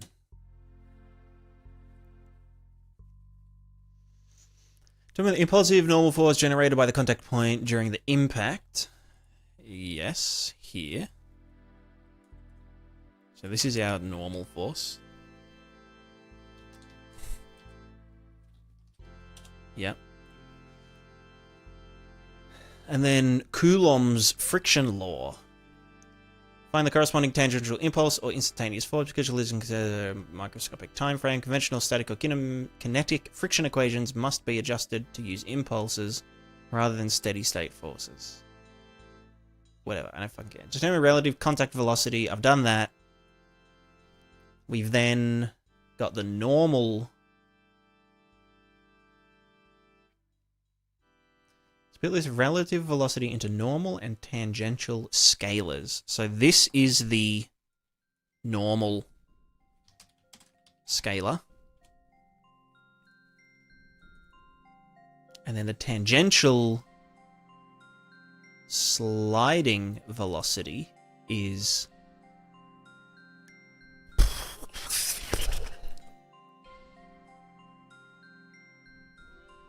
Right, the sliding velocity is the relative velocity dot against t hat. Who's t hat?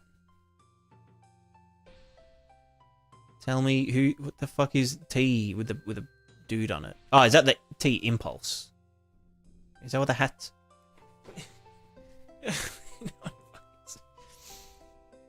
Ugh. Use a constant friction coefficient. I need a constant for every material since IRL. Each material has its own friction coefficient. I can Unreal Engine. We actually have a physical material with a friction coefficient.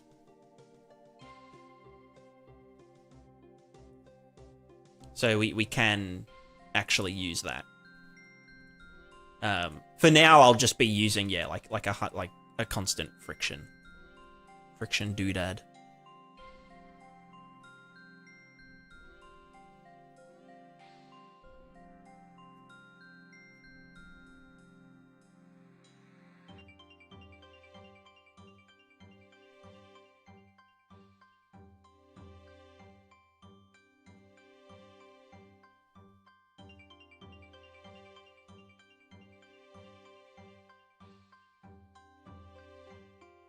Right, and then we also have to deal with static versus dynamic friction.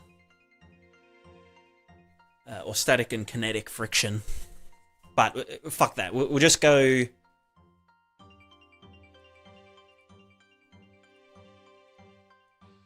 kinetic friction first. And then we will have a... probably just like a float that is like, you know, builds up to 1 when we're still, meaning it's static friction and whatever. The objects need to slide past each other throughout the impact. The tangential impulse is strictly bound by the coefficient of friction, which is... fuck you. No, I need to calculate the downward... What's dot T? You know, I wish they wouldn't use the fucking signs and shit. Okay, what is T hat? What is T hat in the sliding velocity? Is that just the tangent? Is T tangent? Unit tangent vector, right. Tangent meaning the parallel to the contact surface where perpendicular to the normal vector. Okay, so that is just this guy. This is T hat. Dot door product. So we dot this guy against that guy. This is the magnitude of slidage. And this is the magnitude of normal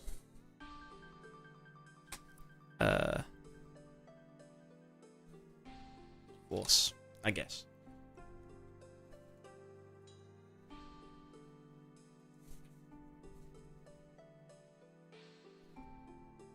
McNeil, hello. I'm doing good. How are you doing?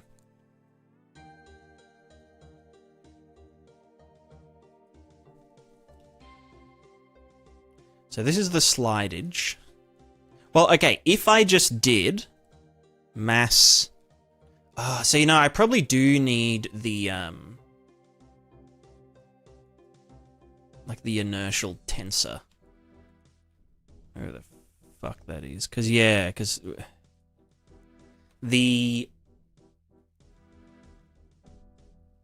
If we apply a force to the feet, which is away from the center of gravity, then... yeah... then that's a whole thing, you know? So, this here... so that's the normal force. Big delta Gudrun. Normal force times mass, blah, blah, blah, blah, blah, blah. So we got this guy, times the mass divided by delta multiplied by this guy into there, add those bad boys together. Then this should just, we're probably just going to yeet. That's the, well, hold on. No, that is correct, right? Because, well, not quite, but we would fall forward if that was the case. And that is, yeah, delta. That's the magnitude. Oh, magnitude, direction. Add them together. And yeah, like we fall forward because that's kind of what would happen if we were there, right? Don't know if that's what would happen though. It's a bit odd. Tiny bit odd.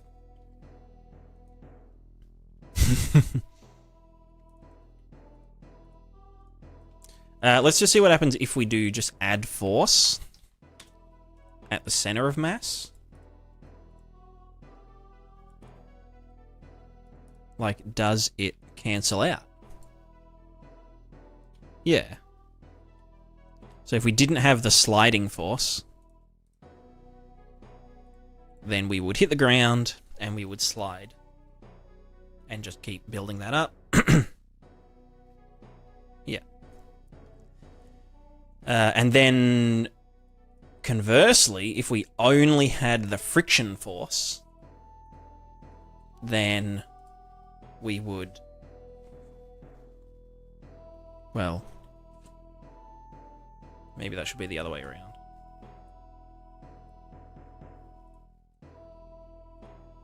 Wait.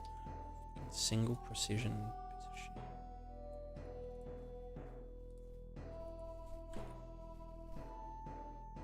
Okay, that's not...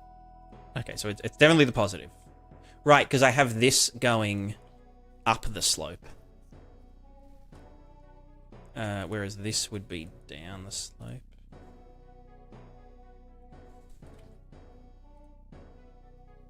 No, so this is up the slope. So if I did want to get the down slope amount, that would be this.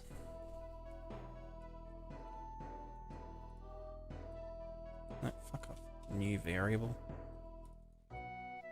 So that's the thing dotted against the relative velocity. And then do all the shit. Okay, so now we have to actually kind of figure out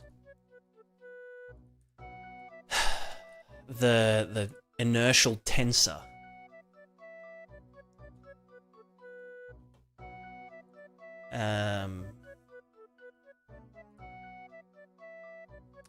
Yeah, now we're getting into like gigafuck territory, you know? Because like this is different. If I'm slanted,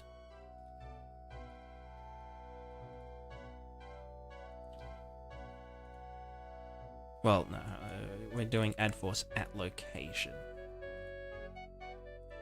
If we are slanted, then yeah, like we shouldn't be giga yeeting like that. We need to scale this by...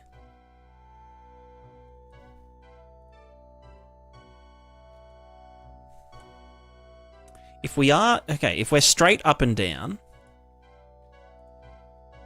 then, like, we are directly above, you know, our center of mass. Contact point's directly above center of mass. So it doesn't really matter. But then, obviously, as we start to do other shit...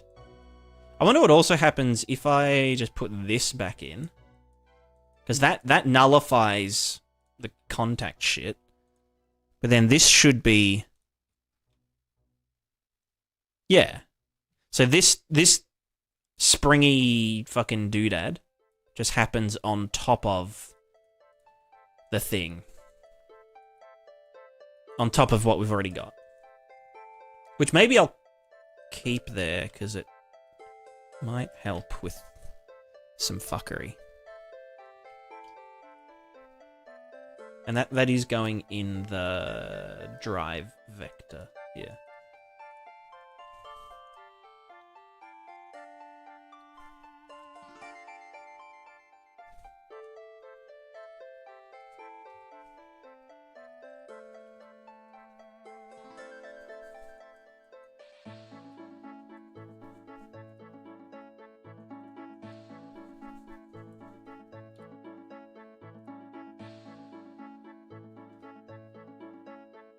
Okay, the friction. Okay, let's go how to calculate the collision forces of a stick dropped of a dropped stick.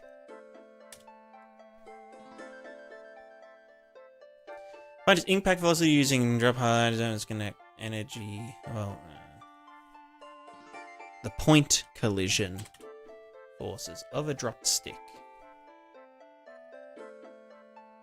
You must treat it as a rigid body capable of rotating, not just as a simple point mass. Correct. Gather required variables: length of the stick, mass of the stick, the fucking angle of the stick relative to the ground at impact.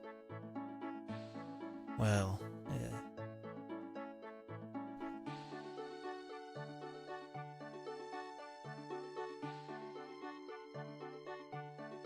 I don't want to know the final velocity, I just want to know the collision impulse.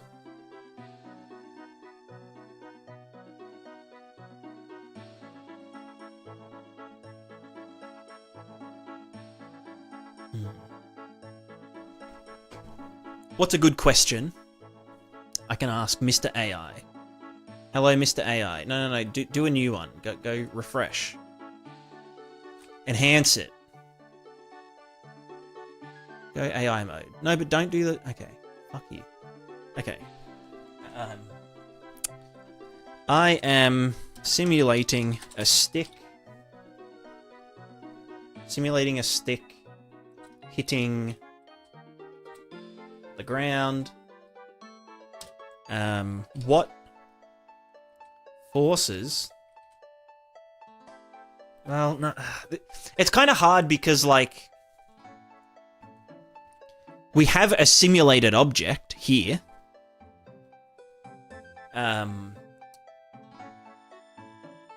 But we're like extending it with a virtual physical extension.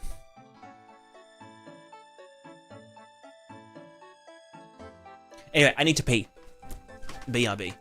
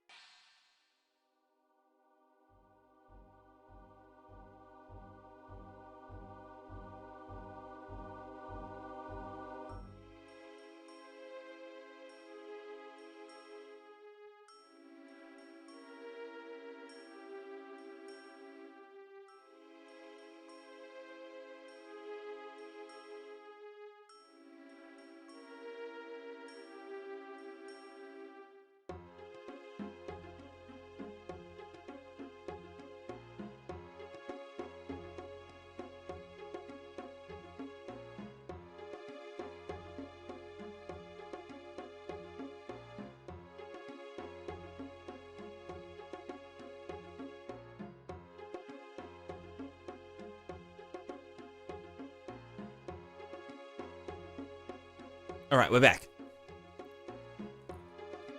Shouldn't have had a big coffee. Makes me pee so much. Okay, so I'm gonna ask. we're gonna vibe blueprint. Okay. I'm creating a self-balancing character movement system for a game using inverted pendulum mechanics.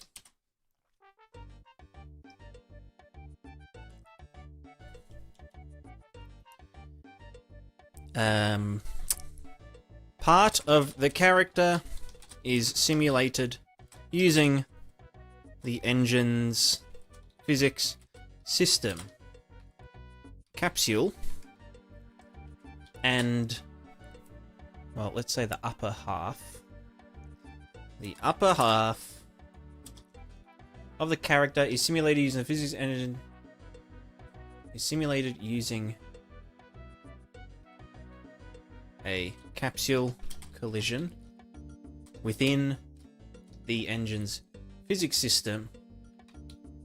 However, the bottom half of the character is simulated by using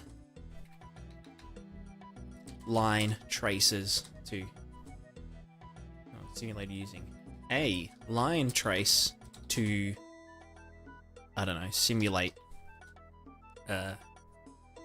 spring dampened legs. How do I calculate? Well, I need to calculate a linear force to apply to the character at the feet's location to stop it penetrating the ground. Oh, nah, it's too fucking. I need to calculate.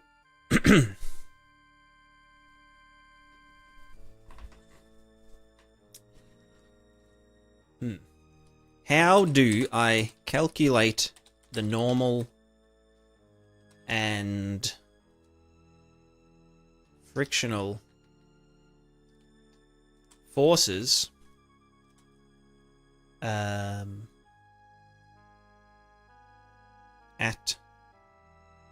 a point outside? Well,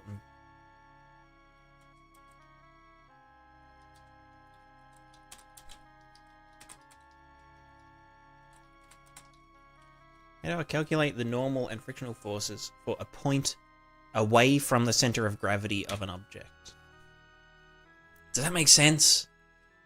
Here's a normal frictional away from the center of gravity. So, rigid body constraint problem, the couple's linear forces, rotational torques, and spring damper equations. Steel vertical suspension. Okay, physics, blah blah blah blah blah blah blah. Suspension. Da da da da da. Contact point velocity, compute friction, find out a specific contact point, the tip of the line trace is moving relative to the ground, that's easy. Isolate the sliding, easy. But how do I... No, I don't want to apply torques directly. I just want to know...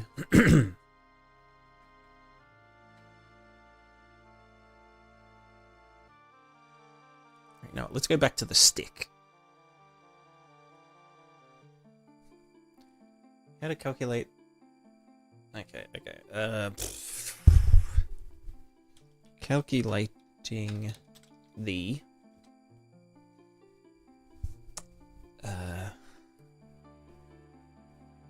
You know what, let's just go, how does force scale away from center of gravity?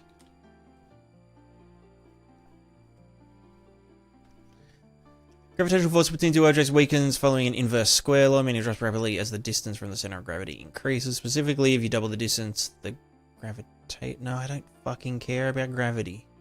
How does...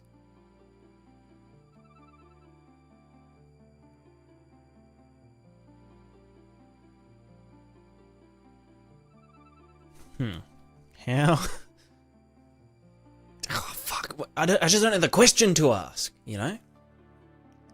AI Overlord, help, please. What about,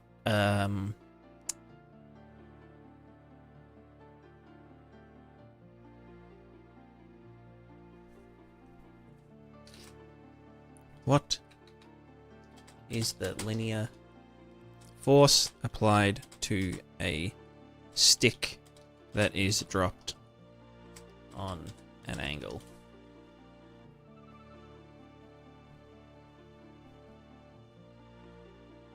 The impact force hits the ground at angle degrees. The normal force depends whether it rotates or slips. For a rigid stick of mass that hits frictionless floor at angle blah blah blah blah blah relative to the horizontal. The vertical linear force applied by the ground at the exact moment of impact is 1 plus 3 cosine squared angle.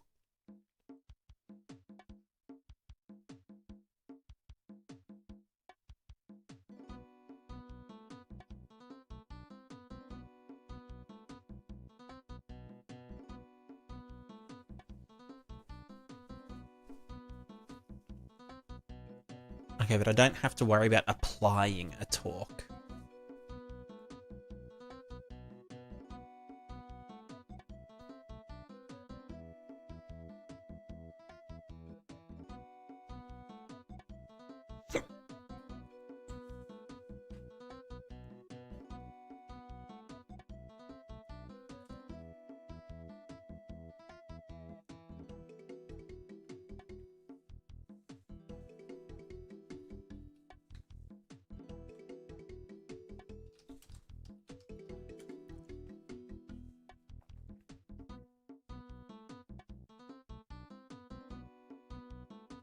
Fucking impact force of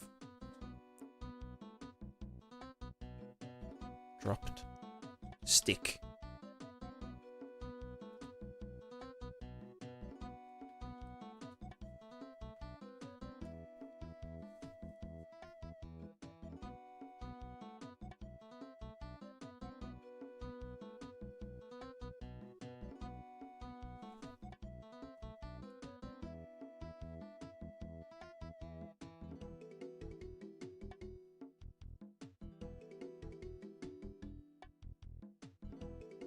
How to calculate normal and sliding. Well, normal and tangent. Tangent forces of a 2D mass. Is it 2D?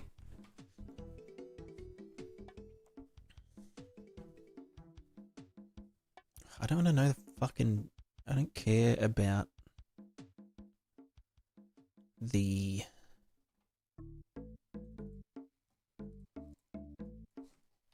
Is there like a moment, scale by moment of inertia?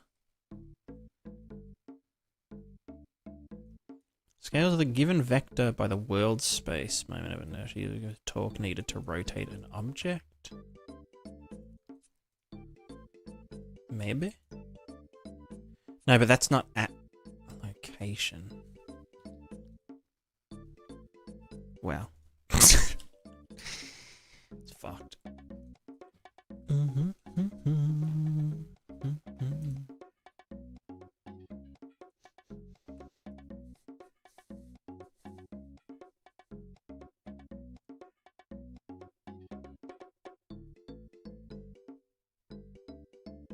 Alright, what's up everybody? Welcome back to Structure Free Learning! And in this video, about 20 pounds, and put errors and Y's in meters, and we'll speed the normal and draw boom. No. That's not it. No. Fucking... You know what? Let's say I drop a stick on an angle. When it hits the ground, what is the linear force applied to the tip of the stick that hits the ground? Impulse momentum theorem. The sigma impact velocity, crucially how much the tip or ground compresses during the stopping time. I don't fucking care.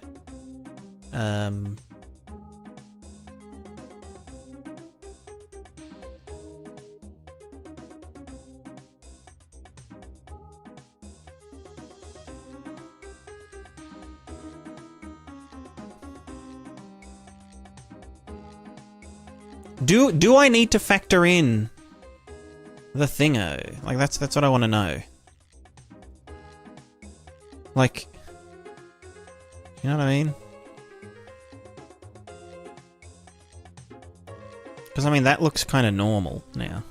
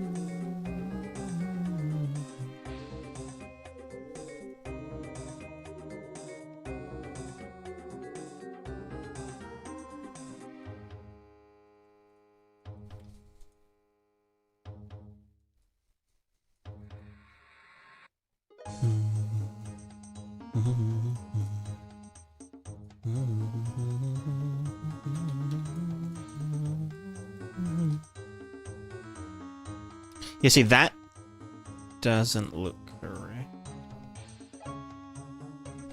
Like, why would it go that way so far? It must. It definitely does need to be scaled by some kind of fuckery, right?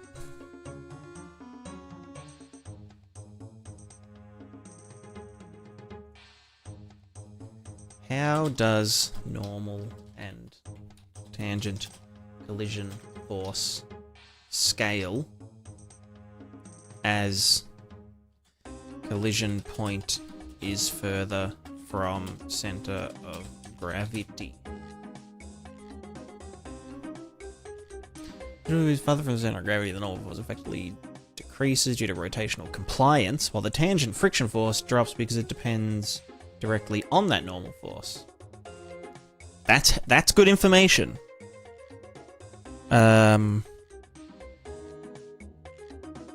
Wait, does it though? Because we're splitting it. Well, I guess it just... Fuck it, whatever, yeah. Effective master, the object feels lighter at the impact point. True. If like a giant fucking thing just grazes you, it like doesn't even feel like a thing. But if the center of gravity is on it, it's like, yeah, fuck. Moment arm increase. Distance R from the ZG amplifies the torque. Energy shifting, linear kinetic energy converts into rotational kinetic energy.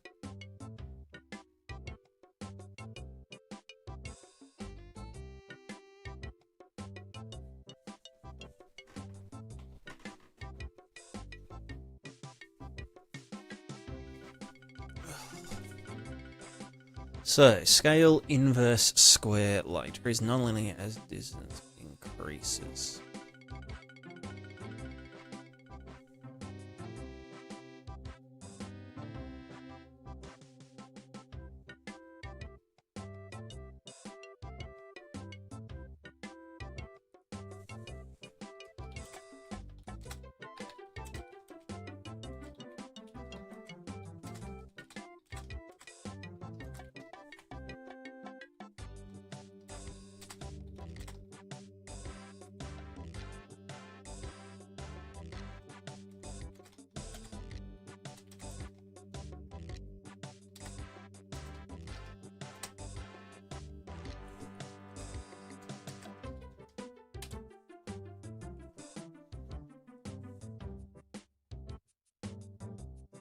Right, alright, here we go. The effective mass at that specific location. Because you're applying the force at a distance from the center of gravity, the object will naturally rotate. In physics, energy behavior varies the magnitude of the impact force based on the distance from the center of gravity.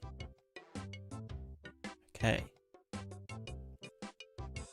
Calculate the lever arm. Find the perpendicular distance using the cross product. Okay, see, now we're getting somewhere. Sometimes you just gotta ask the right fucking question. Fuck.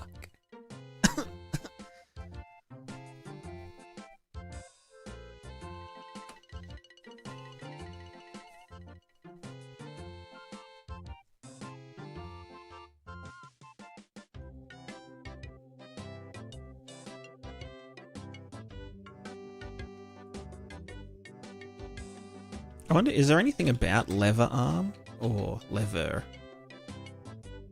No. What about, no,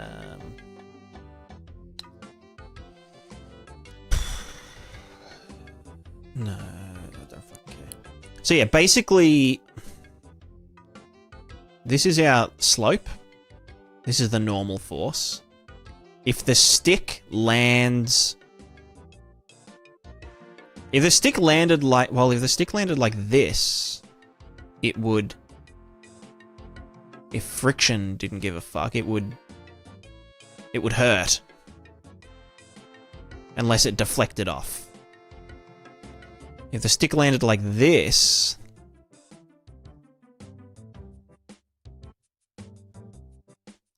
So it's like, is it tangential to the impact velocity? Like, here's the impact velocity, this. Center of gravity, blah, blah, blah, blah, blah.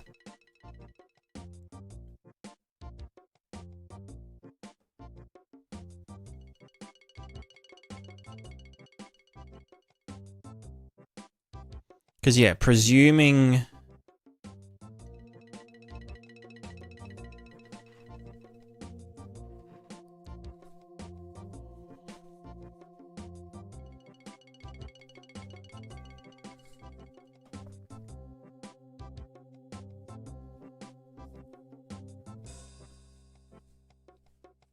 So D is the lever arm, right?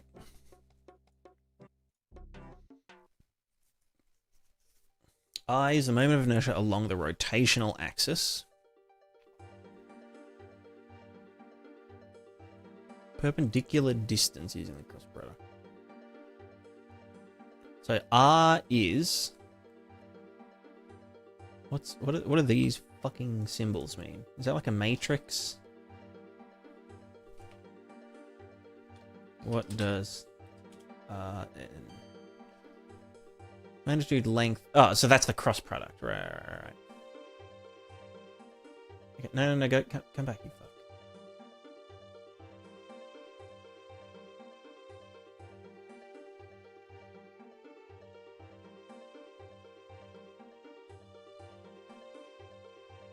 Okay. So cross product of normal collision normal vector and vector from the center of gravity to the collision point. Is that is R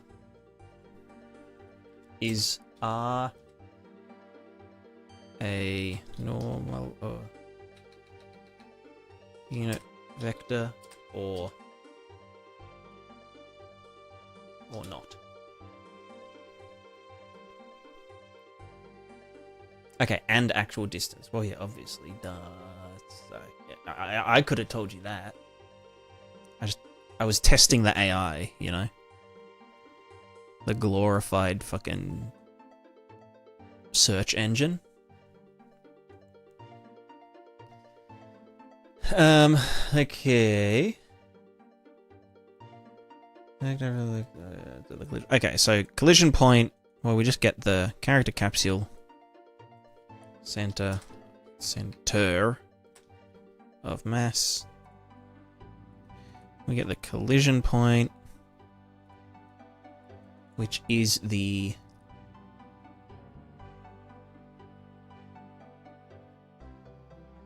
from the center of mass to the collision point.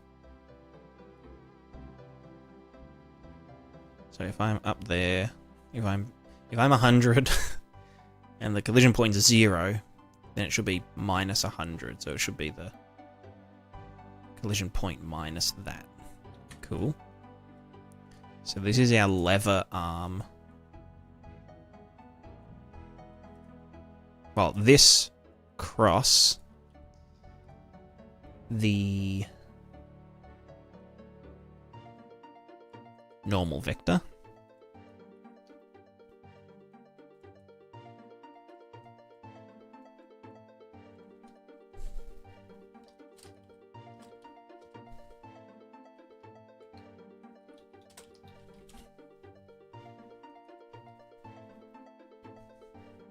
So if let me just yeet this into the guy. What direction is this actually? You know? Well, fuck me dead. Just go straight for a second.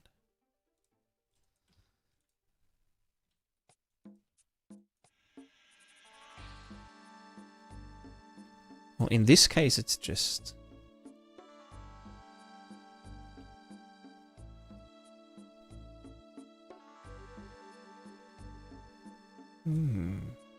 What if you were back like this? Interesting. Let me just do it. Add force. Add force at center of gravy. Gravy center. Yeah, Elliot, how's it going? We're literally recreating physics. So much fun.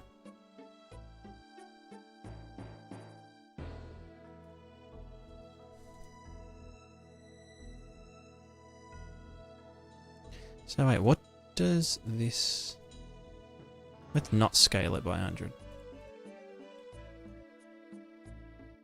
Okay, I need to scale it by 100. Start over. Yeah, kind of. Not entirely. We're just pivoting. And I mean literally pivoting now. Like, trying to get... Yeah, okay, so that is just... Well, look, it reckons it's right, so I'll just fucking do it.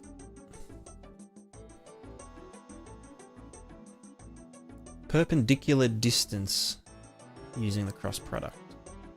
Yeah.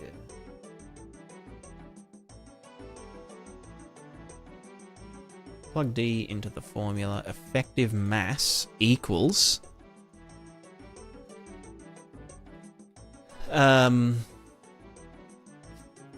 Okay, so we have the mass of the dude. The mass of capsule.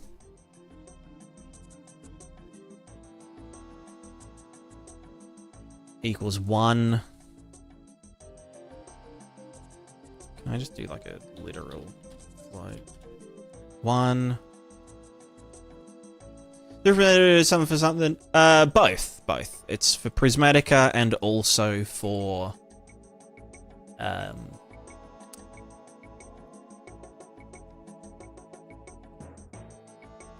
just to, yeah, for other people to use and whatnot. Just physical character movement that's balancing, self-balancing. We love balancing. I've been doing that for the past month, just fucking balancing stuff, balancing sticks on hands, basically. So effective mass 1 divided by 1 divided by 1, or the inverse mass, plus D2. So wait, is that a perpendicular distance using the cross product? So does that want a length? Because that's supposed to just give us an effective mass, which is a scalar. Scale the impulse velocity instead of the standard mass to calculate your change in velocity. Okay. So that's vector length. So it's mass. So 1 divided by inverse of mass plus d this guy squared over I, which I is the moment of inertia along the rotational axis.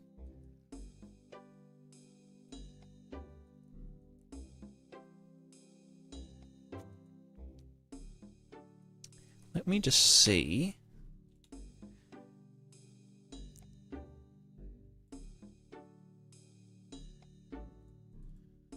Because I can just get that here, right? Moment. Get inertia tensor. What are you? Does it change based on stuff? No, it's just a static thing based on some shit. So I'm guessing XY is this way. And the Z is different because it's a thin boy.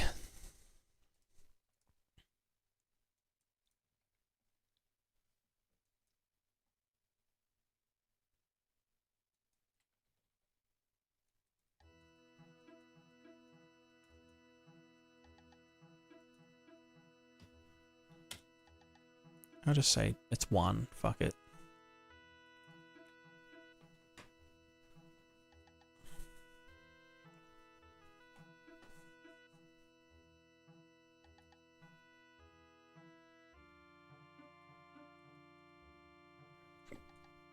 Oh.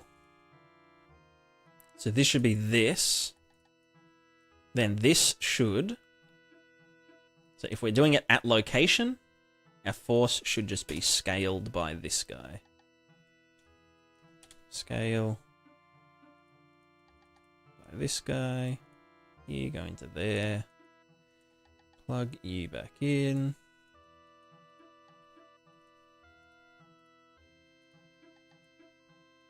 And whatever.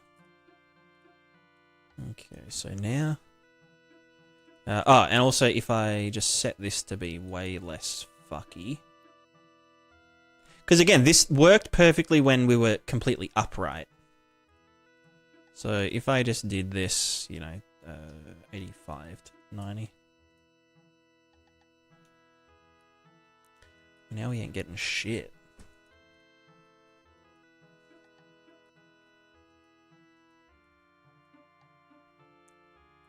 Wait, is it plugged in? No. So let's kill you. Kill you. Inertia tensor these nuts. So without our bullshit up there, we get big yeet. So we need to scale it by the thing. 1 divided by whatever the hell this shit wanted. So that was 1 over mass. 1 over mass plus D2 over some number. Well, the moment of inertia. Well, how do I fucking...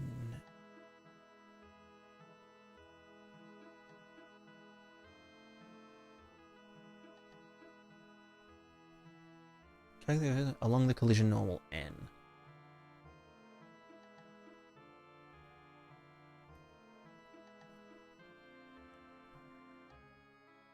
So effective equals 1. Okay, wait, hold on. Yeah, 1 over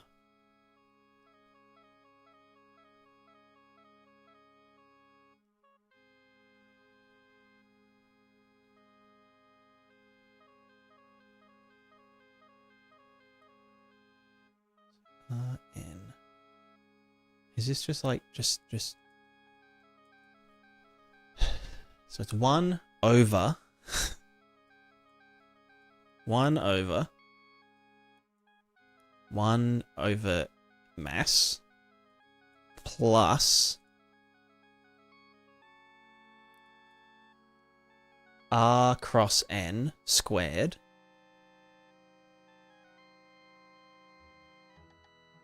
which is this r cross thingo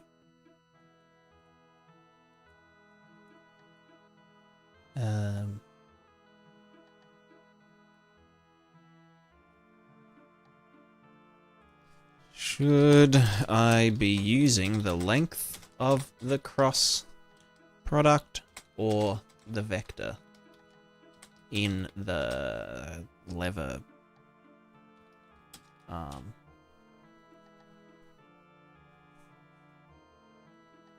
the magnitude of the cross product? Okay. That makes sense. Yeah, Terraforge. How's it going? Also deving right now? Hell yeah.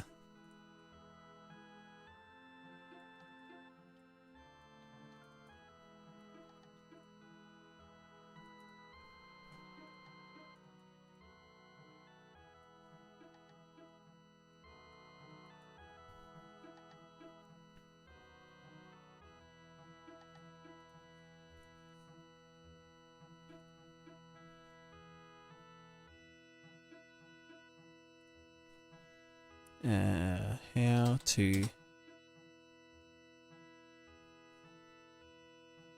calculate moment of inertia.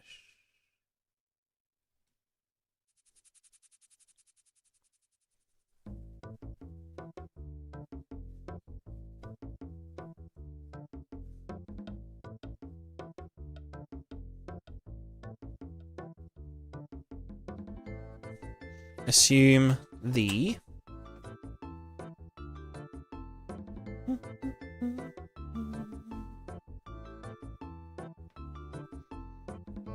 here we go, cylinder. So oh god.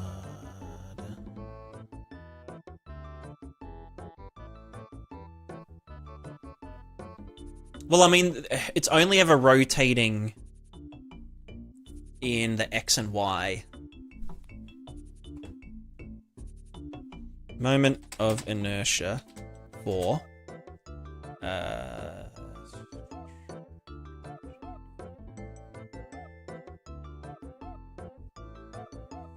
capsule of height. Moment of inertia.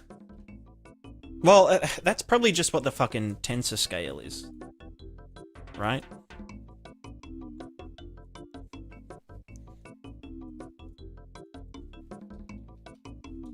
Inertia tensor.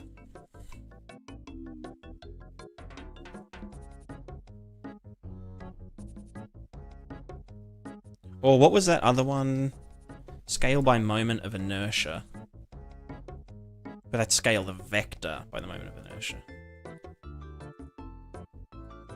Inertia tensor. Well, okay, we could just get, yeah, the x of this. And that is this now.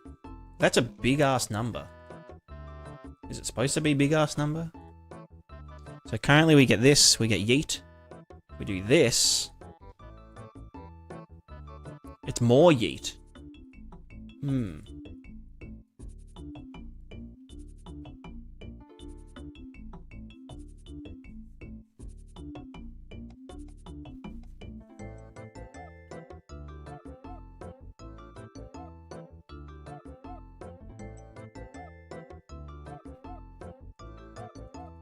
Okay, wait, we could just manually calculate it. So if we just presume it's a 2D, we get 1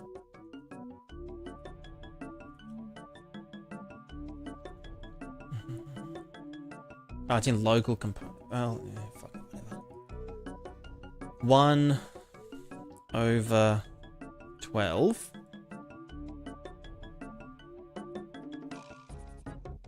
times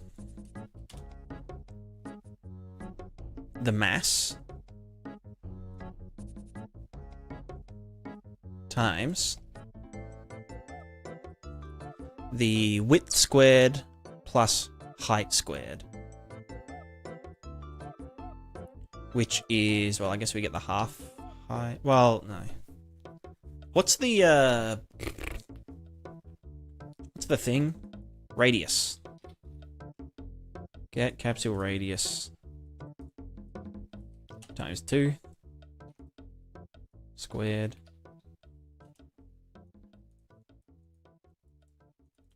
and the height is initial height. Capital initial height also squared. Schmeck them together. That goes there. This is our moment of inertia. Blah, blah, blah. 1 divided by inverse mass plus the cross product squared divided by the fucking, whatever the fuck this is, thing. Whatever. Does it work? No.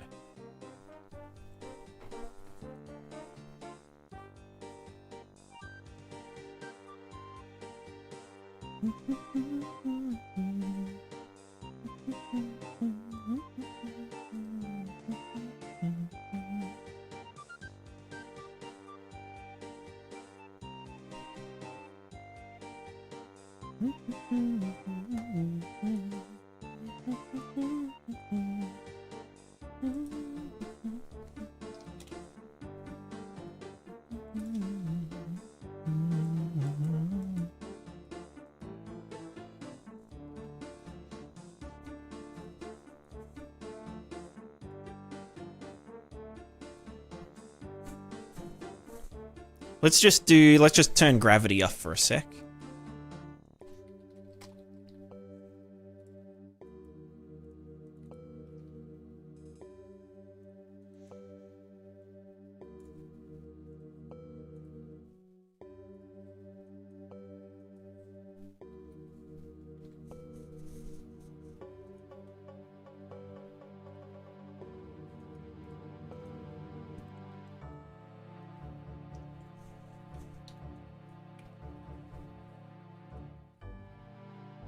Why are you not?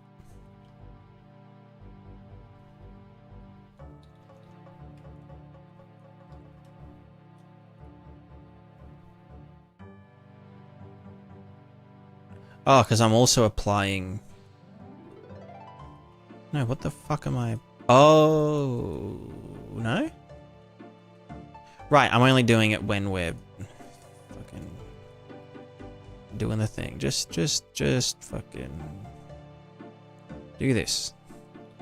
Okay, cool. Okay, so... now let's do this, and do this. Do we don't get print strings when we're... No, we should. It's just that I didn't plug it in. Good job. So force scaling...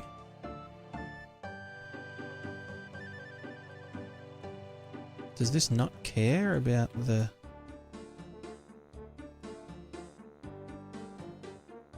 Fuck? Why does it just equal 50? It should not equal just 50. How can all this just equal exactly what it was to begin with? Ow. Oh, wait, is that... Oh, no, it's pruned. Okay. Well, let's just get... Okay, let's get the vector length. Chuck that in. Of this. So it is... Oh, fuck you.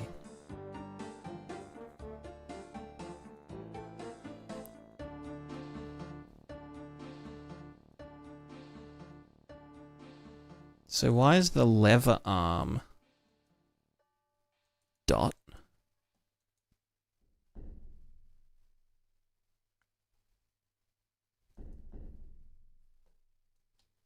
How can that be 0?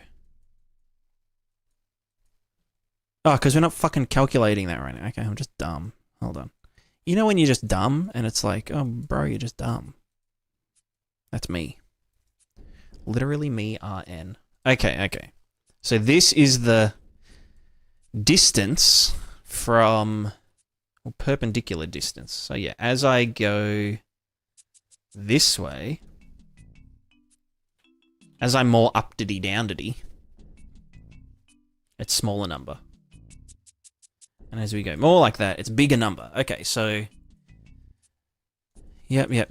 Okay, so this should actually be returning a thing. It's just that I didn't have it actually running. So this is the force scaling. So as we...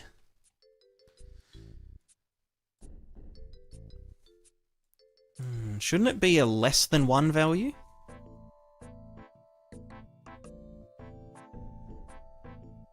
Oh no, this is the scaled mass. Right.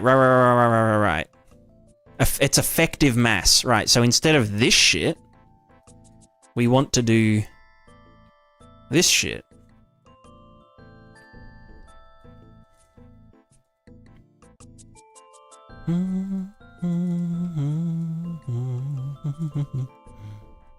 Right. Oh yeah, perfect. So now I just have to fix what I've fucked up in the first place. Now, yeah, why would that... Oh, because I'm scaling it again by the mass. I'm doing the mass squared. That's incorrect. Okay, so that's... Yeah, he falls. Cool. If we do it like this, it should do it. Yeah. Right, we've solved the thing.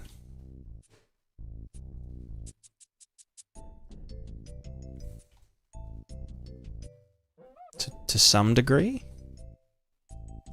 I don't know, is that still... Okay, but what if it's like a very slight... Can I turn snapping off? How the fuck do I turn snapping off? Rotation snap, you're banned. There we go.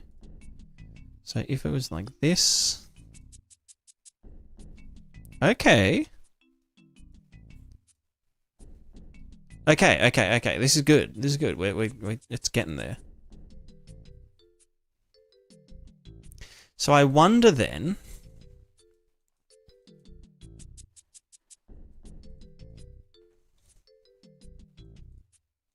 This scaling here... Let me just yeet that. So let's just not even... Well, this is just if it is... Yeah, this is just pogo. Okay, it's a bit... Well, no, it is quite jumpy because, yeah, the penetration. Like, it's accumulating the forces. So we do want to apply this maybe at the very end? Question mark? Or do we only want to apply that to the normal force? Because the friction we may want to also, but the... Wow. What the fuck?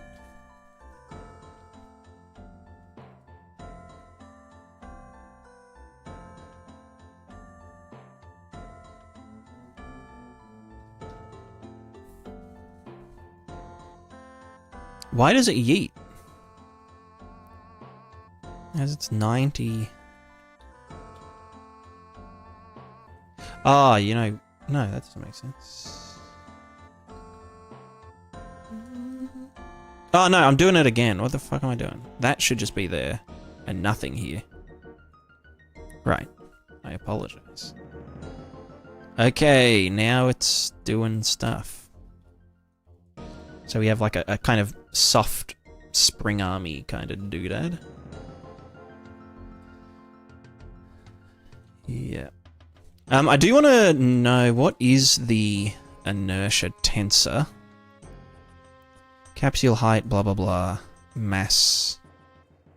Whatever the fuck this is. What number do you give? Is it like 30 something thousand? It is. Okay. 120. 127,000. The inertia tensor was giving less than that. Ah, although that's because the inertia tensor is only taking into account the capsule, which the capsule is only half the kind of the thing, you know?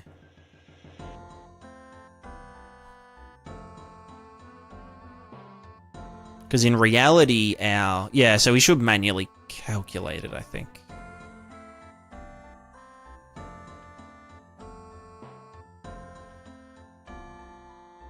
Because, yeah, the actual inertia tensor of that capsule isn't our real... Well, I wonder what all of them added together is. Like, inertia tensor get length. I wonder if that's the same number.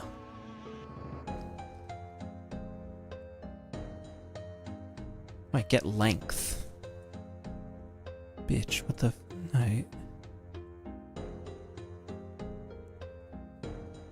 No. No, length is... what if it was the sum? How do I sum the fucking vector? Just break. And add them all up.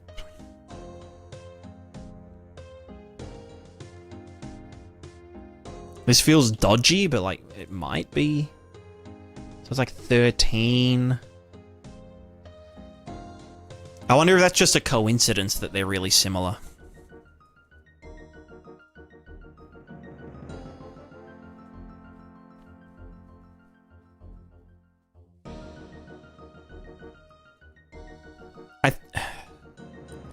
No, it must just be, yeah, the X.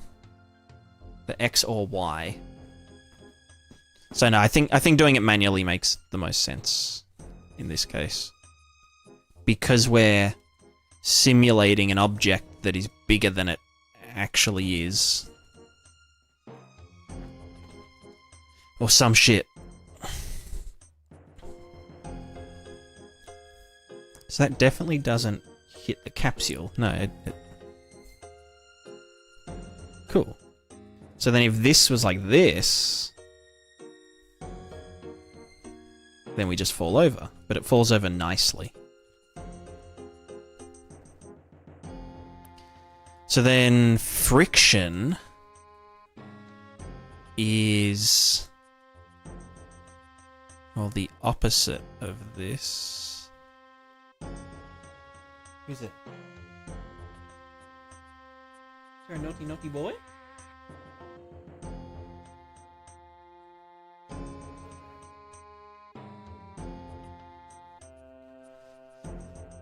Larry's under my chair.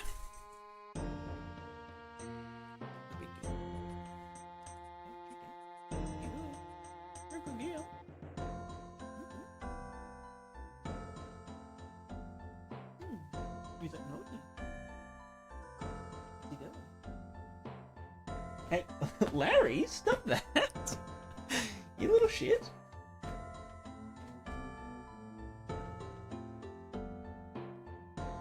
He's just playing with Lady Cat. But like lunging at her, but not.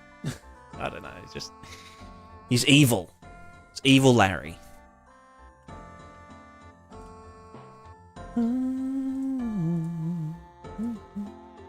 Alright, I need to tidy this up, is what I need to do. But first, I need I've been going for like... It's taken me 5.5 hours to learn physics. I'd say that's pretty good. Ugh, fuck. All right, I'll tidy all this up, and then I want to play video games. So I'll be right back as well. I'm gonna get something to snack on.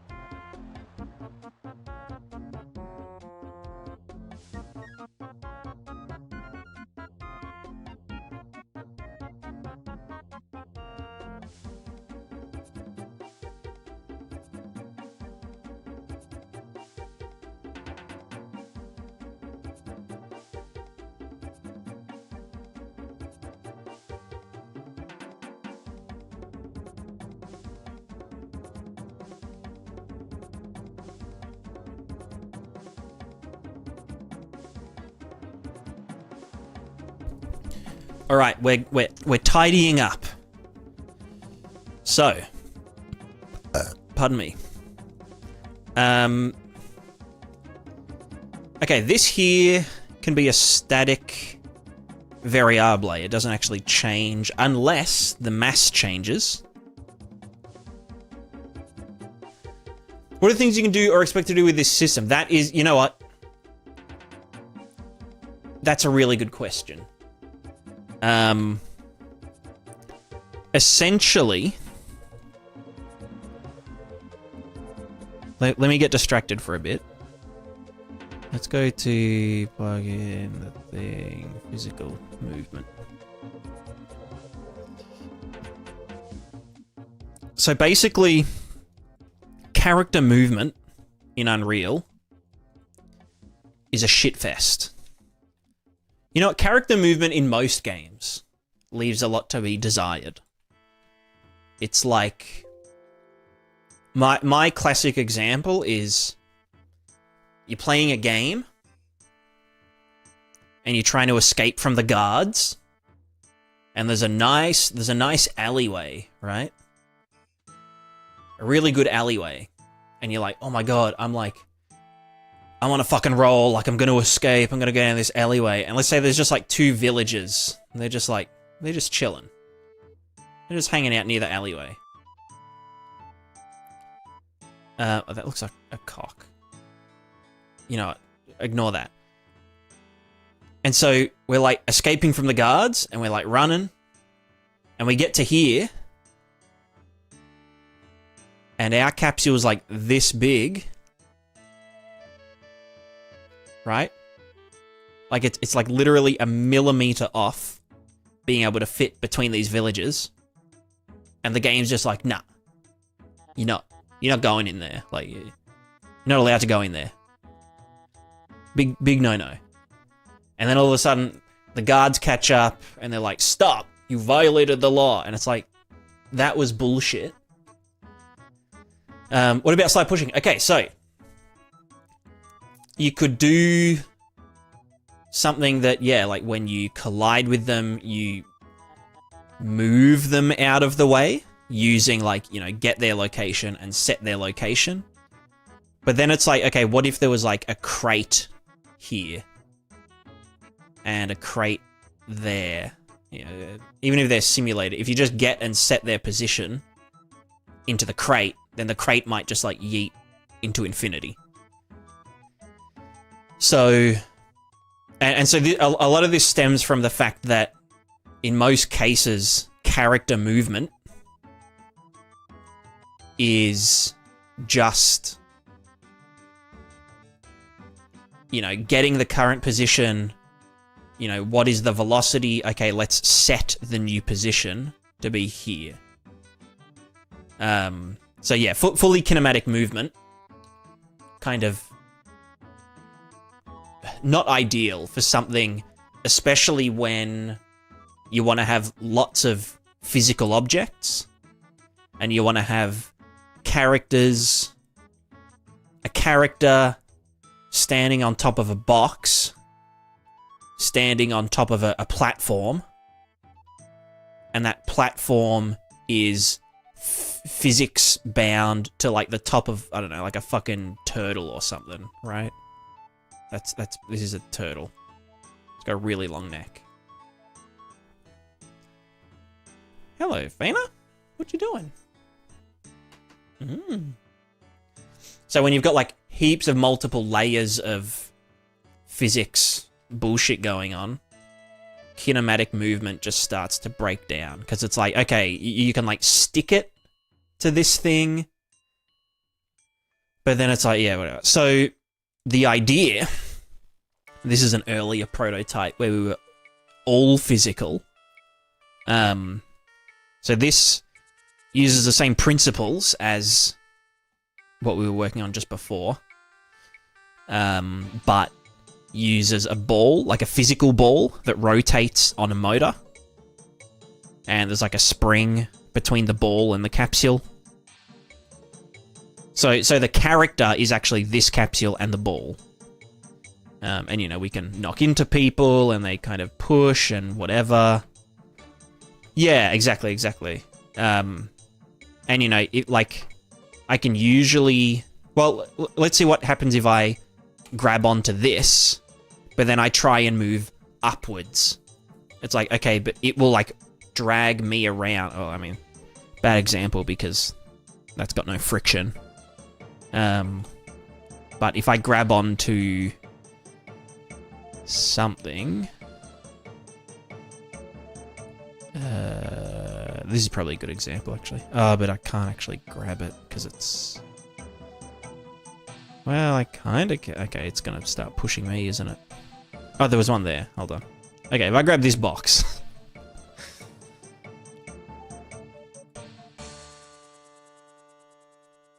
Oh, but this is a cardboard box.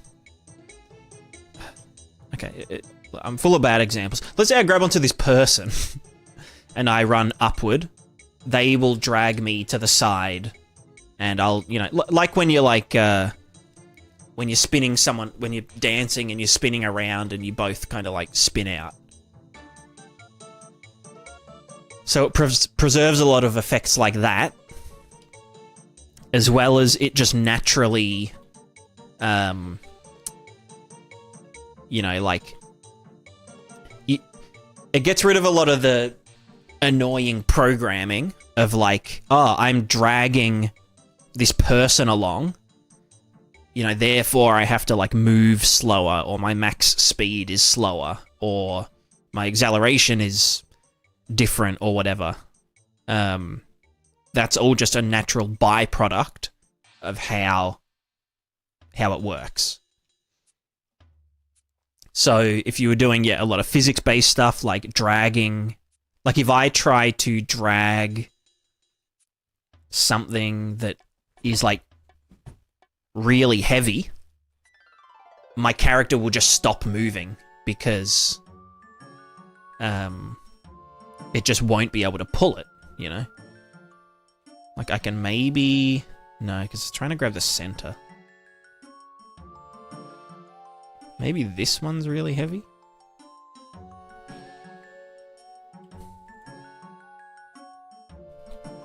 It's just the heavy box.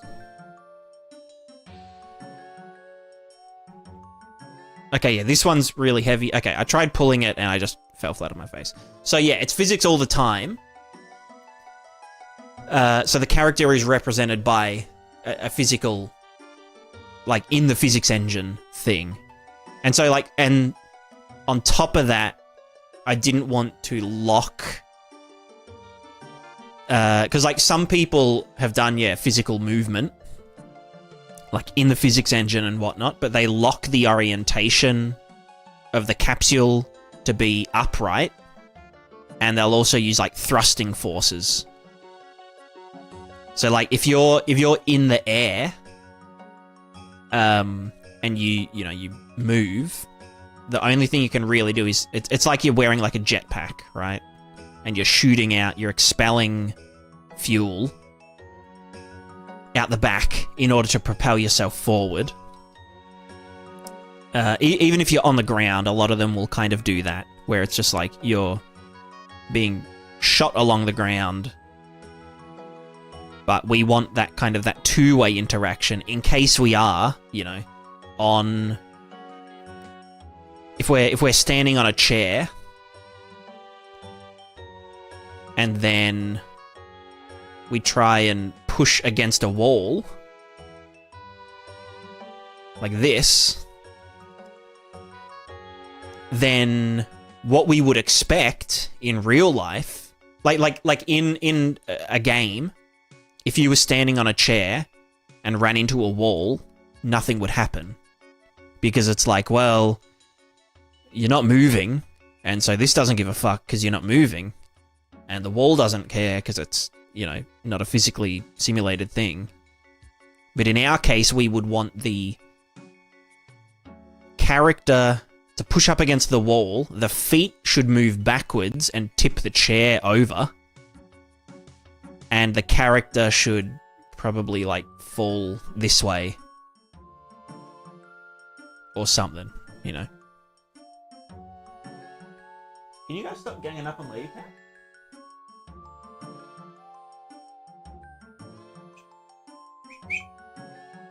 What are you doing? Where's Letty? So yeah, essentially what we're doing now is we're replacing the ball, because the ball has fundamental issues like colliding with other balls is like just not, it's just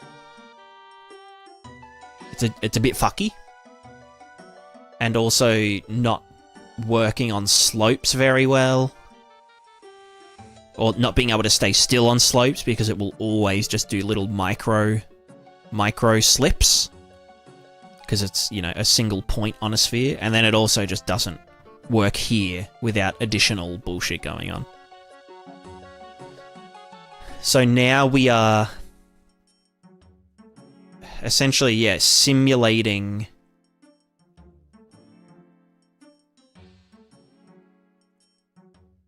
I tried doing it with feet, but yeah. So now we're like we're simulating the...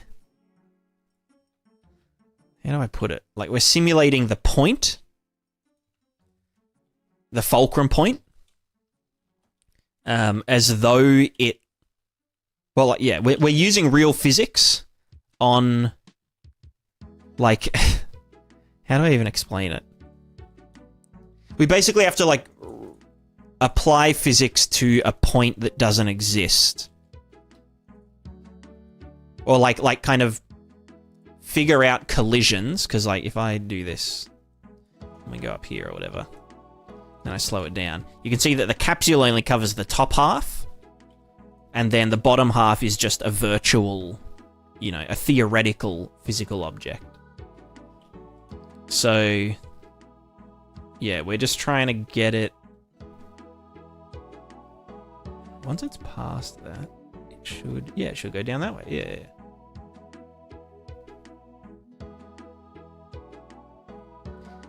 Yeah, so that's the gist of it. And it is quite hard. It's not the hardest thing I've done. It's just a bit finicky to get started.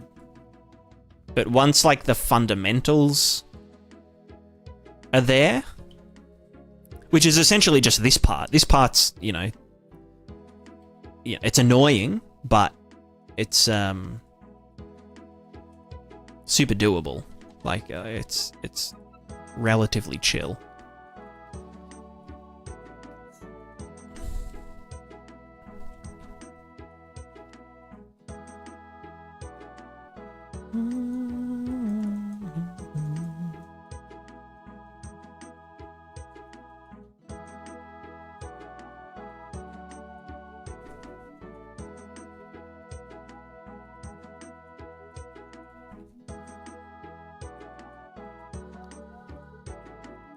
This is when character. This is for when character is. Just in general, I just need to. I need to make this sphere trace act as though it's like a physical thing.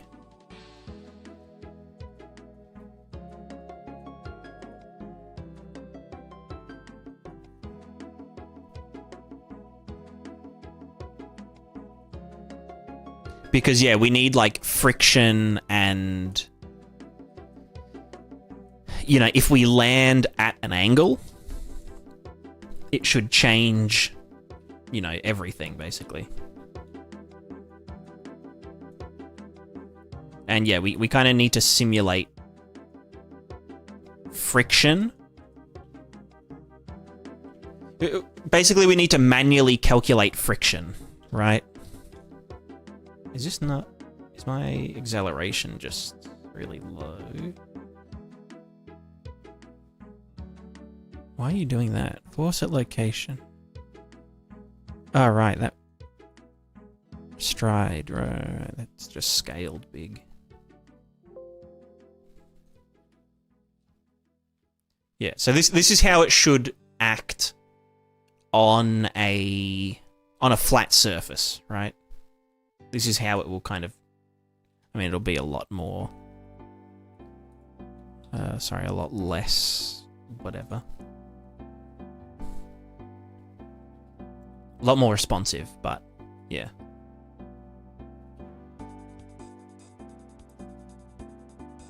Turning character into fully physics. Thinking like character like... Yeah. Yeah. It's... yeah. So, like, currently this is all physics. We're just applying a force at this location that... Yeah, you know when you get, like, a big, long... like a broom, and you balance the broom on your hand? Like this? That's what this is. It's just... we have a hand, which is here, and we're just balancing the character on it, and if we want to move the character to the left... we need this to move here to put it off balance and then move it to the other direction.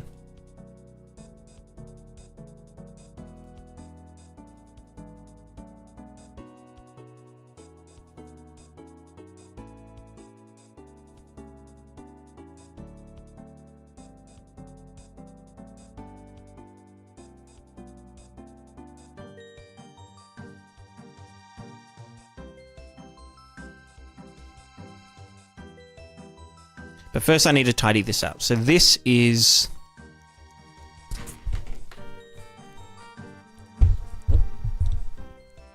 lever arm of foot, contact, magnitude, squared.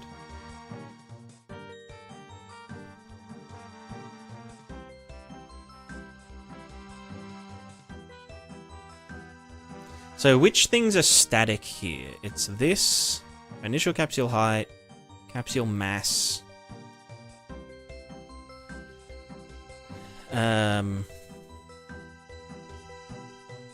Hello, Ladge.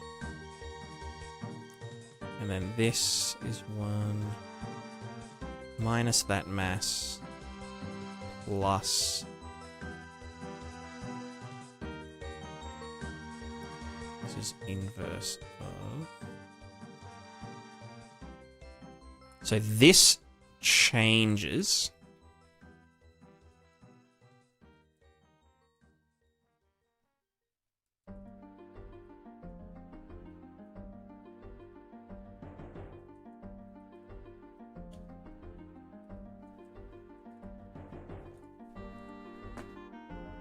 What are you doing, Fang?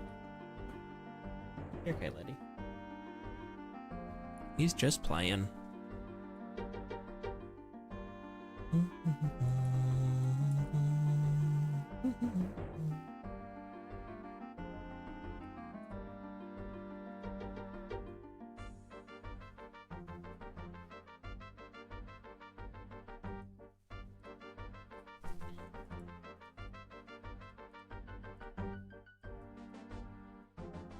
So this bit here, if I copy paste,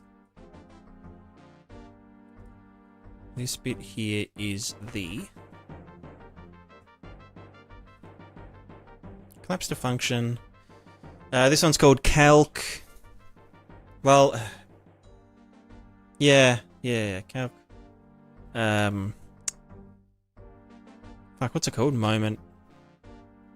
Is it the moment of inertia, or is it the... Yeah.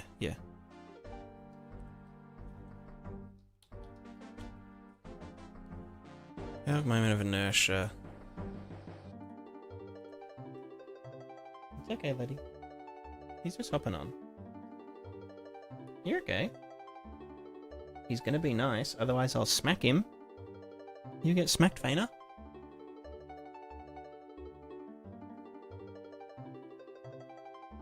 What are they doing? No, that's naughty. Don't do that. Right. Look at this dumb cat. Ooh, it's heavy. Ooh.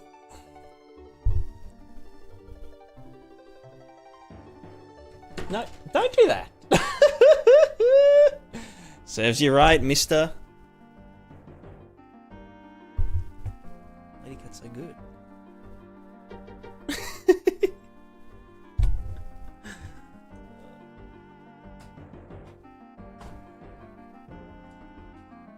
A little shit. Huh? He you know, like my little armrest bits? He was on that. Just like laying on it. And Lady Cat's like near my lap. And then he like put his hand up and swiped at her. And she swiped back and then he slipped off the thing. I said it serves him right. Isn't that right, Lady?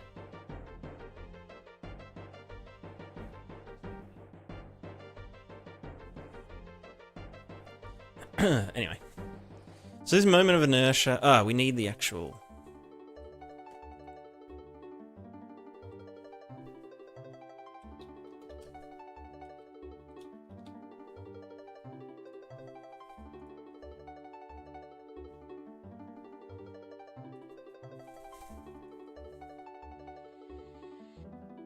So this only needs to get done on begin play. I guess in initialize, right? We'll just chuck that in here.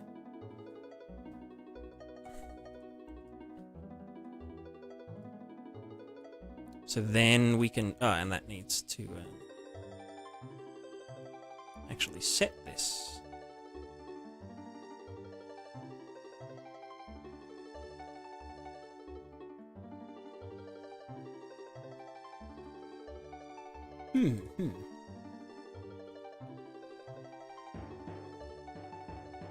How is everyone, by the way? I know I've just been ranting, like, most of the time. But what is everyone else up to? I hope you're all having more success than I am.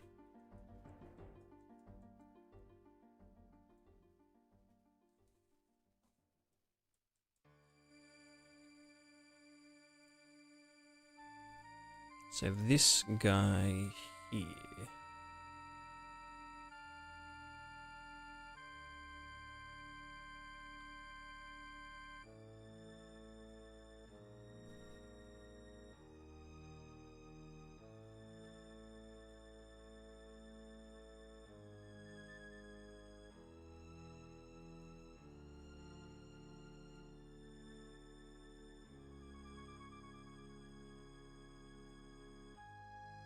Nah.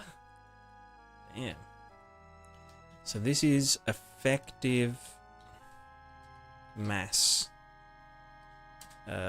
Scales as scales as projected as contact is further away from COG projected on normal plane.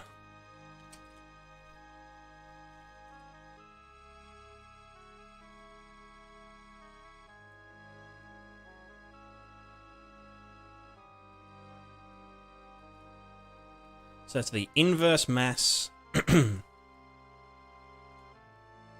then blah blah blah blah blah, and then yeah, cool.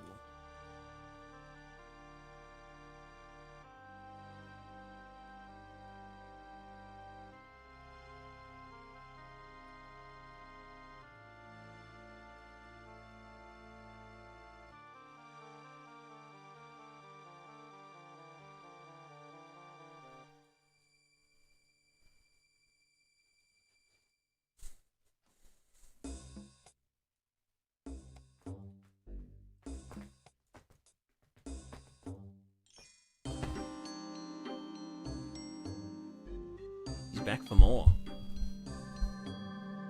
What are you doing, mate?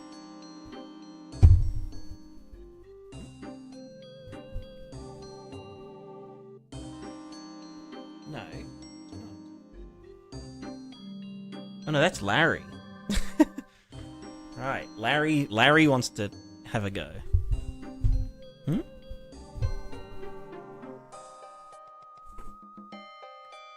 Hey, you just want to sit?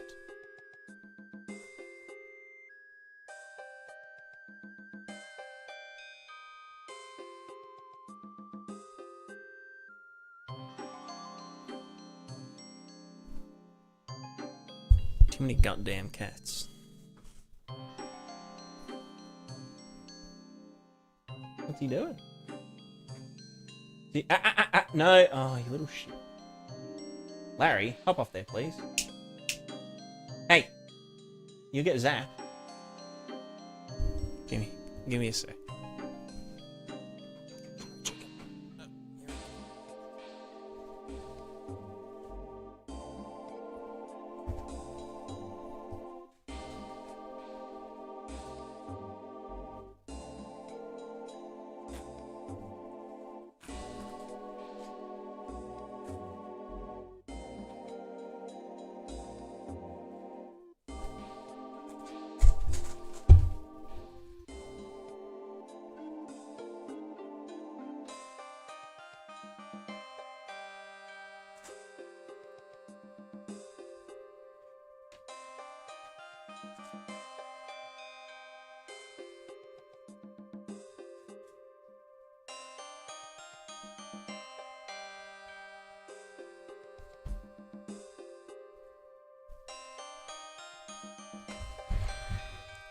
Can I sit there now? Yeah,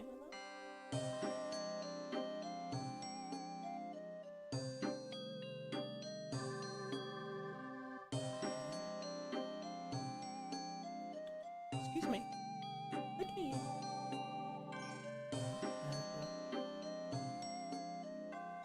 Oh, sorry, big chicken.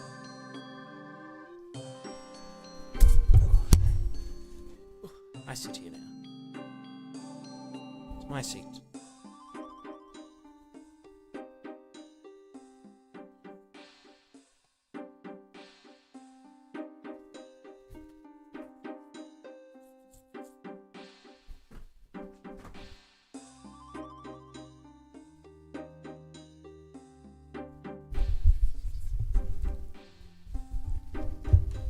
Alright, sorry for all the banging and crashing. I'm just trying to... Wait. Jesus Christ. Just relax, cat. It's 5:30 a.m. You shouldn't have this much energy. It's sleep time.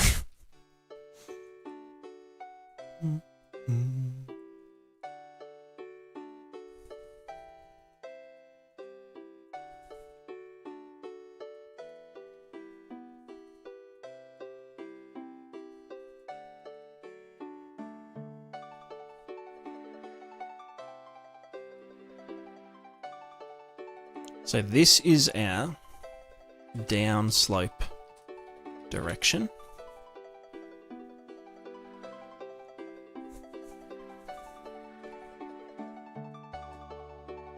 Or is this our upslope?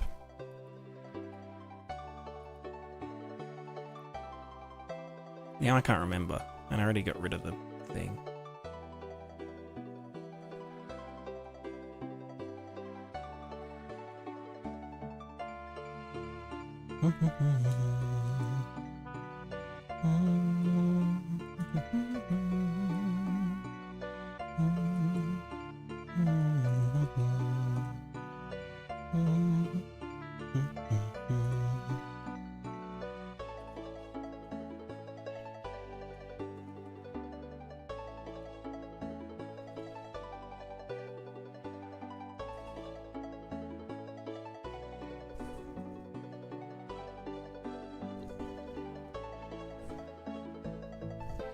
So if we wanted friction, I don't know if friction, well, the sliding force,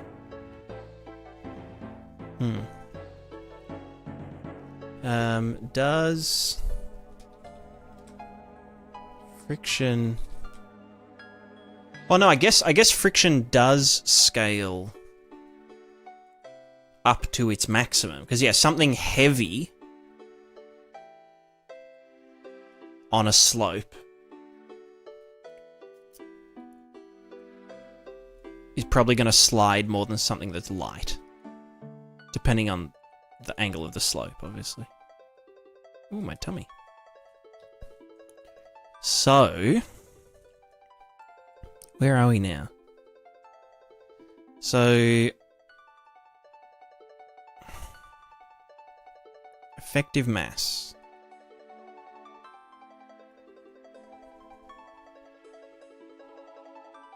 And that's that. And then this one. Yeah. So, delta world sequence. Hit no. Okay, let's. Relative velocity.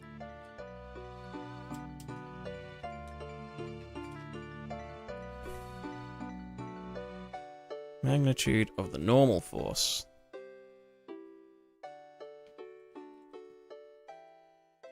Which is a non thinger. Yeah.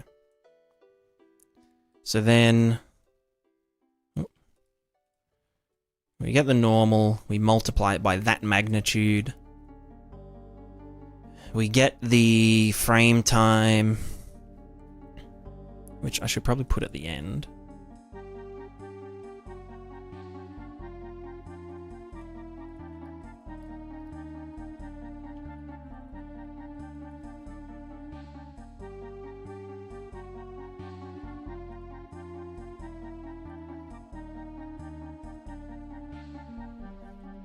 So this is now, if I do this, it's all impulse based. Which I think is fine, because, yeah.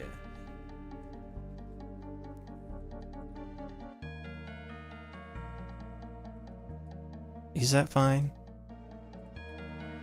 It's like damped impulse. Yeah, you know what, fuck it, whatever.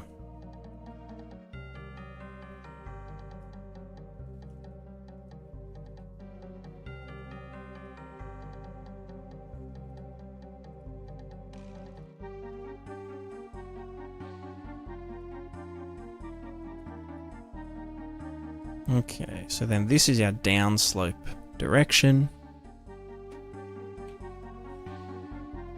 Which I guess...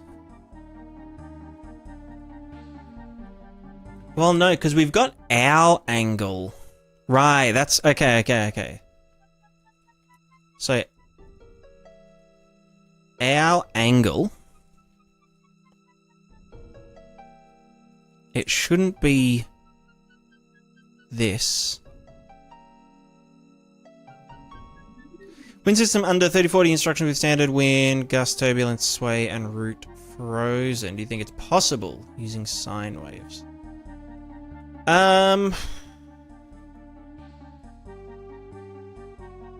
30 to 40 instructions. I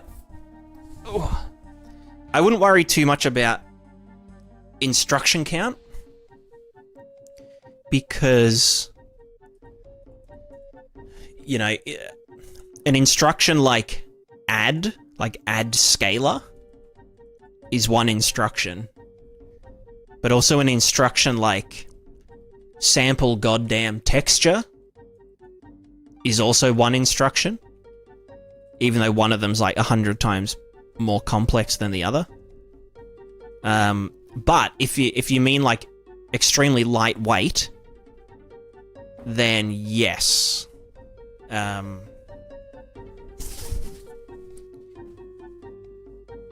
Well, actually, no. It depends. It depends. If you want to do, like, rotational sway, like this, that can be... I mean, it's not expensive, but it's not the cheapest way. The cheapest way would be to just, like... It's like, skewing. So, like, usually with a thing, let's say the height is 100. If it rotates, you know, this far, like 45 degrees or whatever, then the height changes. Because, yeah, you're rotating around the root point. But if it's something like, if it's just for like grass or like something that's things that are smaller, you can just skew it. It's kind of hard to do. Where like the height will stay the same, so it's physically incorrect. But for like subtle enough movement, you know, if you essentially move the whole thing back and forth like this, but then you multiply it by the vertex color, which you vertex color it from bottom to top, so that the root doesn't move, and the rest of it does.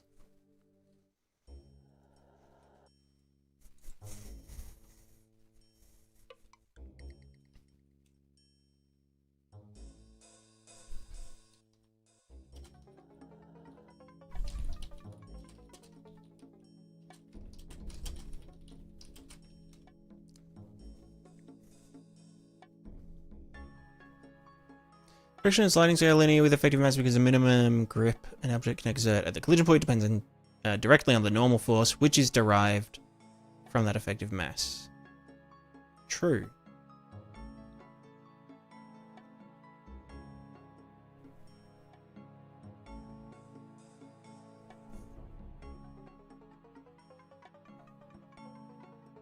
Maximum available friction impulse is constrained by the normal impulse. That's true, that's true. So then, okay, so let's just go back up to the whole fucking start of this thing.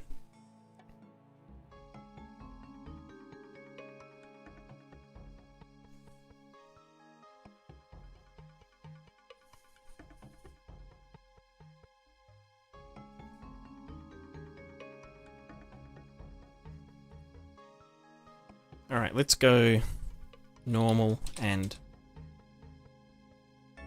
What are they... Is it called the tangential?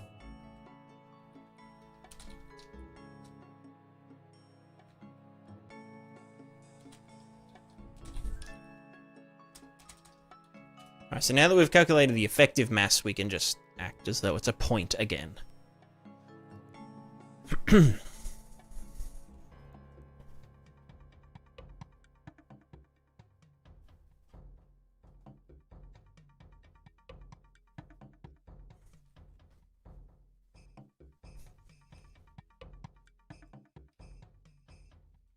Well, actually, no, because this can do sliding, can't it? So, no. So...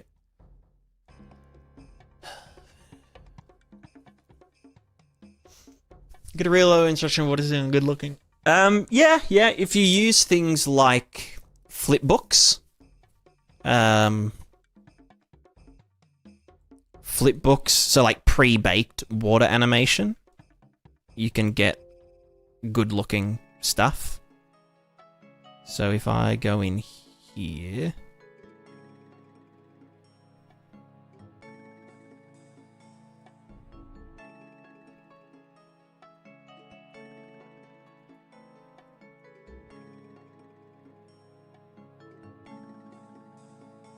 so yeah, this water.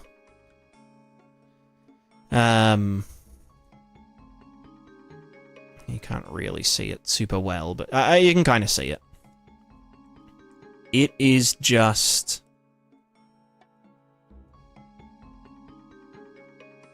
I don't know how many instructions it is because it's a material function.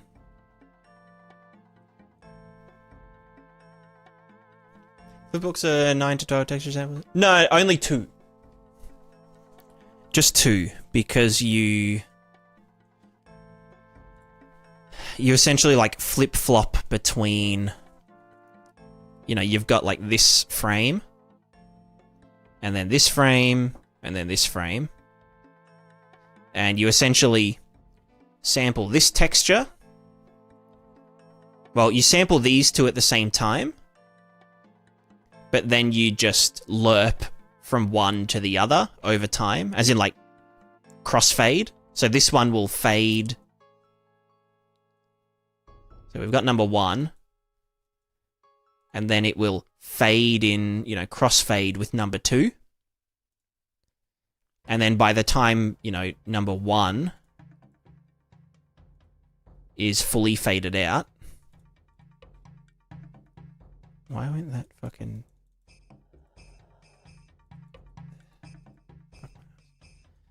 So by the time number 1's faded out, then it will reposition so that it's, you know, on number 2 and number 3. And then number 3 will fade in and, you know, do its thing. So I can probably just put it in a thingo.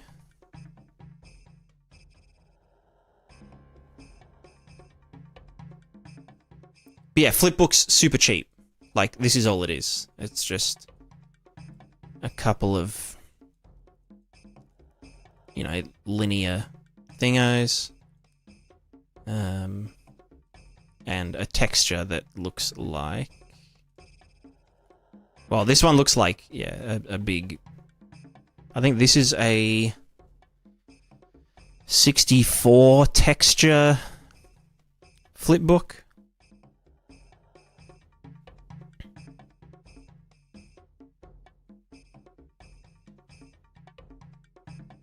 Yeah. So flipbooks are definitely a good way to go about it.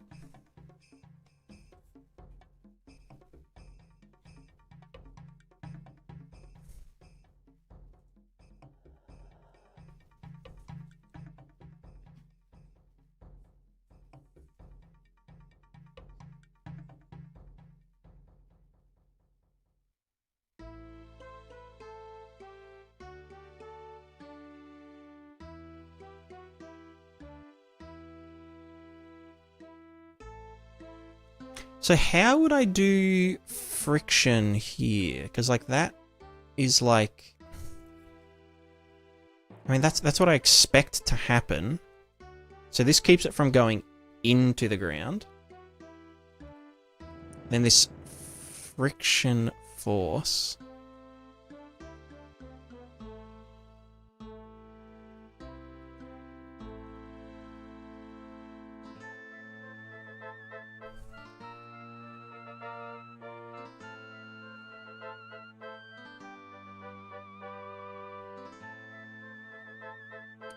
Just trying to think, because if this was sloped, then yeah, we do that. Oh, what the fuck are those cats doing?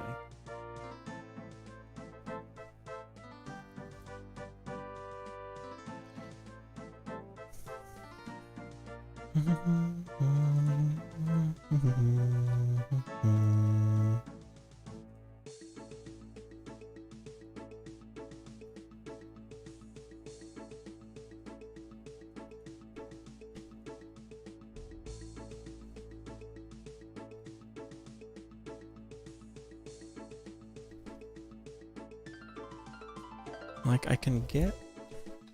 what's debug arrow again?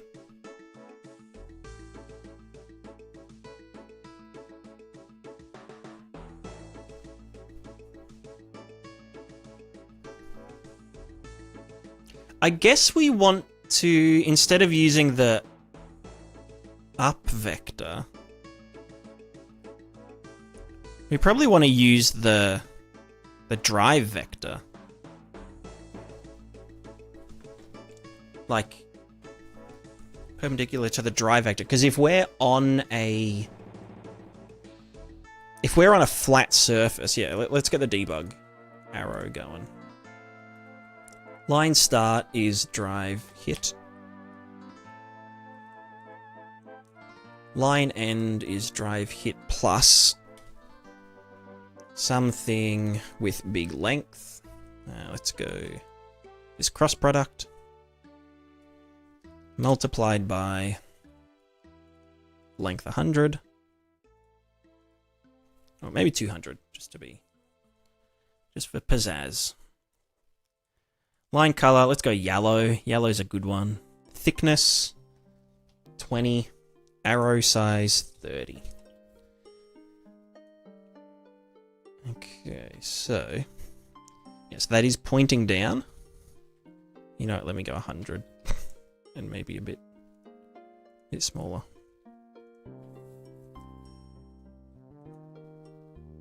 And let's go down this way.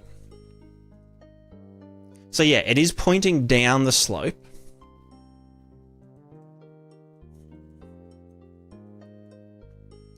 But if this was flat, right, then it'll just be 0. But if we were slanted,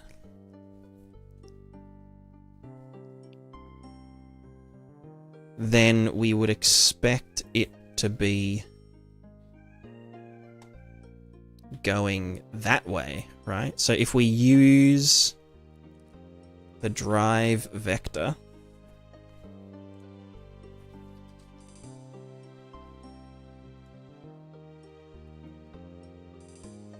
as the cross, which is our up down. Yeah.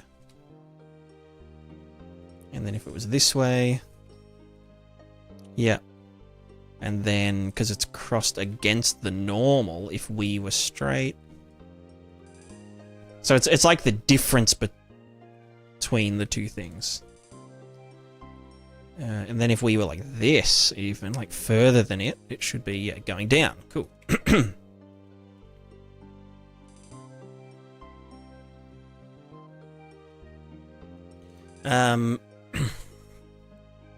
So this is getting it should be getting the slide vector, which should be down that way. So this should be,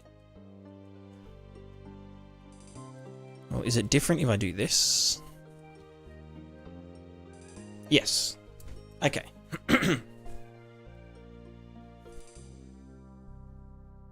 Cool. Yeah, nice. I'll be right back. Give me 1 sec.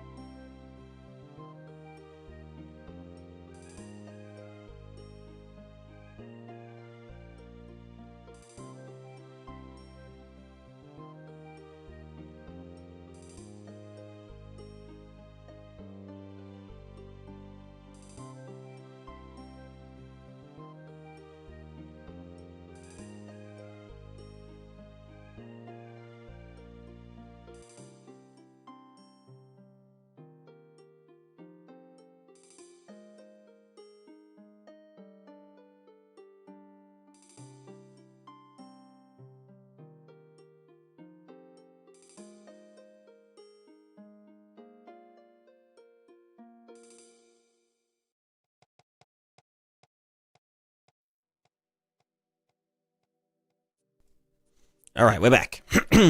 So, we fall down slope direction. And that is a normalized doodad. The magnitude of slidage. You don't need mass anymore. So if we just... Yeah, so currently this is without any additional shit. That would just, yeah, eat shit basically.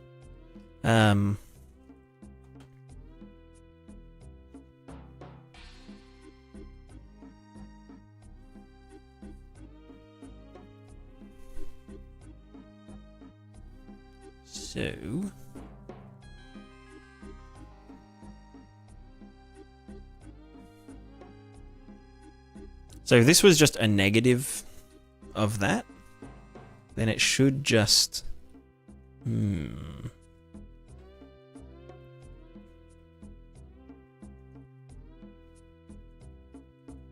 Relative velocity dotted against the downslope direction. So why are we falling out from under it? We should, in theory, be, you know. What the fuck happened there? Boosh!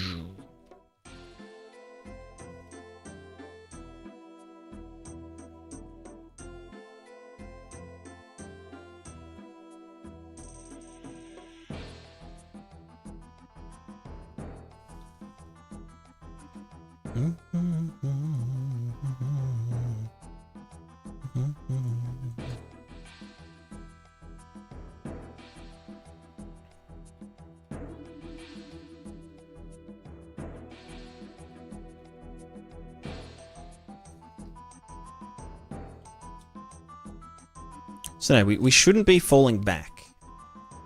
So where's this going wrong? Let's just get this. That's going down. If I just said get this and just add that as an arbitrary force.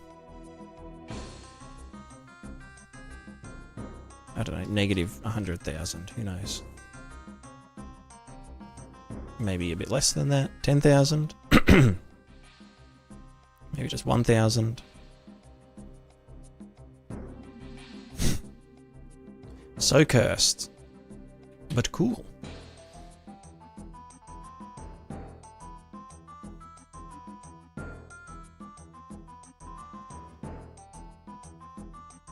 But yeah, it should be almost, yeah, it should be counteracting.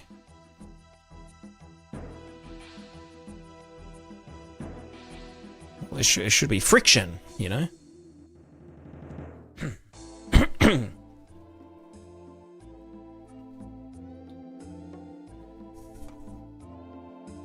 Almost like that, but not quite. So, yeah, where is it falling apart?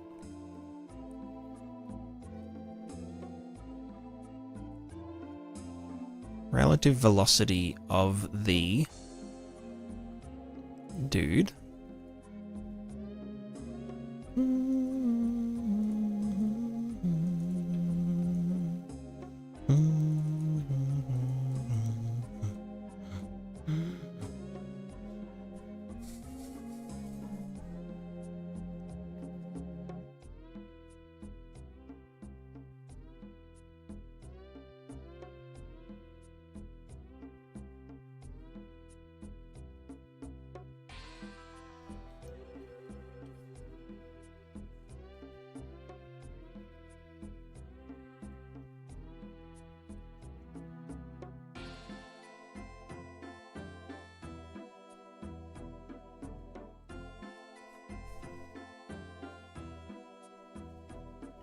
Well, what happens if we just use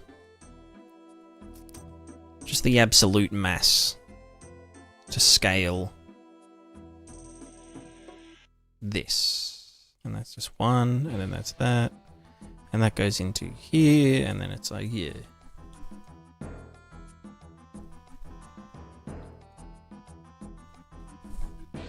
No, it's just gonna yeet us out for some reason. It should be, well, does that have to be negative? Because we're now doing downslope. That looked okay. No, we slipped out. Oh, am I just dumb? Is the dot product supposed to go negative?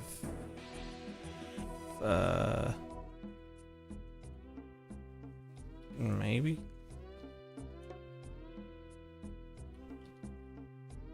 No, no. Ah, I left that in for you. I forgot to tell you. How many blocks are there? Okay, it's all there then.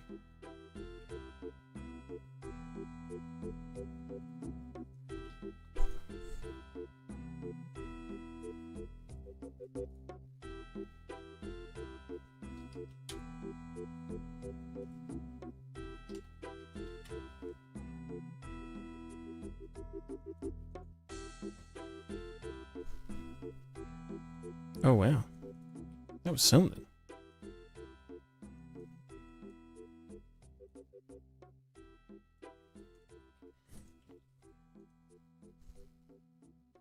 That was interesting. That almost worked. But the... Wait, what's happening there? So it's saying, oh yeah, go... No, because... Right, because relative to...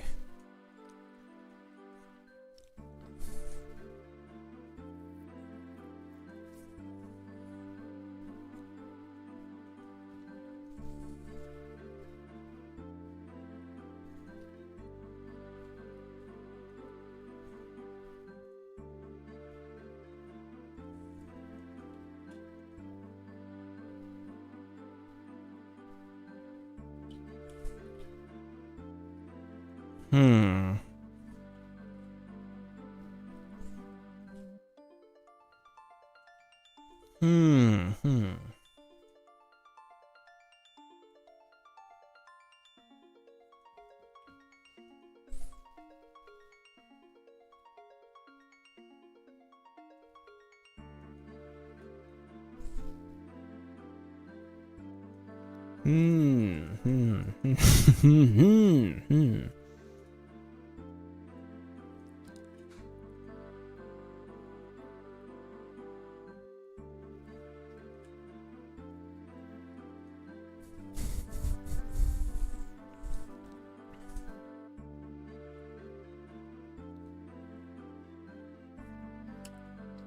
Generally close it just a roll or spin into the glitter.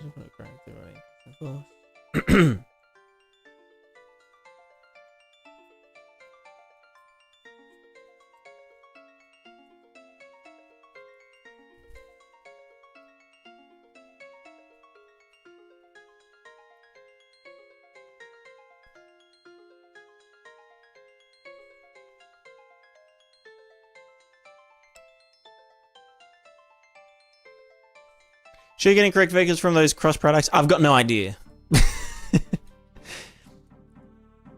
I mean, I know I'm getting the right one here. When, like, the character is straight. I'm just not sure what... Because, yeah, like, if it was a point, then... You know, here's gravity vector. And here's the normal. And it's like, yeah, go this way. And here is the sliding.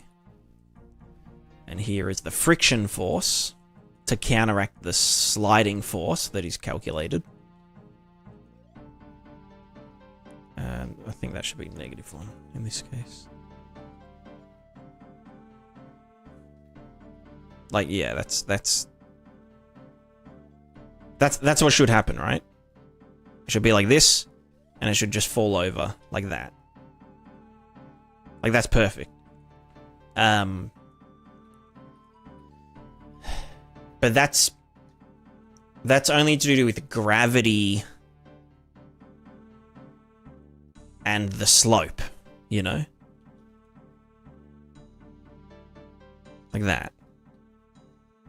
So, but then what happens if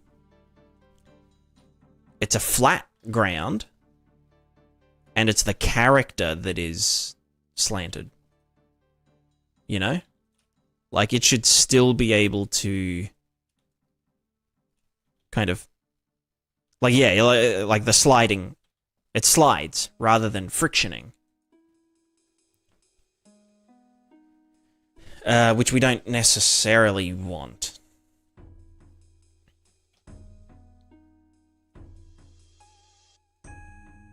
So that's why I was thinking, oh, well, we get our drive vector and use that, because that should then give us, you know, that direction at least. Or maybe the reflection of it. I don't fucking know. Do you know what I mean?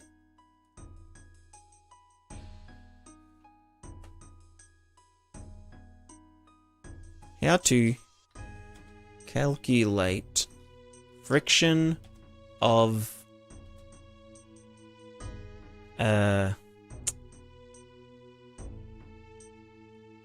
collision of point away from center of gravity.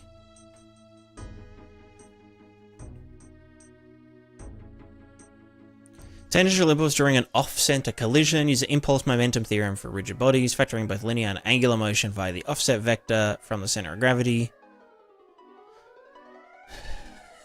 Fucking angular impulse equation. Fuck, angle these nuts. Position vector from object center of gravity. Calculate the normal and tangential components. Split the incoming relative velocity. The contact point into normal component perpendicular to the surface. And tangential component parallel to the surface. Apply angular inertia. Determine the object's mass moment of inertia around its center of gravity. An off-center normal impulse creates a torque, which changes the angular velocity. Blah, blah, blah, blah, blah, blah, blah. Calculate the tangential friction impulse. If the contact slides, the friction impulse is proportional to the normal impulse magnitude scaled by the coefficient of kinetic friction. So if the contact slides, scaled by the fucking da-da-da-da-da, which is...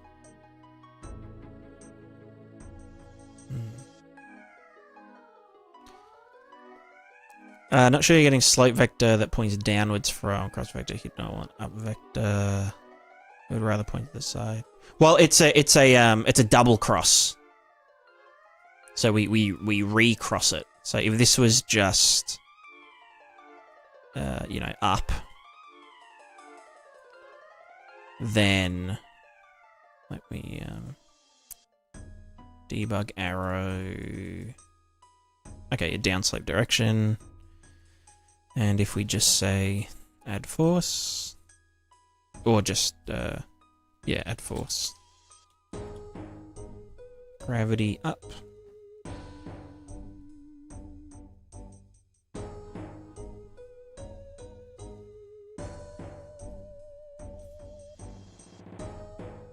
Okay, cool.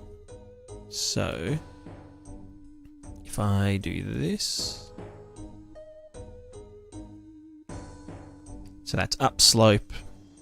And then if I like do this, yeah, it's always up the slope. Because we cross it again after. Pardon me.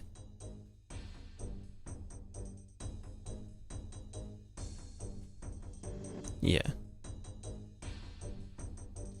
Yeah.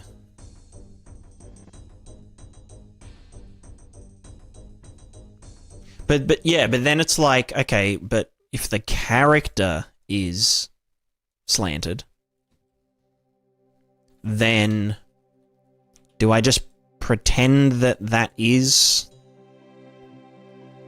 Because, like, kind of from the character's point of view, we're going up a slope, you know?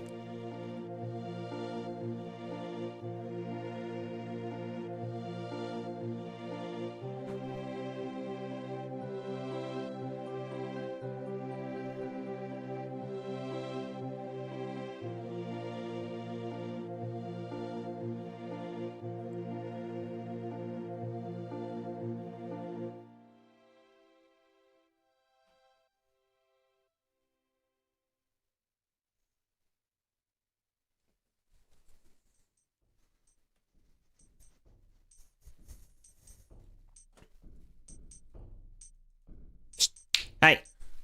Get out. Move. Move. Excuse me, mister. Naughty, naughty.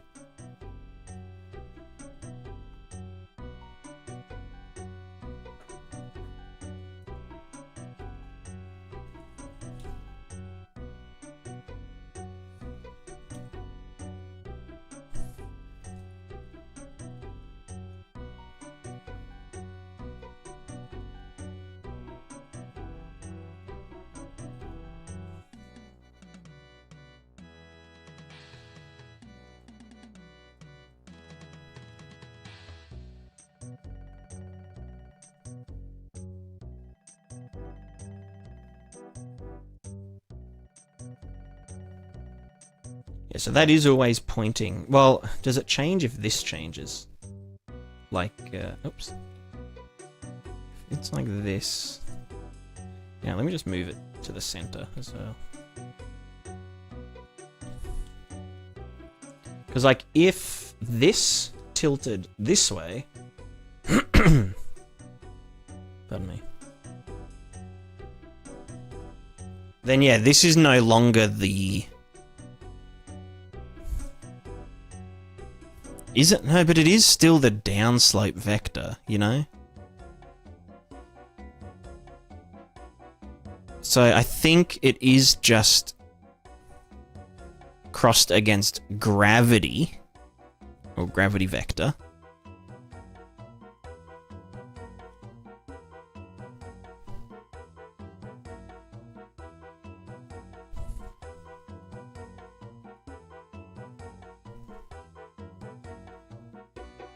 And I think it's just a separate thing.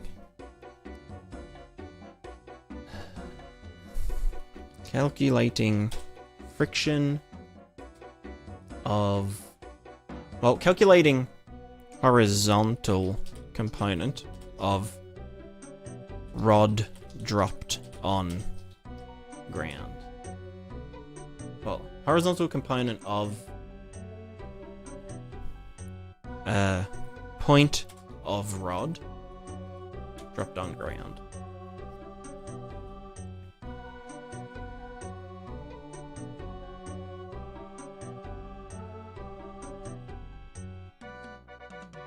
Release from an angle and blah blah. On a frictionless floor, the horizontal component of velocity at a distance from the center of mass is given. So, well, horizontal component of velocity. So this is if it's dropped, if it's on a floor that has no friction and it just drops, what would the horizontal component be?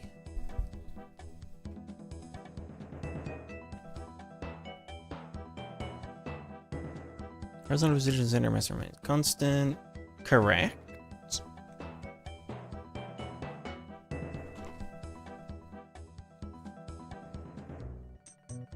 Position of a point of the rod distance.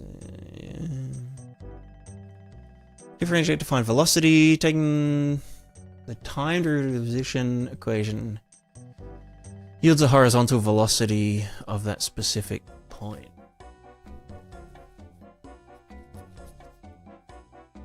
R is constant. So velocity, horizontal velocity, or this is tangential velocity, equals RW sine degrees.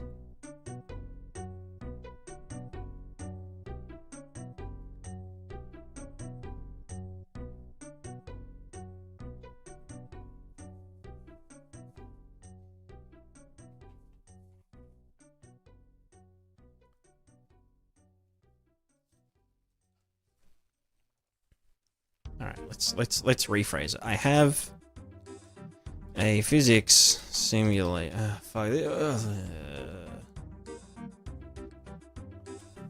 of a dropped rod.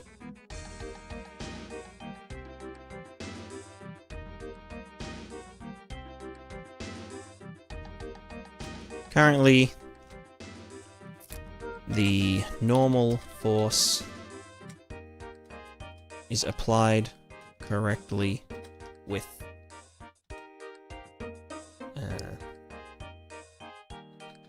taking effective mass into consideration, how do I go about solving the tangential forces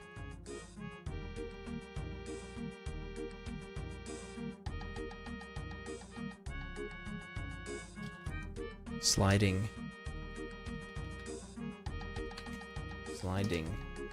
and friction, etc.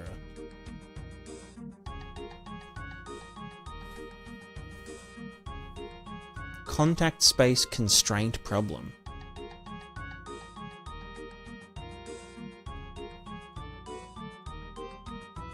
I mean, I could just...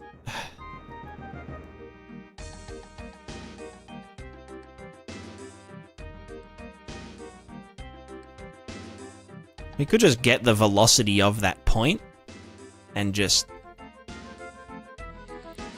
friction the fuck out of it.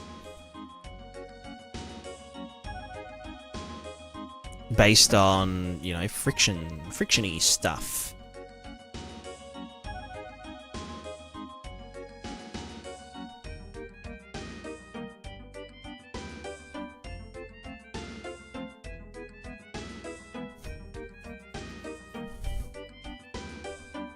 Also, can I do this in slow motion? I wonder if I just, like, do this, if it will... Yeah, I can kind of do slow-mo.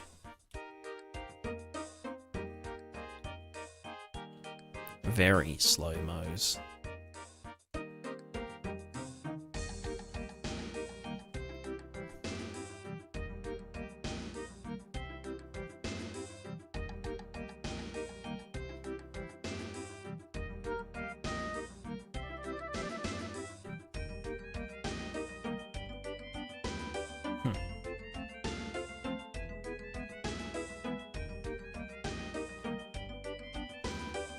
Tyler, hello. Have you moved onto a custom character ground constraint and manually handling the two-way forces? Pretty much, yeah. Trying to, at least. Trying to very hard.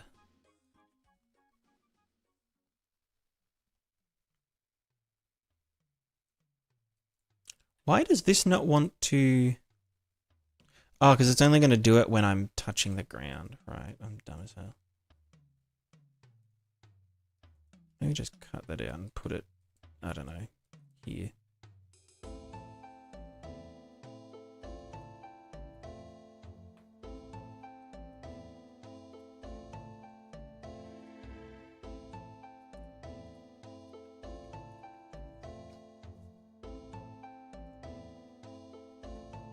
Oh.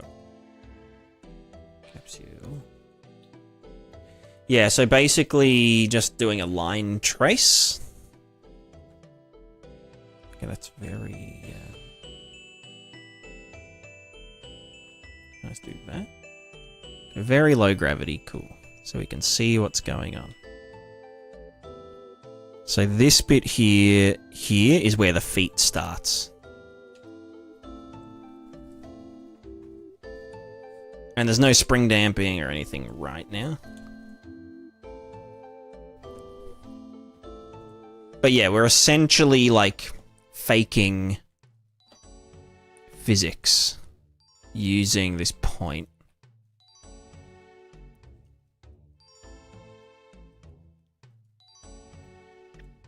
Well, we're re-solving physics. You know? Should it be the Chaos Mover plugin tucked inside the engine? Yeah, I'm not the biggest fan of it.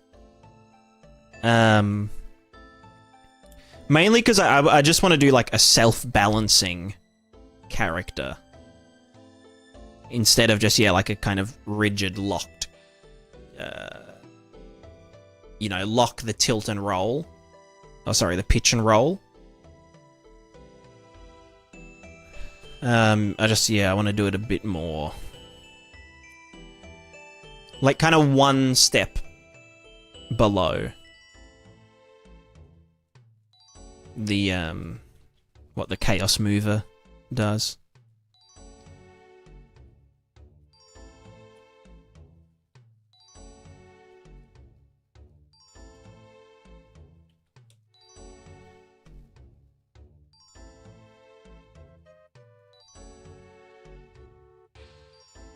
How do you bring those vector values next to the character? I'm using... So the arrows are draw debug arrow. So like these ones here. And then there is one called draw debug string. And so, yeah, you just give it a location. And it, yeah, that's it. Yee. Yee. Yeah. Super handy. I'm like obsessed with them. I put them on fucking everything. Like everything is draw debug string.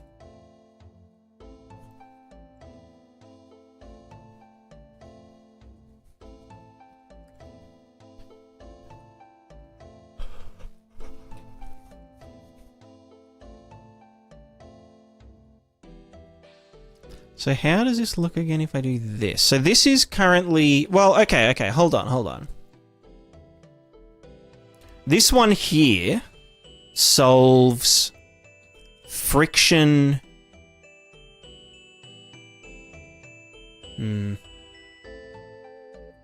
Like friction due to slope, right? But not friction due to... Like, that's perfect. But it just doesn't work for when the ground is flat and the character isn't.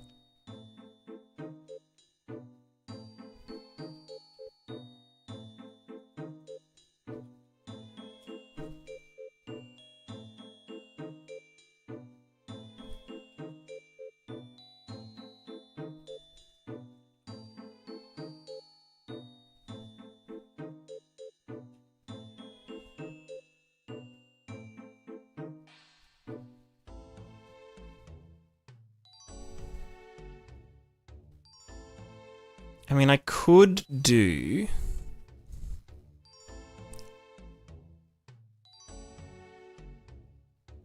I could just do friction entirely because, like, the character's gonna be moving on their feet anyway.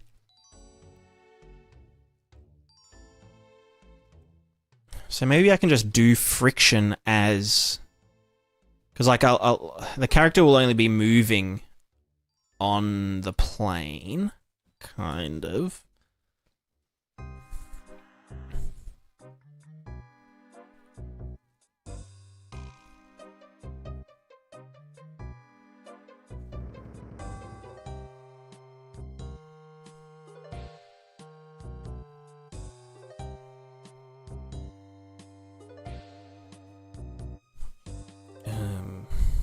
The friction is working when the ground is sloped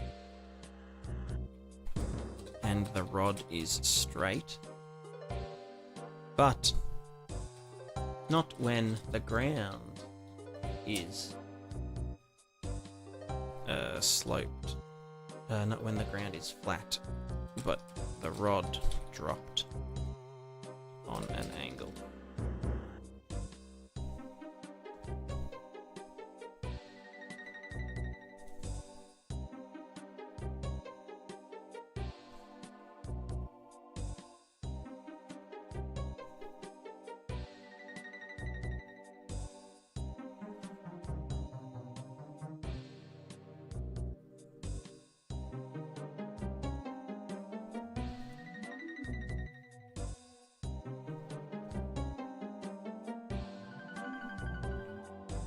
So do I need it to be... Like, if it is flat...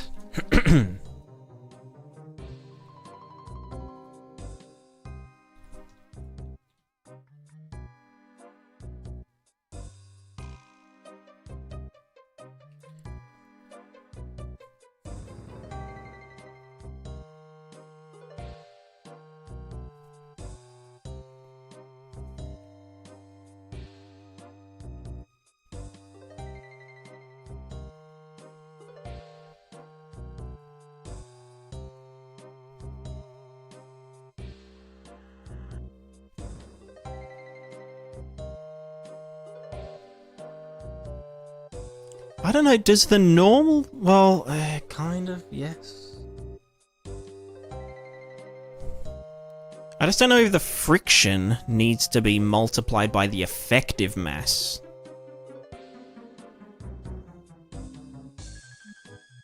You know? Oh, wait, that's the normal force, not the fucking...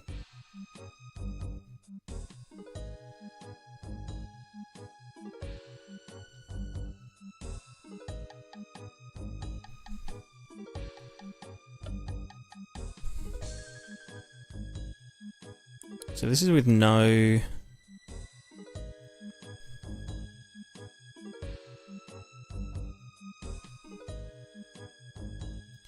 So the current issue is that when the pawn loses balance, the bottom contact point is sliding away as he tilts. So currently the pawn isn't, like, trying to do anything. Currently the pawn is just like an inanimate cylinder with a virtual cylinder out its butthole. I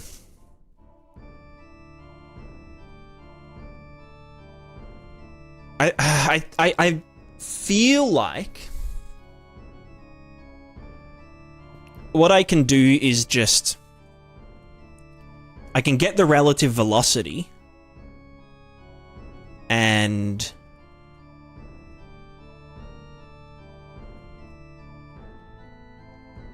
just dot it against...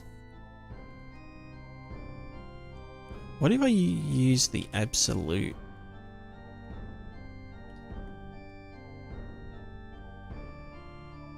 But then inverted.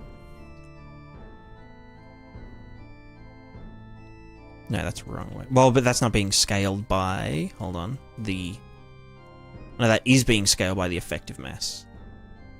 So what if I just said fuck off? Fuck your mass. And what if that was positive? Because I'm just thinking, like... Do we really care about all that shit? Or do we just care that...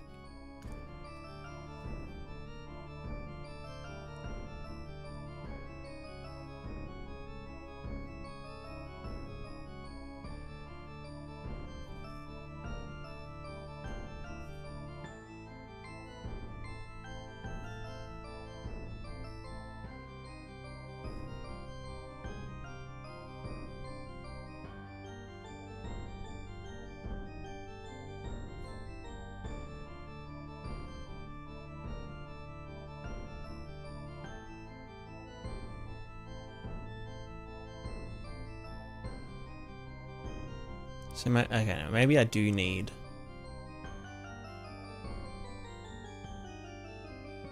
Why is that saying V? Is that double V? No, that's... Yeah. I'm just thinking, right? I can always get the velocity of this part. Well, it's not the velocity of that part, though, is it? Oh, well, no. It sort of is. Maybe I should do it properly. It's probably best if I do it properly.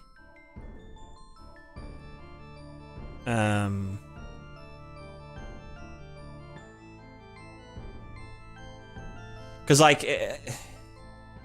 there's a difference between, like, getting the right result, which is, like, you know, you can kind of fake it, but then it will fall apart eventually. So I think I would rather get it good. Or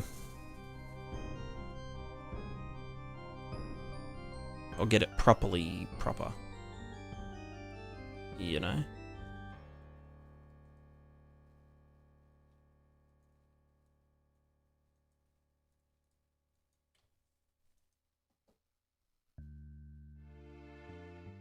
Which, yeah, like, that works fine. And the thing is, right, why doesn't it...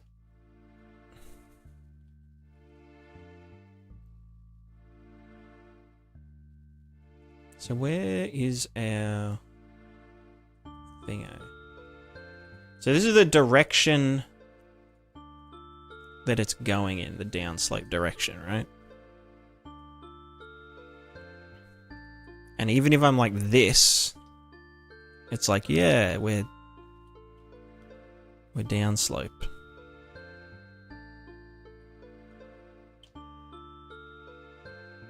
I need to make that longer again, just so it thingos. Where are you here? Make it longer, but we limit it by the thing.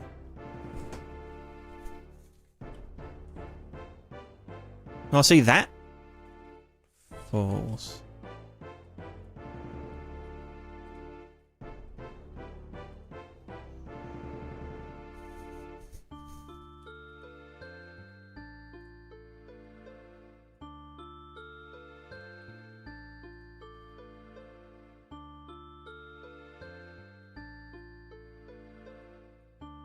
Okay, yeah, so we probably do need to just do it proper, which means I need to do more math. Because, yeah, if we wanted it to not slide like that, we essentially need to know what the rotational... Center of mass drops straight down. At impact, the rod violently rotates, making the tip whip sideways. Because your old system ignored W, R. What's W and R? Who are you?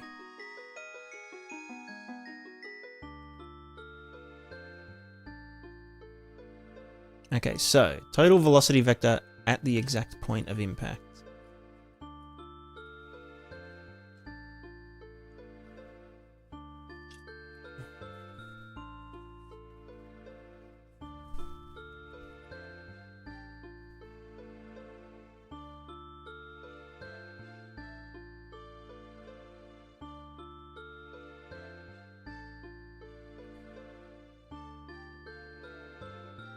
You make a roly-poly toy? I mean, kinda, yeah.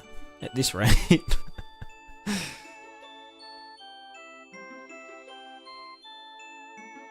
So the linear velocity vector of the rod's center of mass, angular velocity vector of the rod, distance vector from the center of mass to the contact point.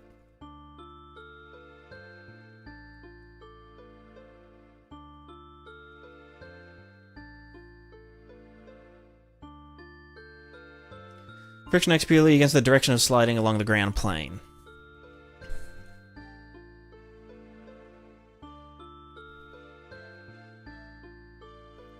But it should be like one total friction vector, right?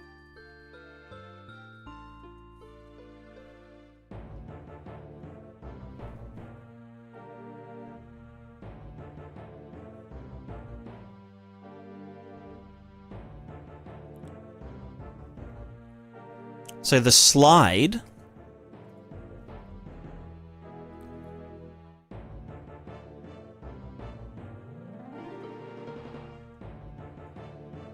saying here the slide vector is the contact.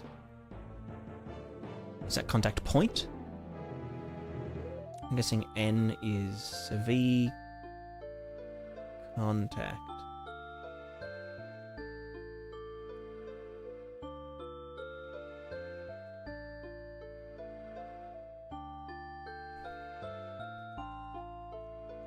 Well, that's just this. So that's contact velocity minus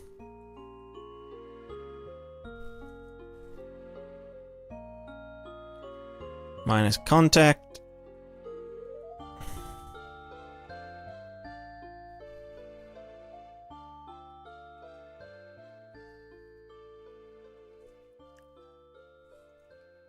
N is the normal, the ground's normal surface vector. Right, so that's, yeah, dot. So contact velocity minus the dot of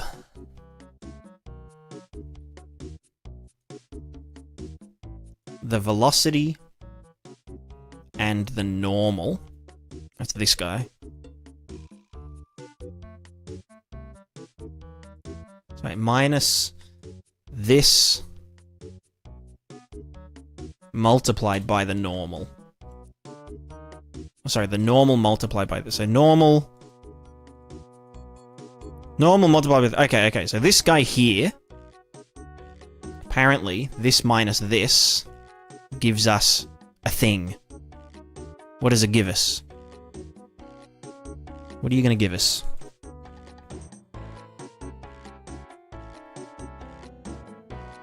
That looked like something.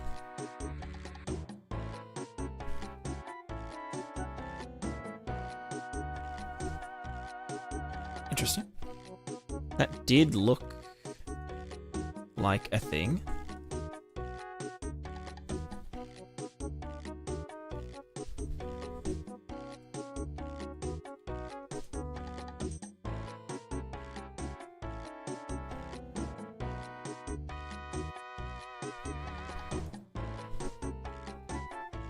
Why does that, when we first go here?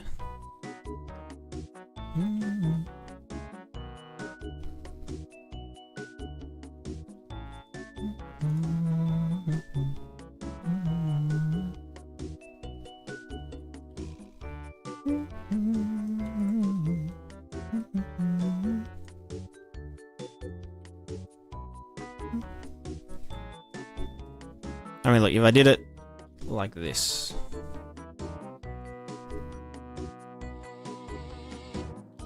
Okay, so yeah, here it works, right? It's like, yep, that's essentially the friction that we would need to apply. But what happens if this is like this and this is...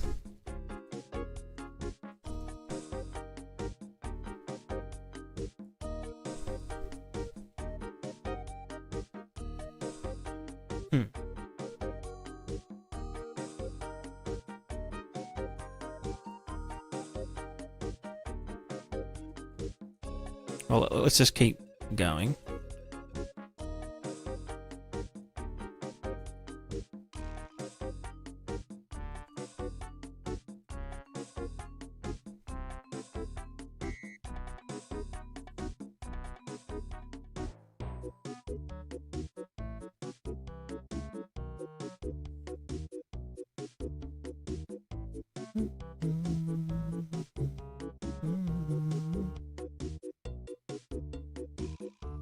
So slide equals total contact velocity minus this guy. In fact, it doesn't have this, so maybe I'll just YOLO it for a sec.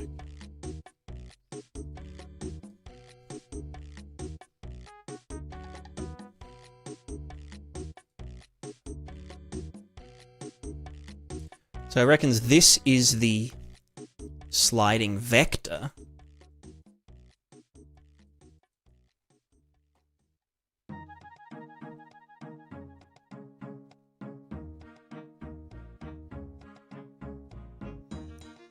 Multiply your calculated normal force by your friction coefficient. Apply this force at the contact point, not the COM.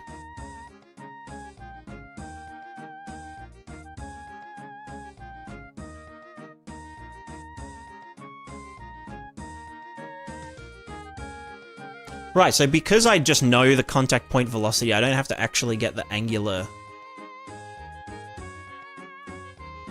velocity at all. So then this is... multiply your calculated normal force by your friction... no, calculated normal force? Friction opposes the side direction, resulting rotational torque added to the rod. So I should be able to just do this guy, although that's normalized, so...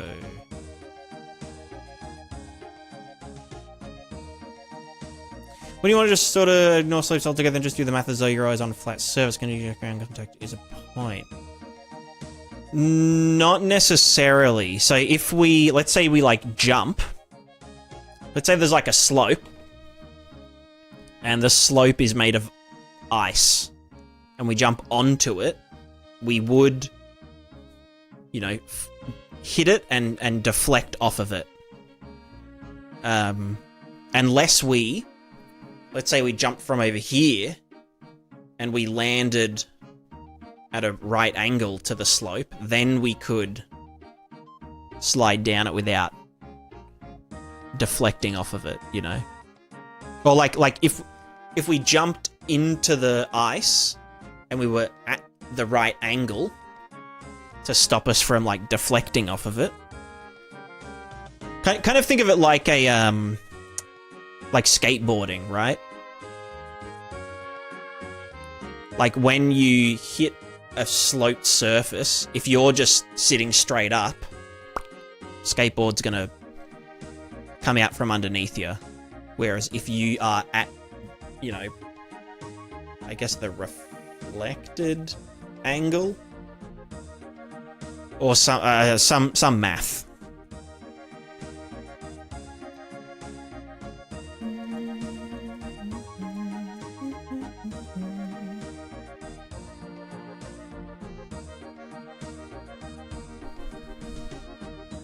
Ooh, that worked for like a split second before it exploded.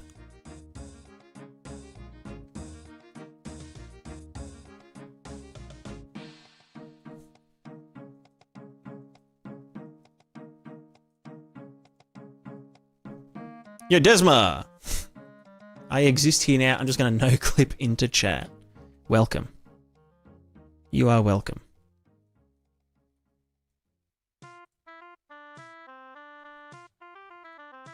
Okay, that's not right.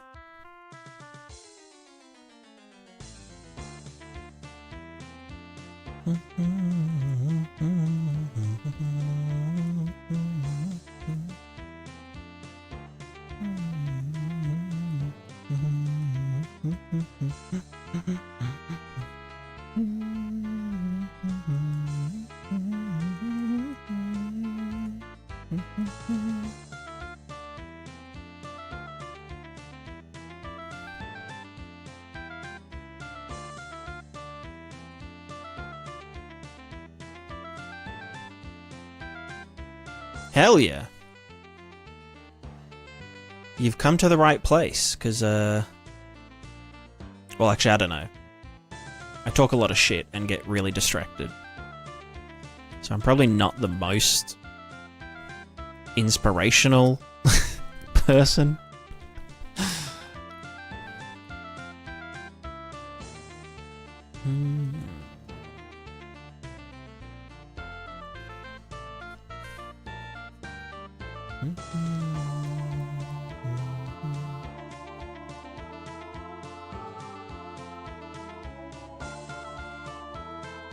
Okay, so it wants me to normalize this.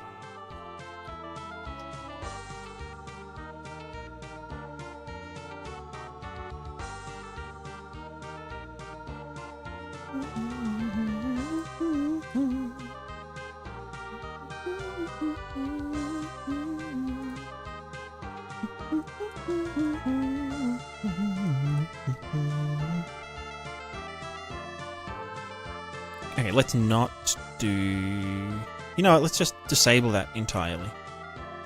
Let's just see if it actually knows where we are sliding. Well, that's friction there, but what if we did it like this? Okay, hold the dick.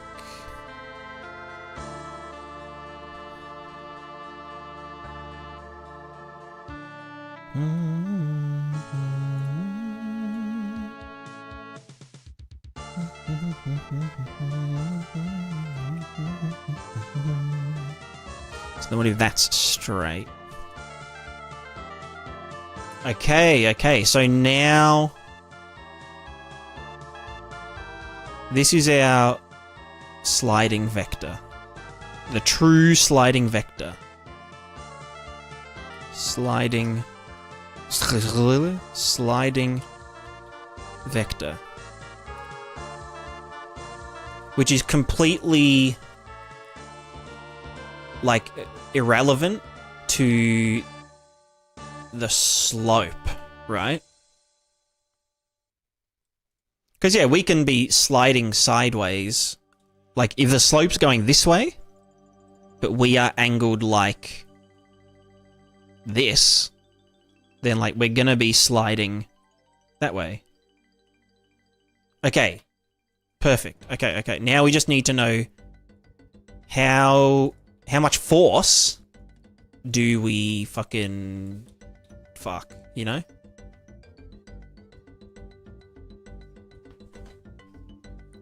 So then, applying the force, multiply your calculated normal force. Right, because it scales with the normal force. So this is normal force here. God, it sounds like a fucking...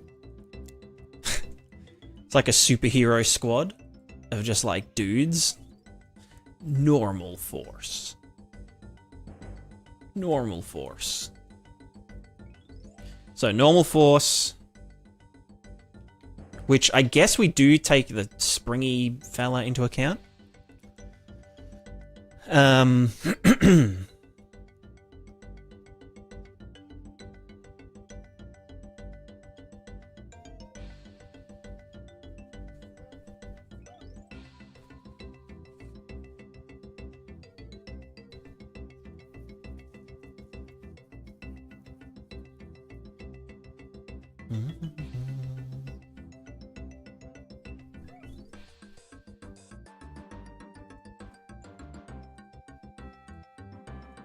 I guess we can just kind of YOLO it.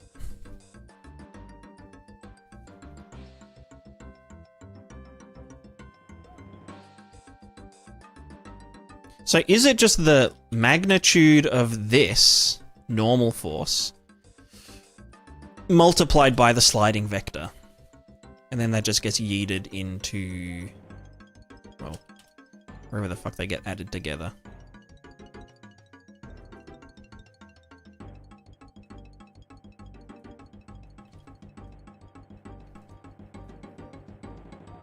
That was it. Hold on.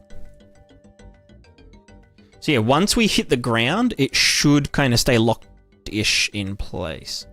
Not quite. Or is this supposed to be the inverse of this?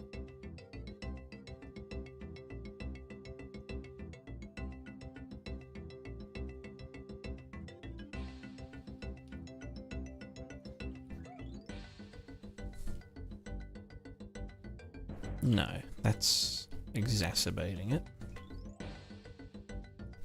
Let's just try dude on slope. Okay, so what if it's this? Not enough. So I don't think it is the length of the normal force. Is it just...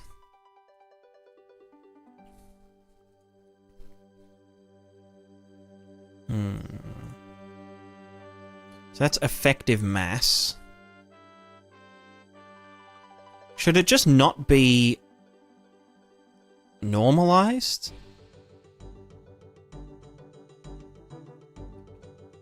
How does friction force, all caps, how does friction force relate to normal force?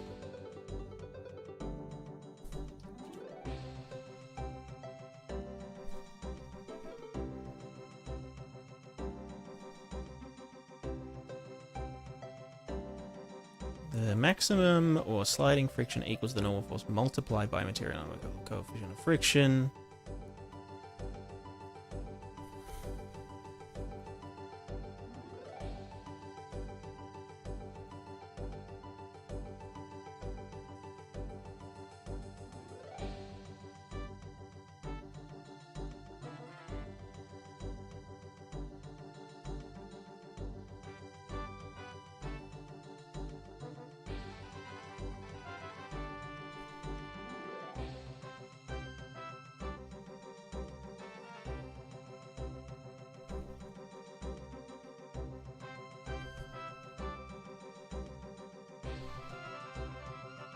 Yeah, so it should just be some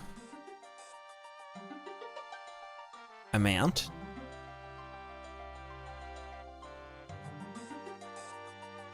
I mean, look, I can just probably raw dog it like this.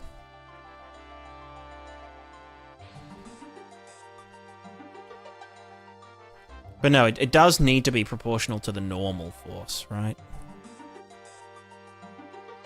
Because as this pushes out on us... So, like, yeah, how does it actually relate?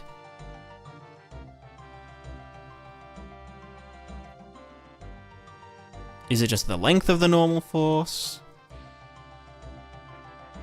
Is it length squared? Question mark, question mark.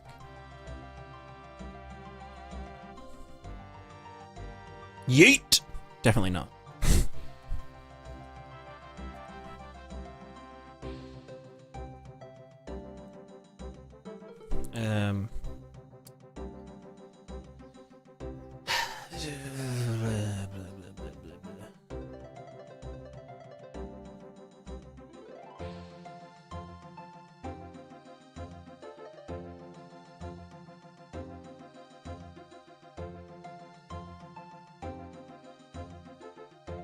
Multiply a calculated normal force by your friction coefficient.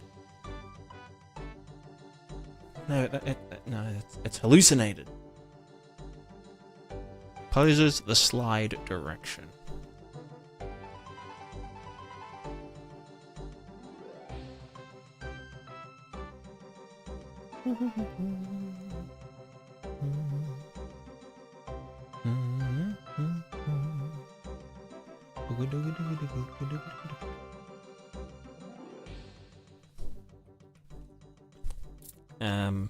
How does friction scale with normal force?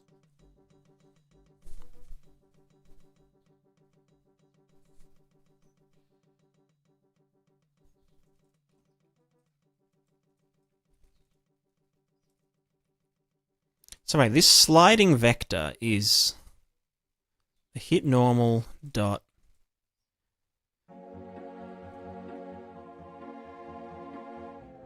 dotted against a velocity. Multiply this. Subtract that. That gives us the sliding vector. So yeah, this is like the actual velocity of slide. Like if I just... Yeah, this is like more chill.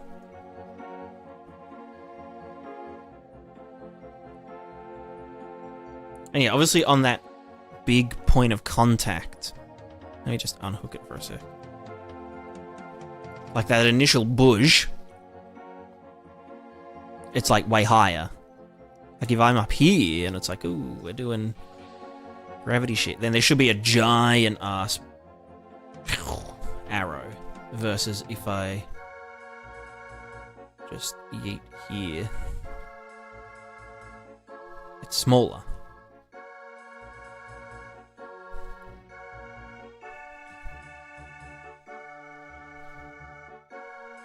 Yeah, so that is like the direct... So wait, if I just don't normalize it, and I just said, yeah, this sliding vector, just apply some fucking number of it.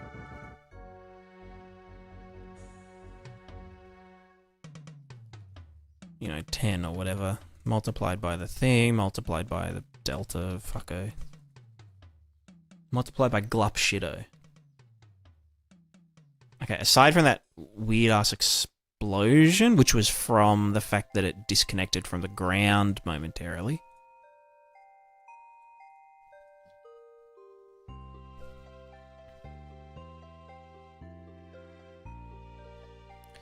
Maybe I'll... Okay, you know what? Maybe I'll use just a line trace for now. Just to avoid that kind of shearing. Well, radius is 0.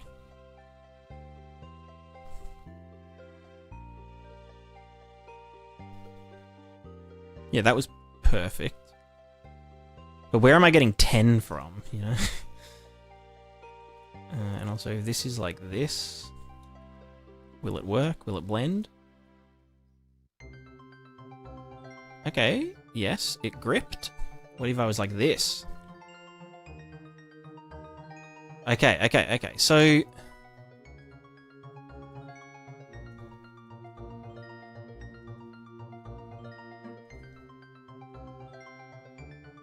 So I guess... friction...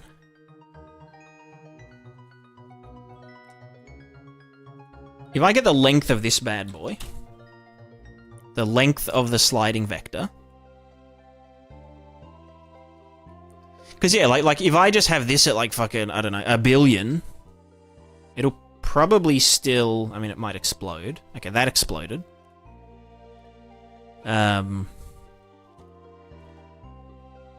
Like, that worked. I just need to know... Like... Do you know what I mean?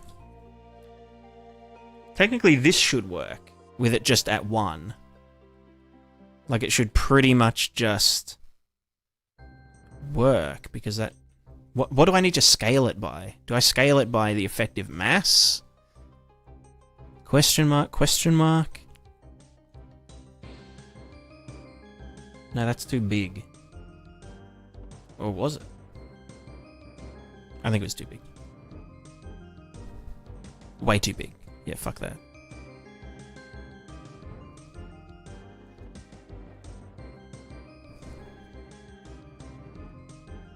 Does it need to scale by this? The dot of the normal? Sheesh. No, because that's well, hold on.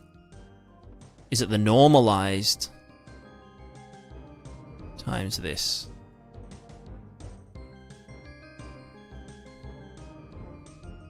No. No, it isn't.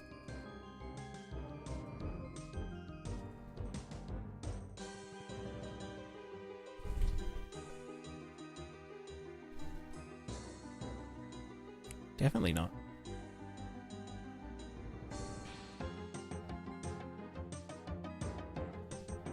I'm so glad I won't have any physics to worry about. Yeah, look. I chose the wrong game to make.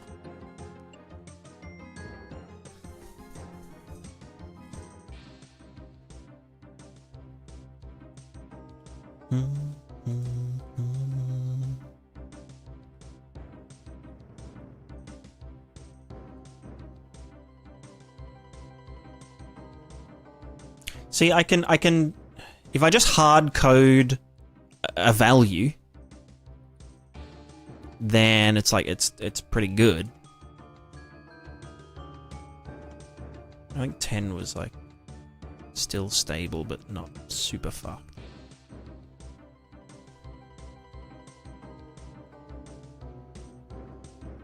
But then it's like, is that just going to cause issues down the line? Because, yeah, like, that's the exact friction.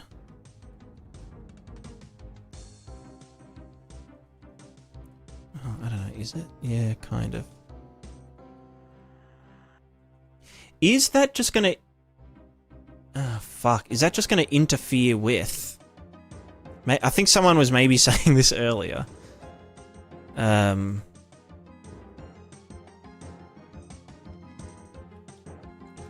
Hold on, let me just...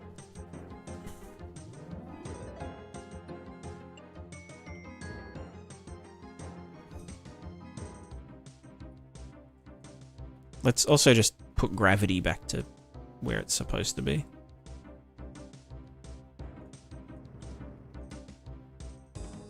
Okay, that was... maybe we're cooking. Maybe we're cooking. Maybe we're cooking, but maybe we're cooked. You know what I'm saying? So now we have this, which can, you know, fight against normal forces and shit.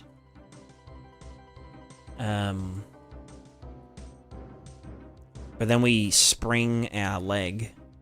We springy leg springy. Yeah. We spring the leg.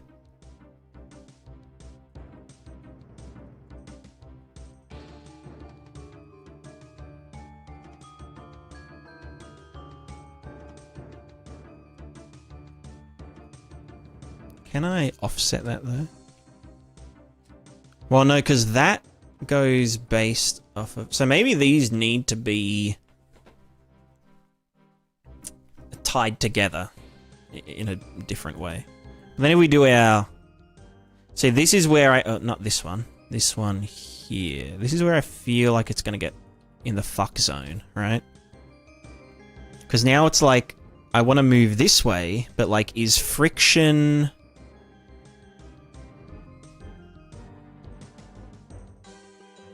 Like, friction... Well, is the friction working against me? You know? Because, like, when we're moving our legs... Do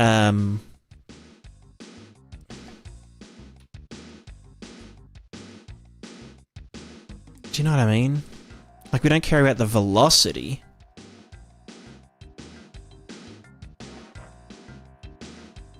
Trying to figure out what I have the MC do on weekends. What's something one might do on the weekend at the boarding school?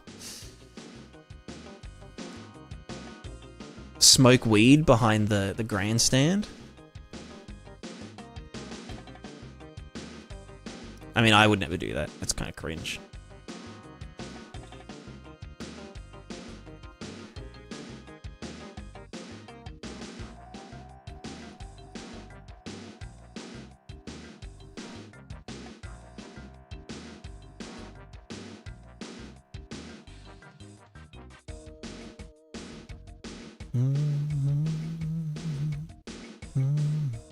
What happened to Rizmaker? I'm literally right here. I'm right here, just... I'm right here, okay? Fuck.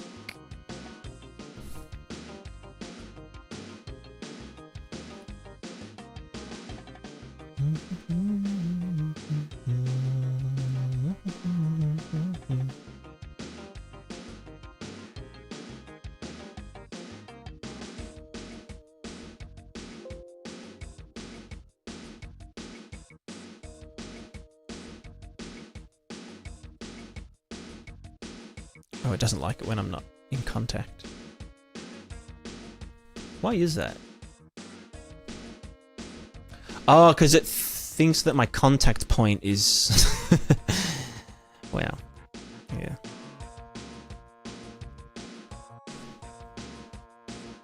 Oops, wrong button. The game's... Yeah, this is it. You're looking at it. What are you talking about?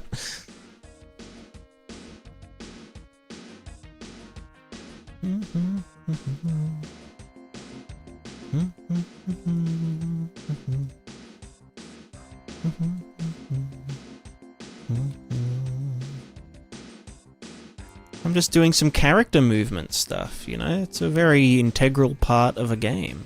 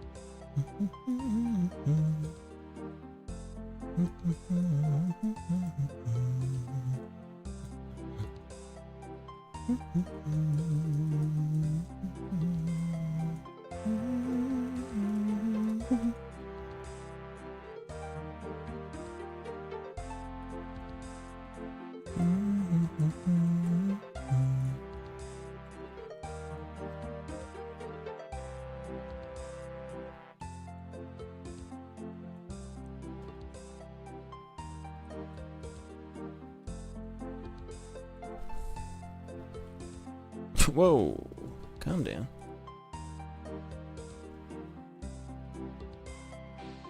Hey, look, that works, which is good. Because, yeah, that actually, yeah, sticks in that position. Yeah, let me just do a big to-do. So, effective mass, blah, blah, blah, blah, blah.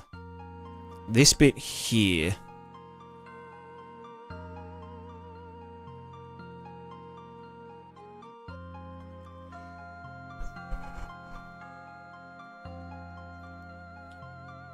To do figure out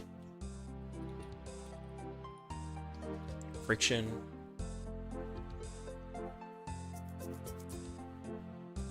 when planted.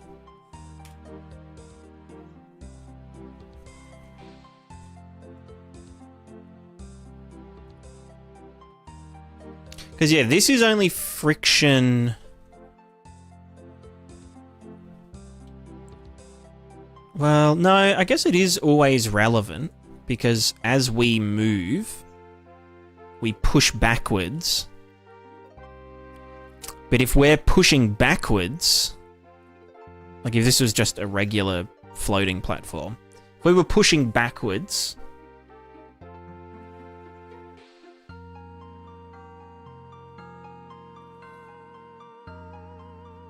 because yeah, we can kind of... how does it...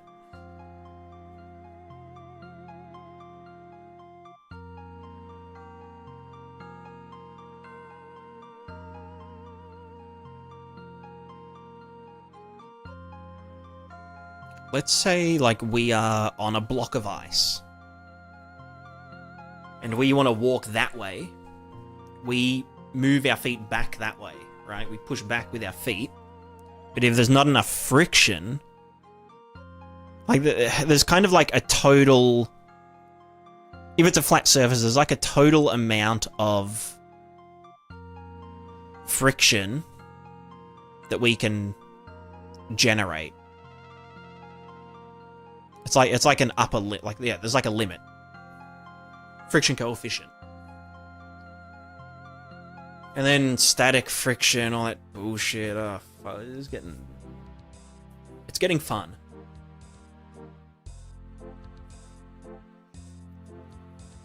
But then it's like, yeah, do we even really...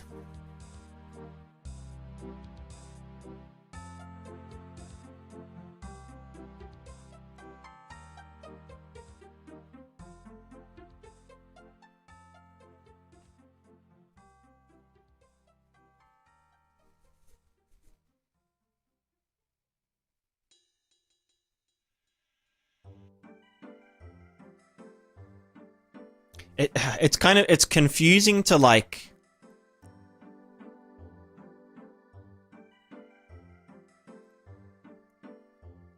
to separate like what is friction, like what is the character, you know. Well, that's cursed.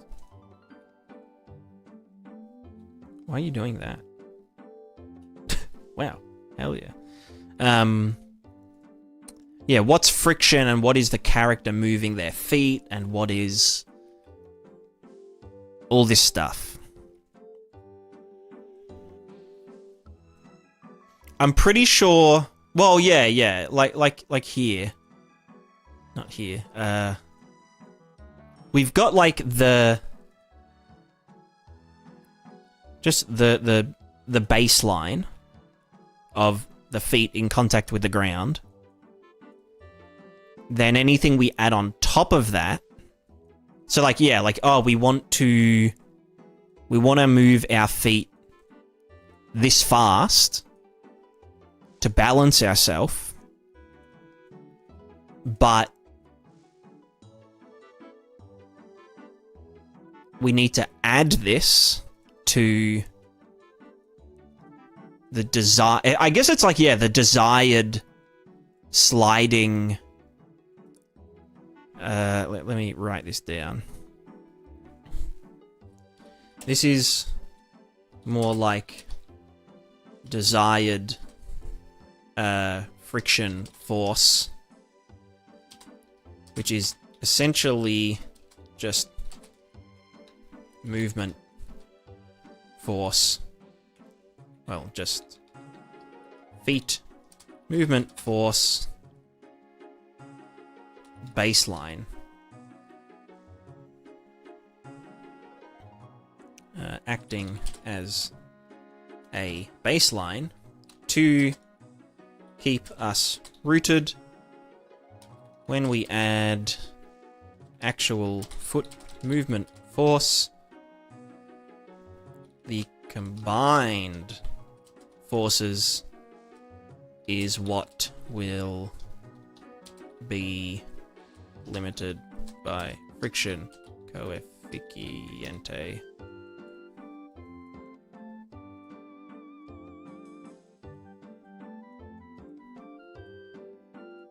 Because I guess the sliding vector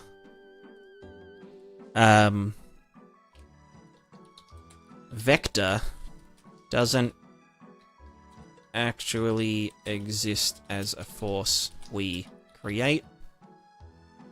It is just a result of gravity plus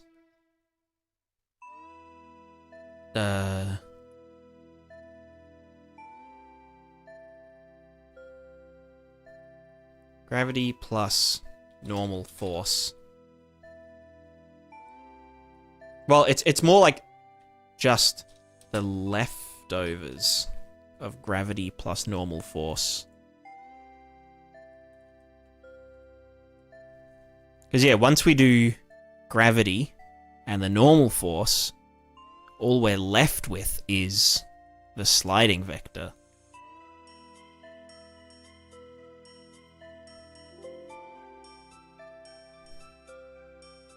I don't know why it spazzes like that, though. Is that just because this needs a max 0?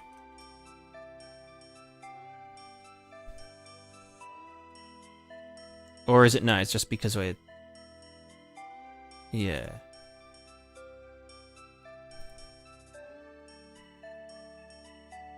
Well, it's probably because this is just a stupid number right now. So it is just ping-ponging. Yeah, like that's way more normal. Normal, get it? Look at us go.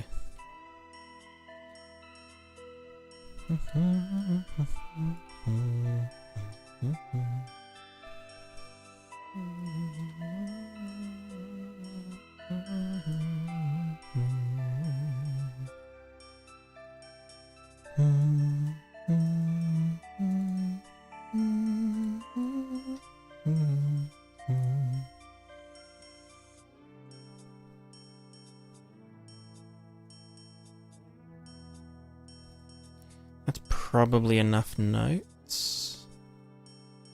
Yeah.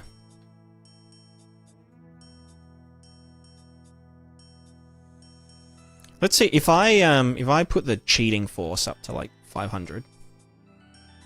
So we just like stay, or maybe more than that, just stay upright.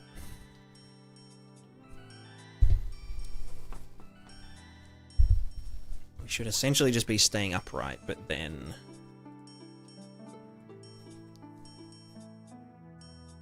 Yeah, it should just be moving us around. Okay, that's pretty good, actually. Pretty good, pretty good. What do you do when you feel burnt out, especially times where you know you can't just stop and have to keep working? I don't know. It depends. It depends on... I mean, what I like to do, if I'm like actually really sick of doing something, is to do something else. like, still moving towards the goal, but just do a different thing. So, like, in game dev, if you are, you know, like a solo dev person,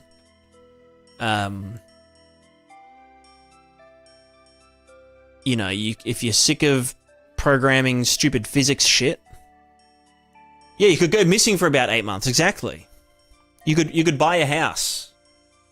You could buy a house and like renovate it for like half a year, and just not do like literally don't open Unreal Engine, and then make a miraculous return as a washed up ex game dev.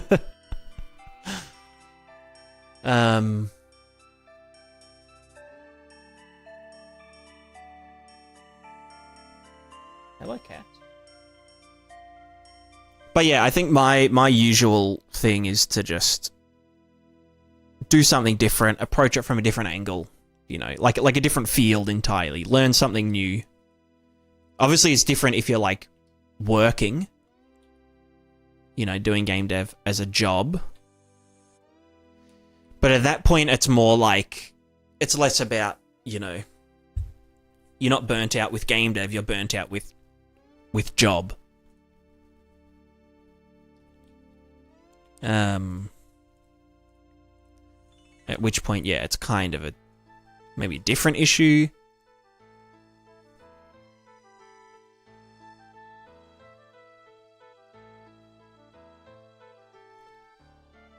But yeah, I just like to redirect, you know, open Blender, work on character models, work on environment assets, do some shader bullshit, design a fluid simulation, just the usual stuff. Alright, I'm gonna exit.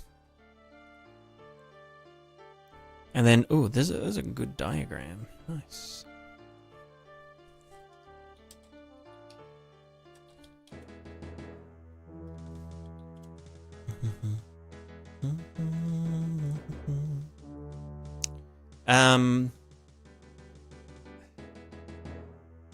I don't know what I'm trying to say. What am I... don't know.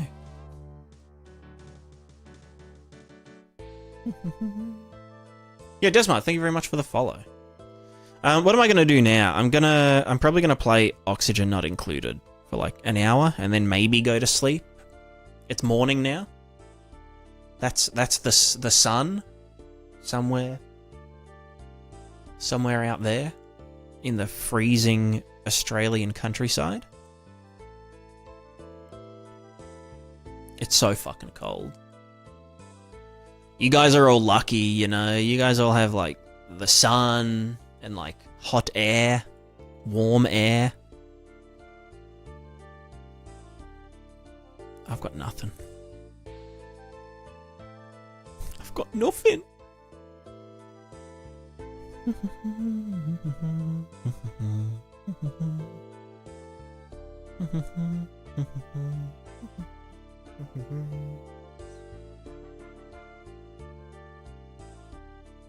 God, I streamed for 8 hours. That's crazy.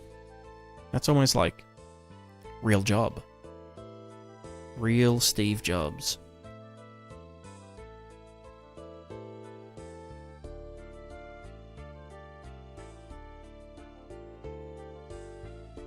Currently 45 turning our skies orange and giving us air quality warnings. Damn. I've been there. I have been there. I've had like, yeah, big bushfires like less than a kilometer away from the house before. It's pretty fucked up. It's very spooky. You just gotta pray. Just pray. Thoughts and prayers will fix it.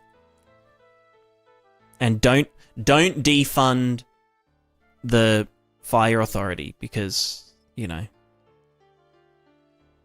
they did that one time in Australia, and then the whole country burned down because there weren't enough firefighters.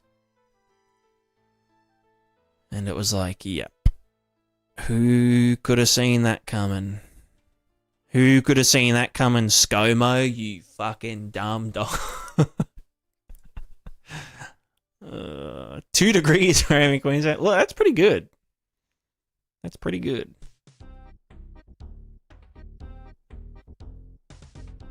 How does Queensland get cold? I thought it just got wet and or dry.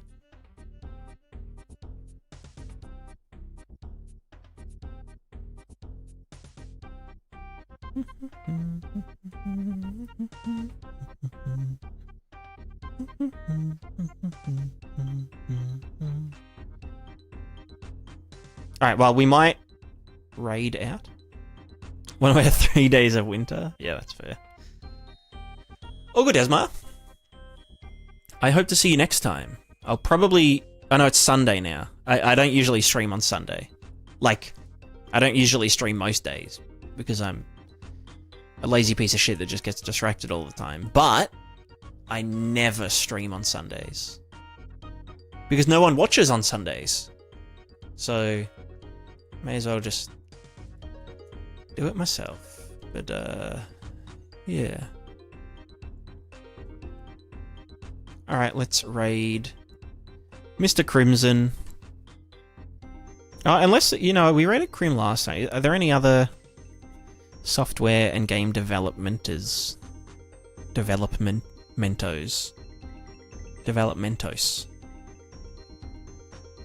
are in the Unreal?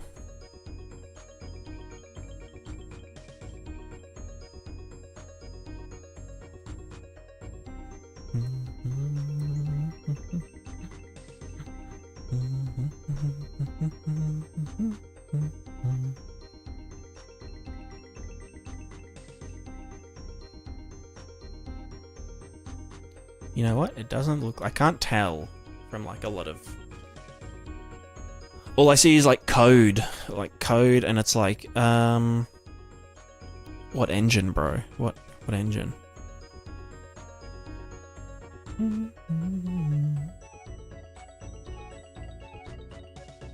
Oh, well, yeah, it's Crimson time. We're crimsonating. Alright. Goodbye, all. Goodbye, Twitch. Goodbye, YouTube. Thanks for hanging. I've actually been... It's crazy. I've been thinking about doing videos again. I've been like, in my head. Like... You know. Just been videoing. So... There's a little tidbit. Yeah, maybe videos soon, maybe. Lots of thoughts. Lots of thoughts, lots of prayers. Alright.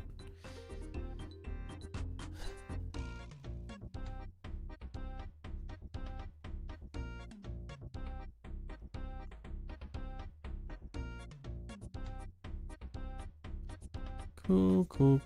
Alright. Goodbye, all. Have a great day.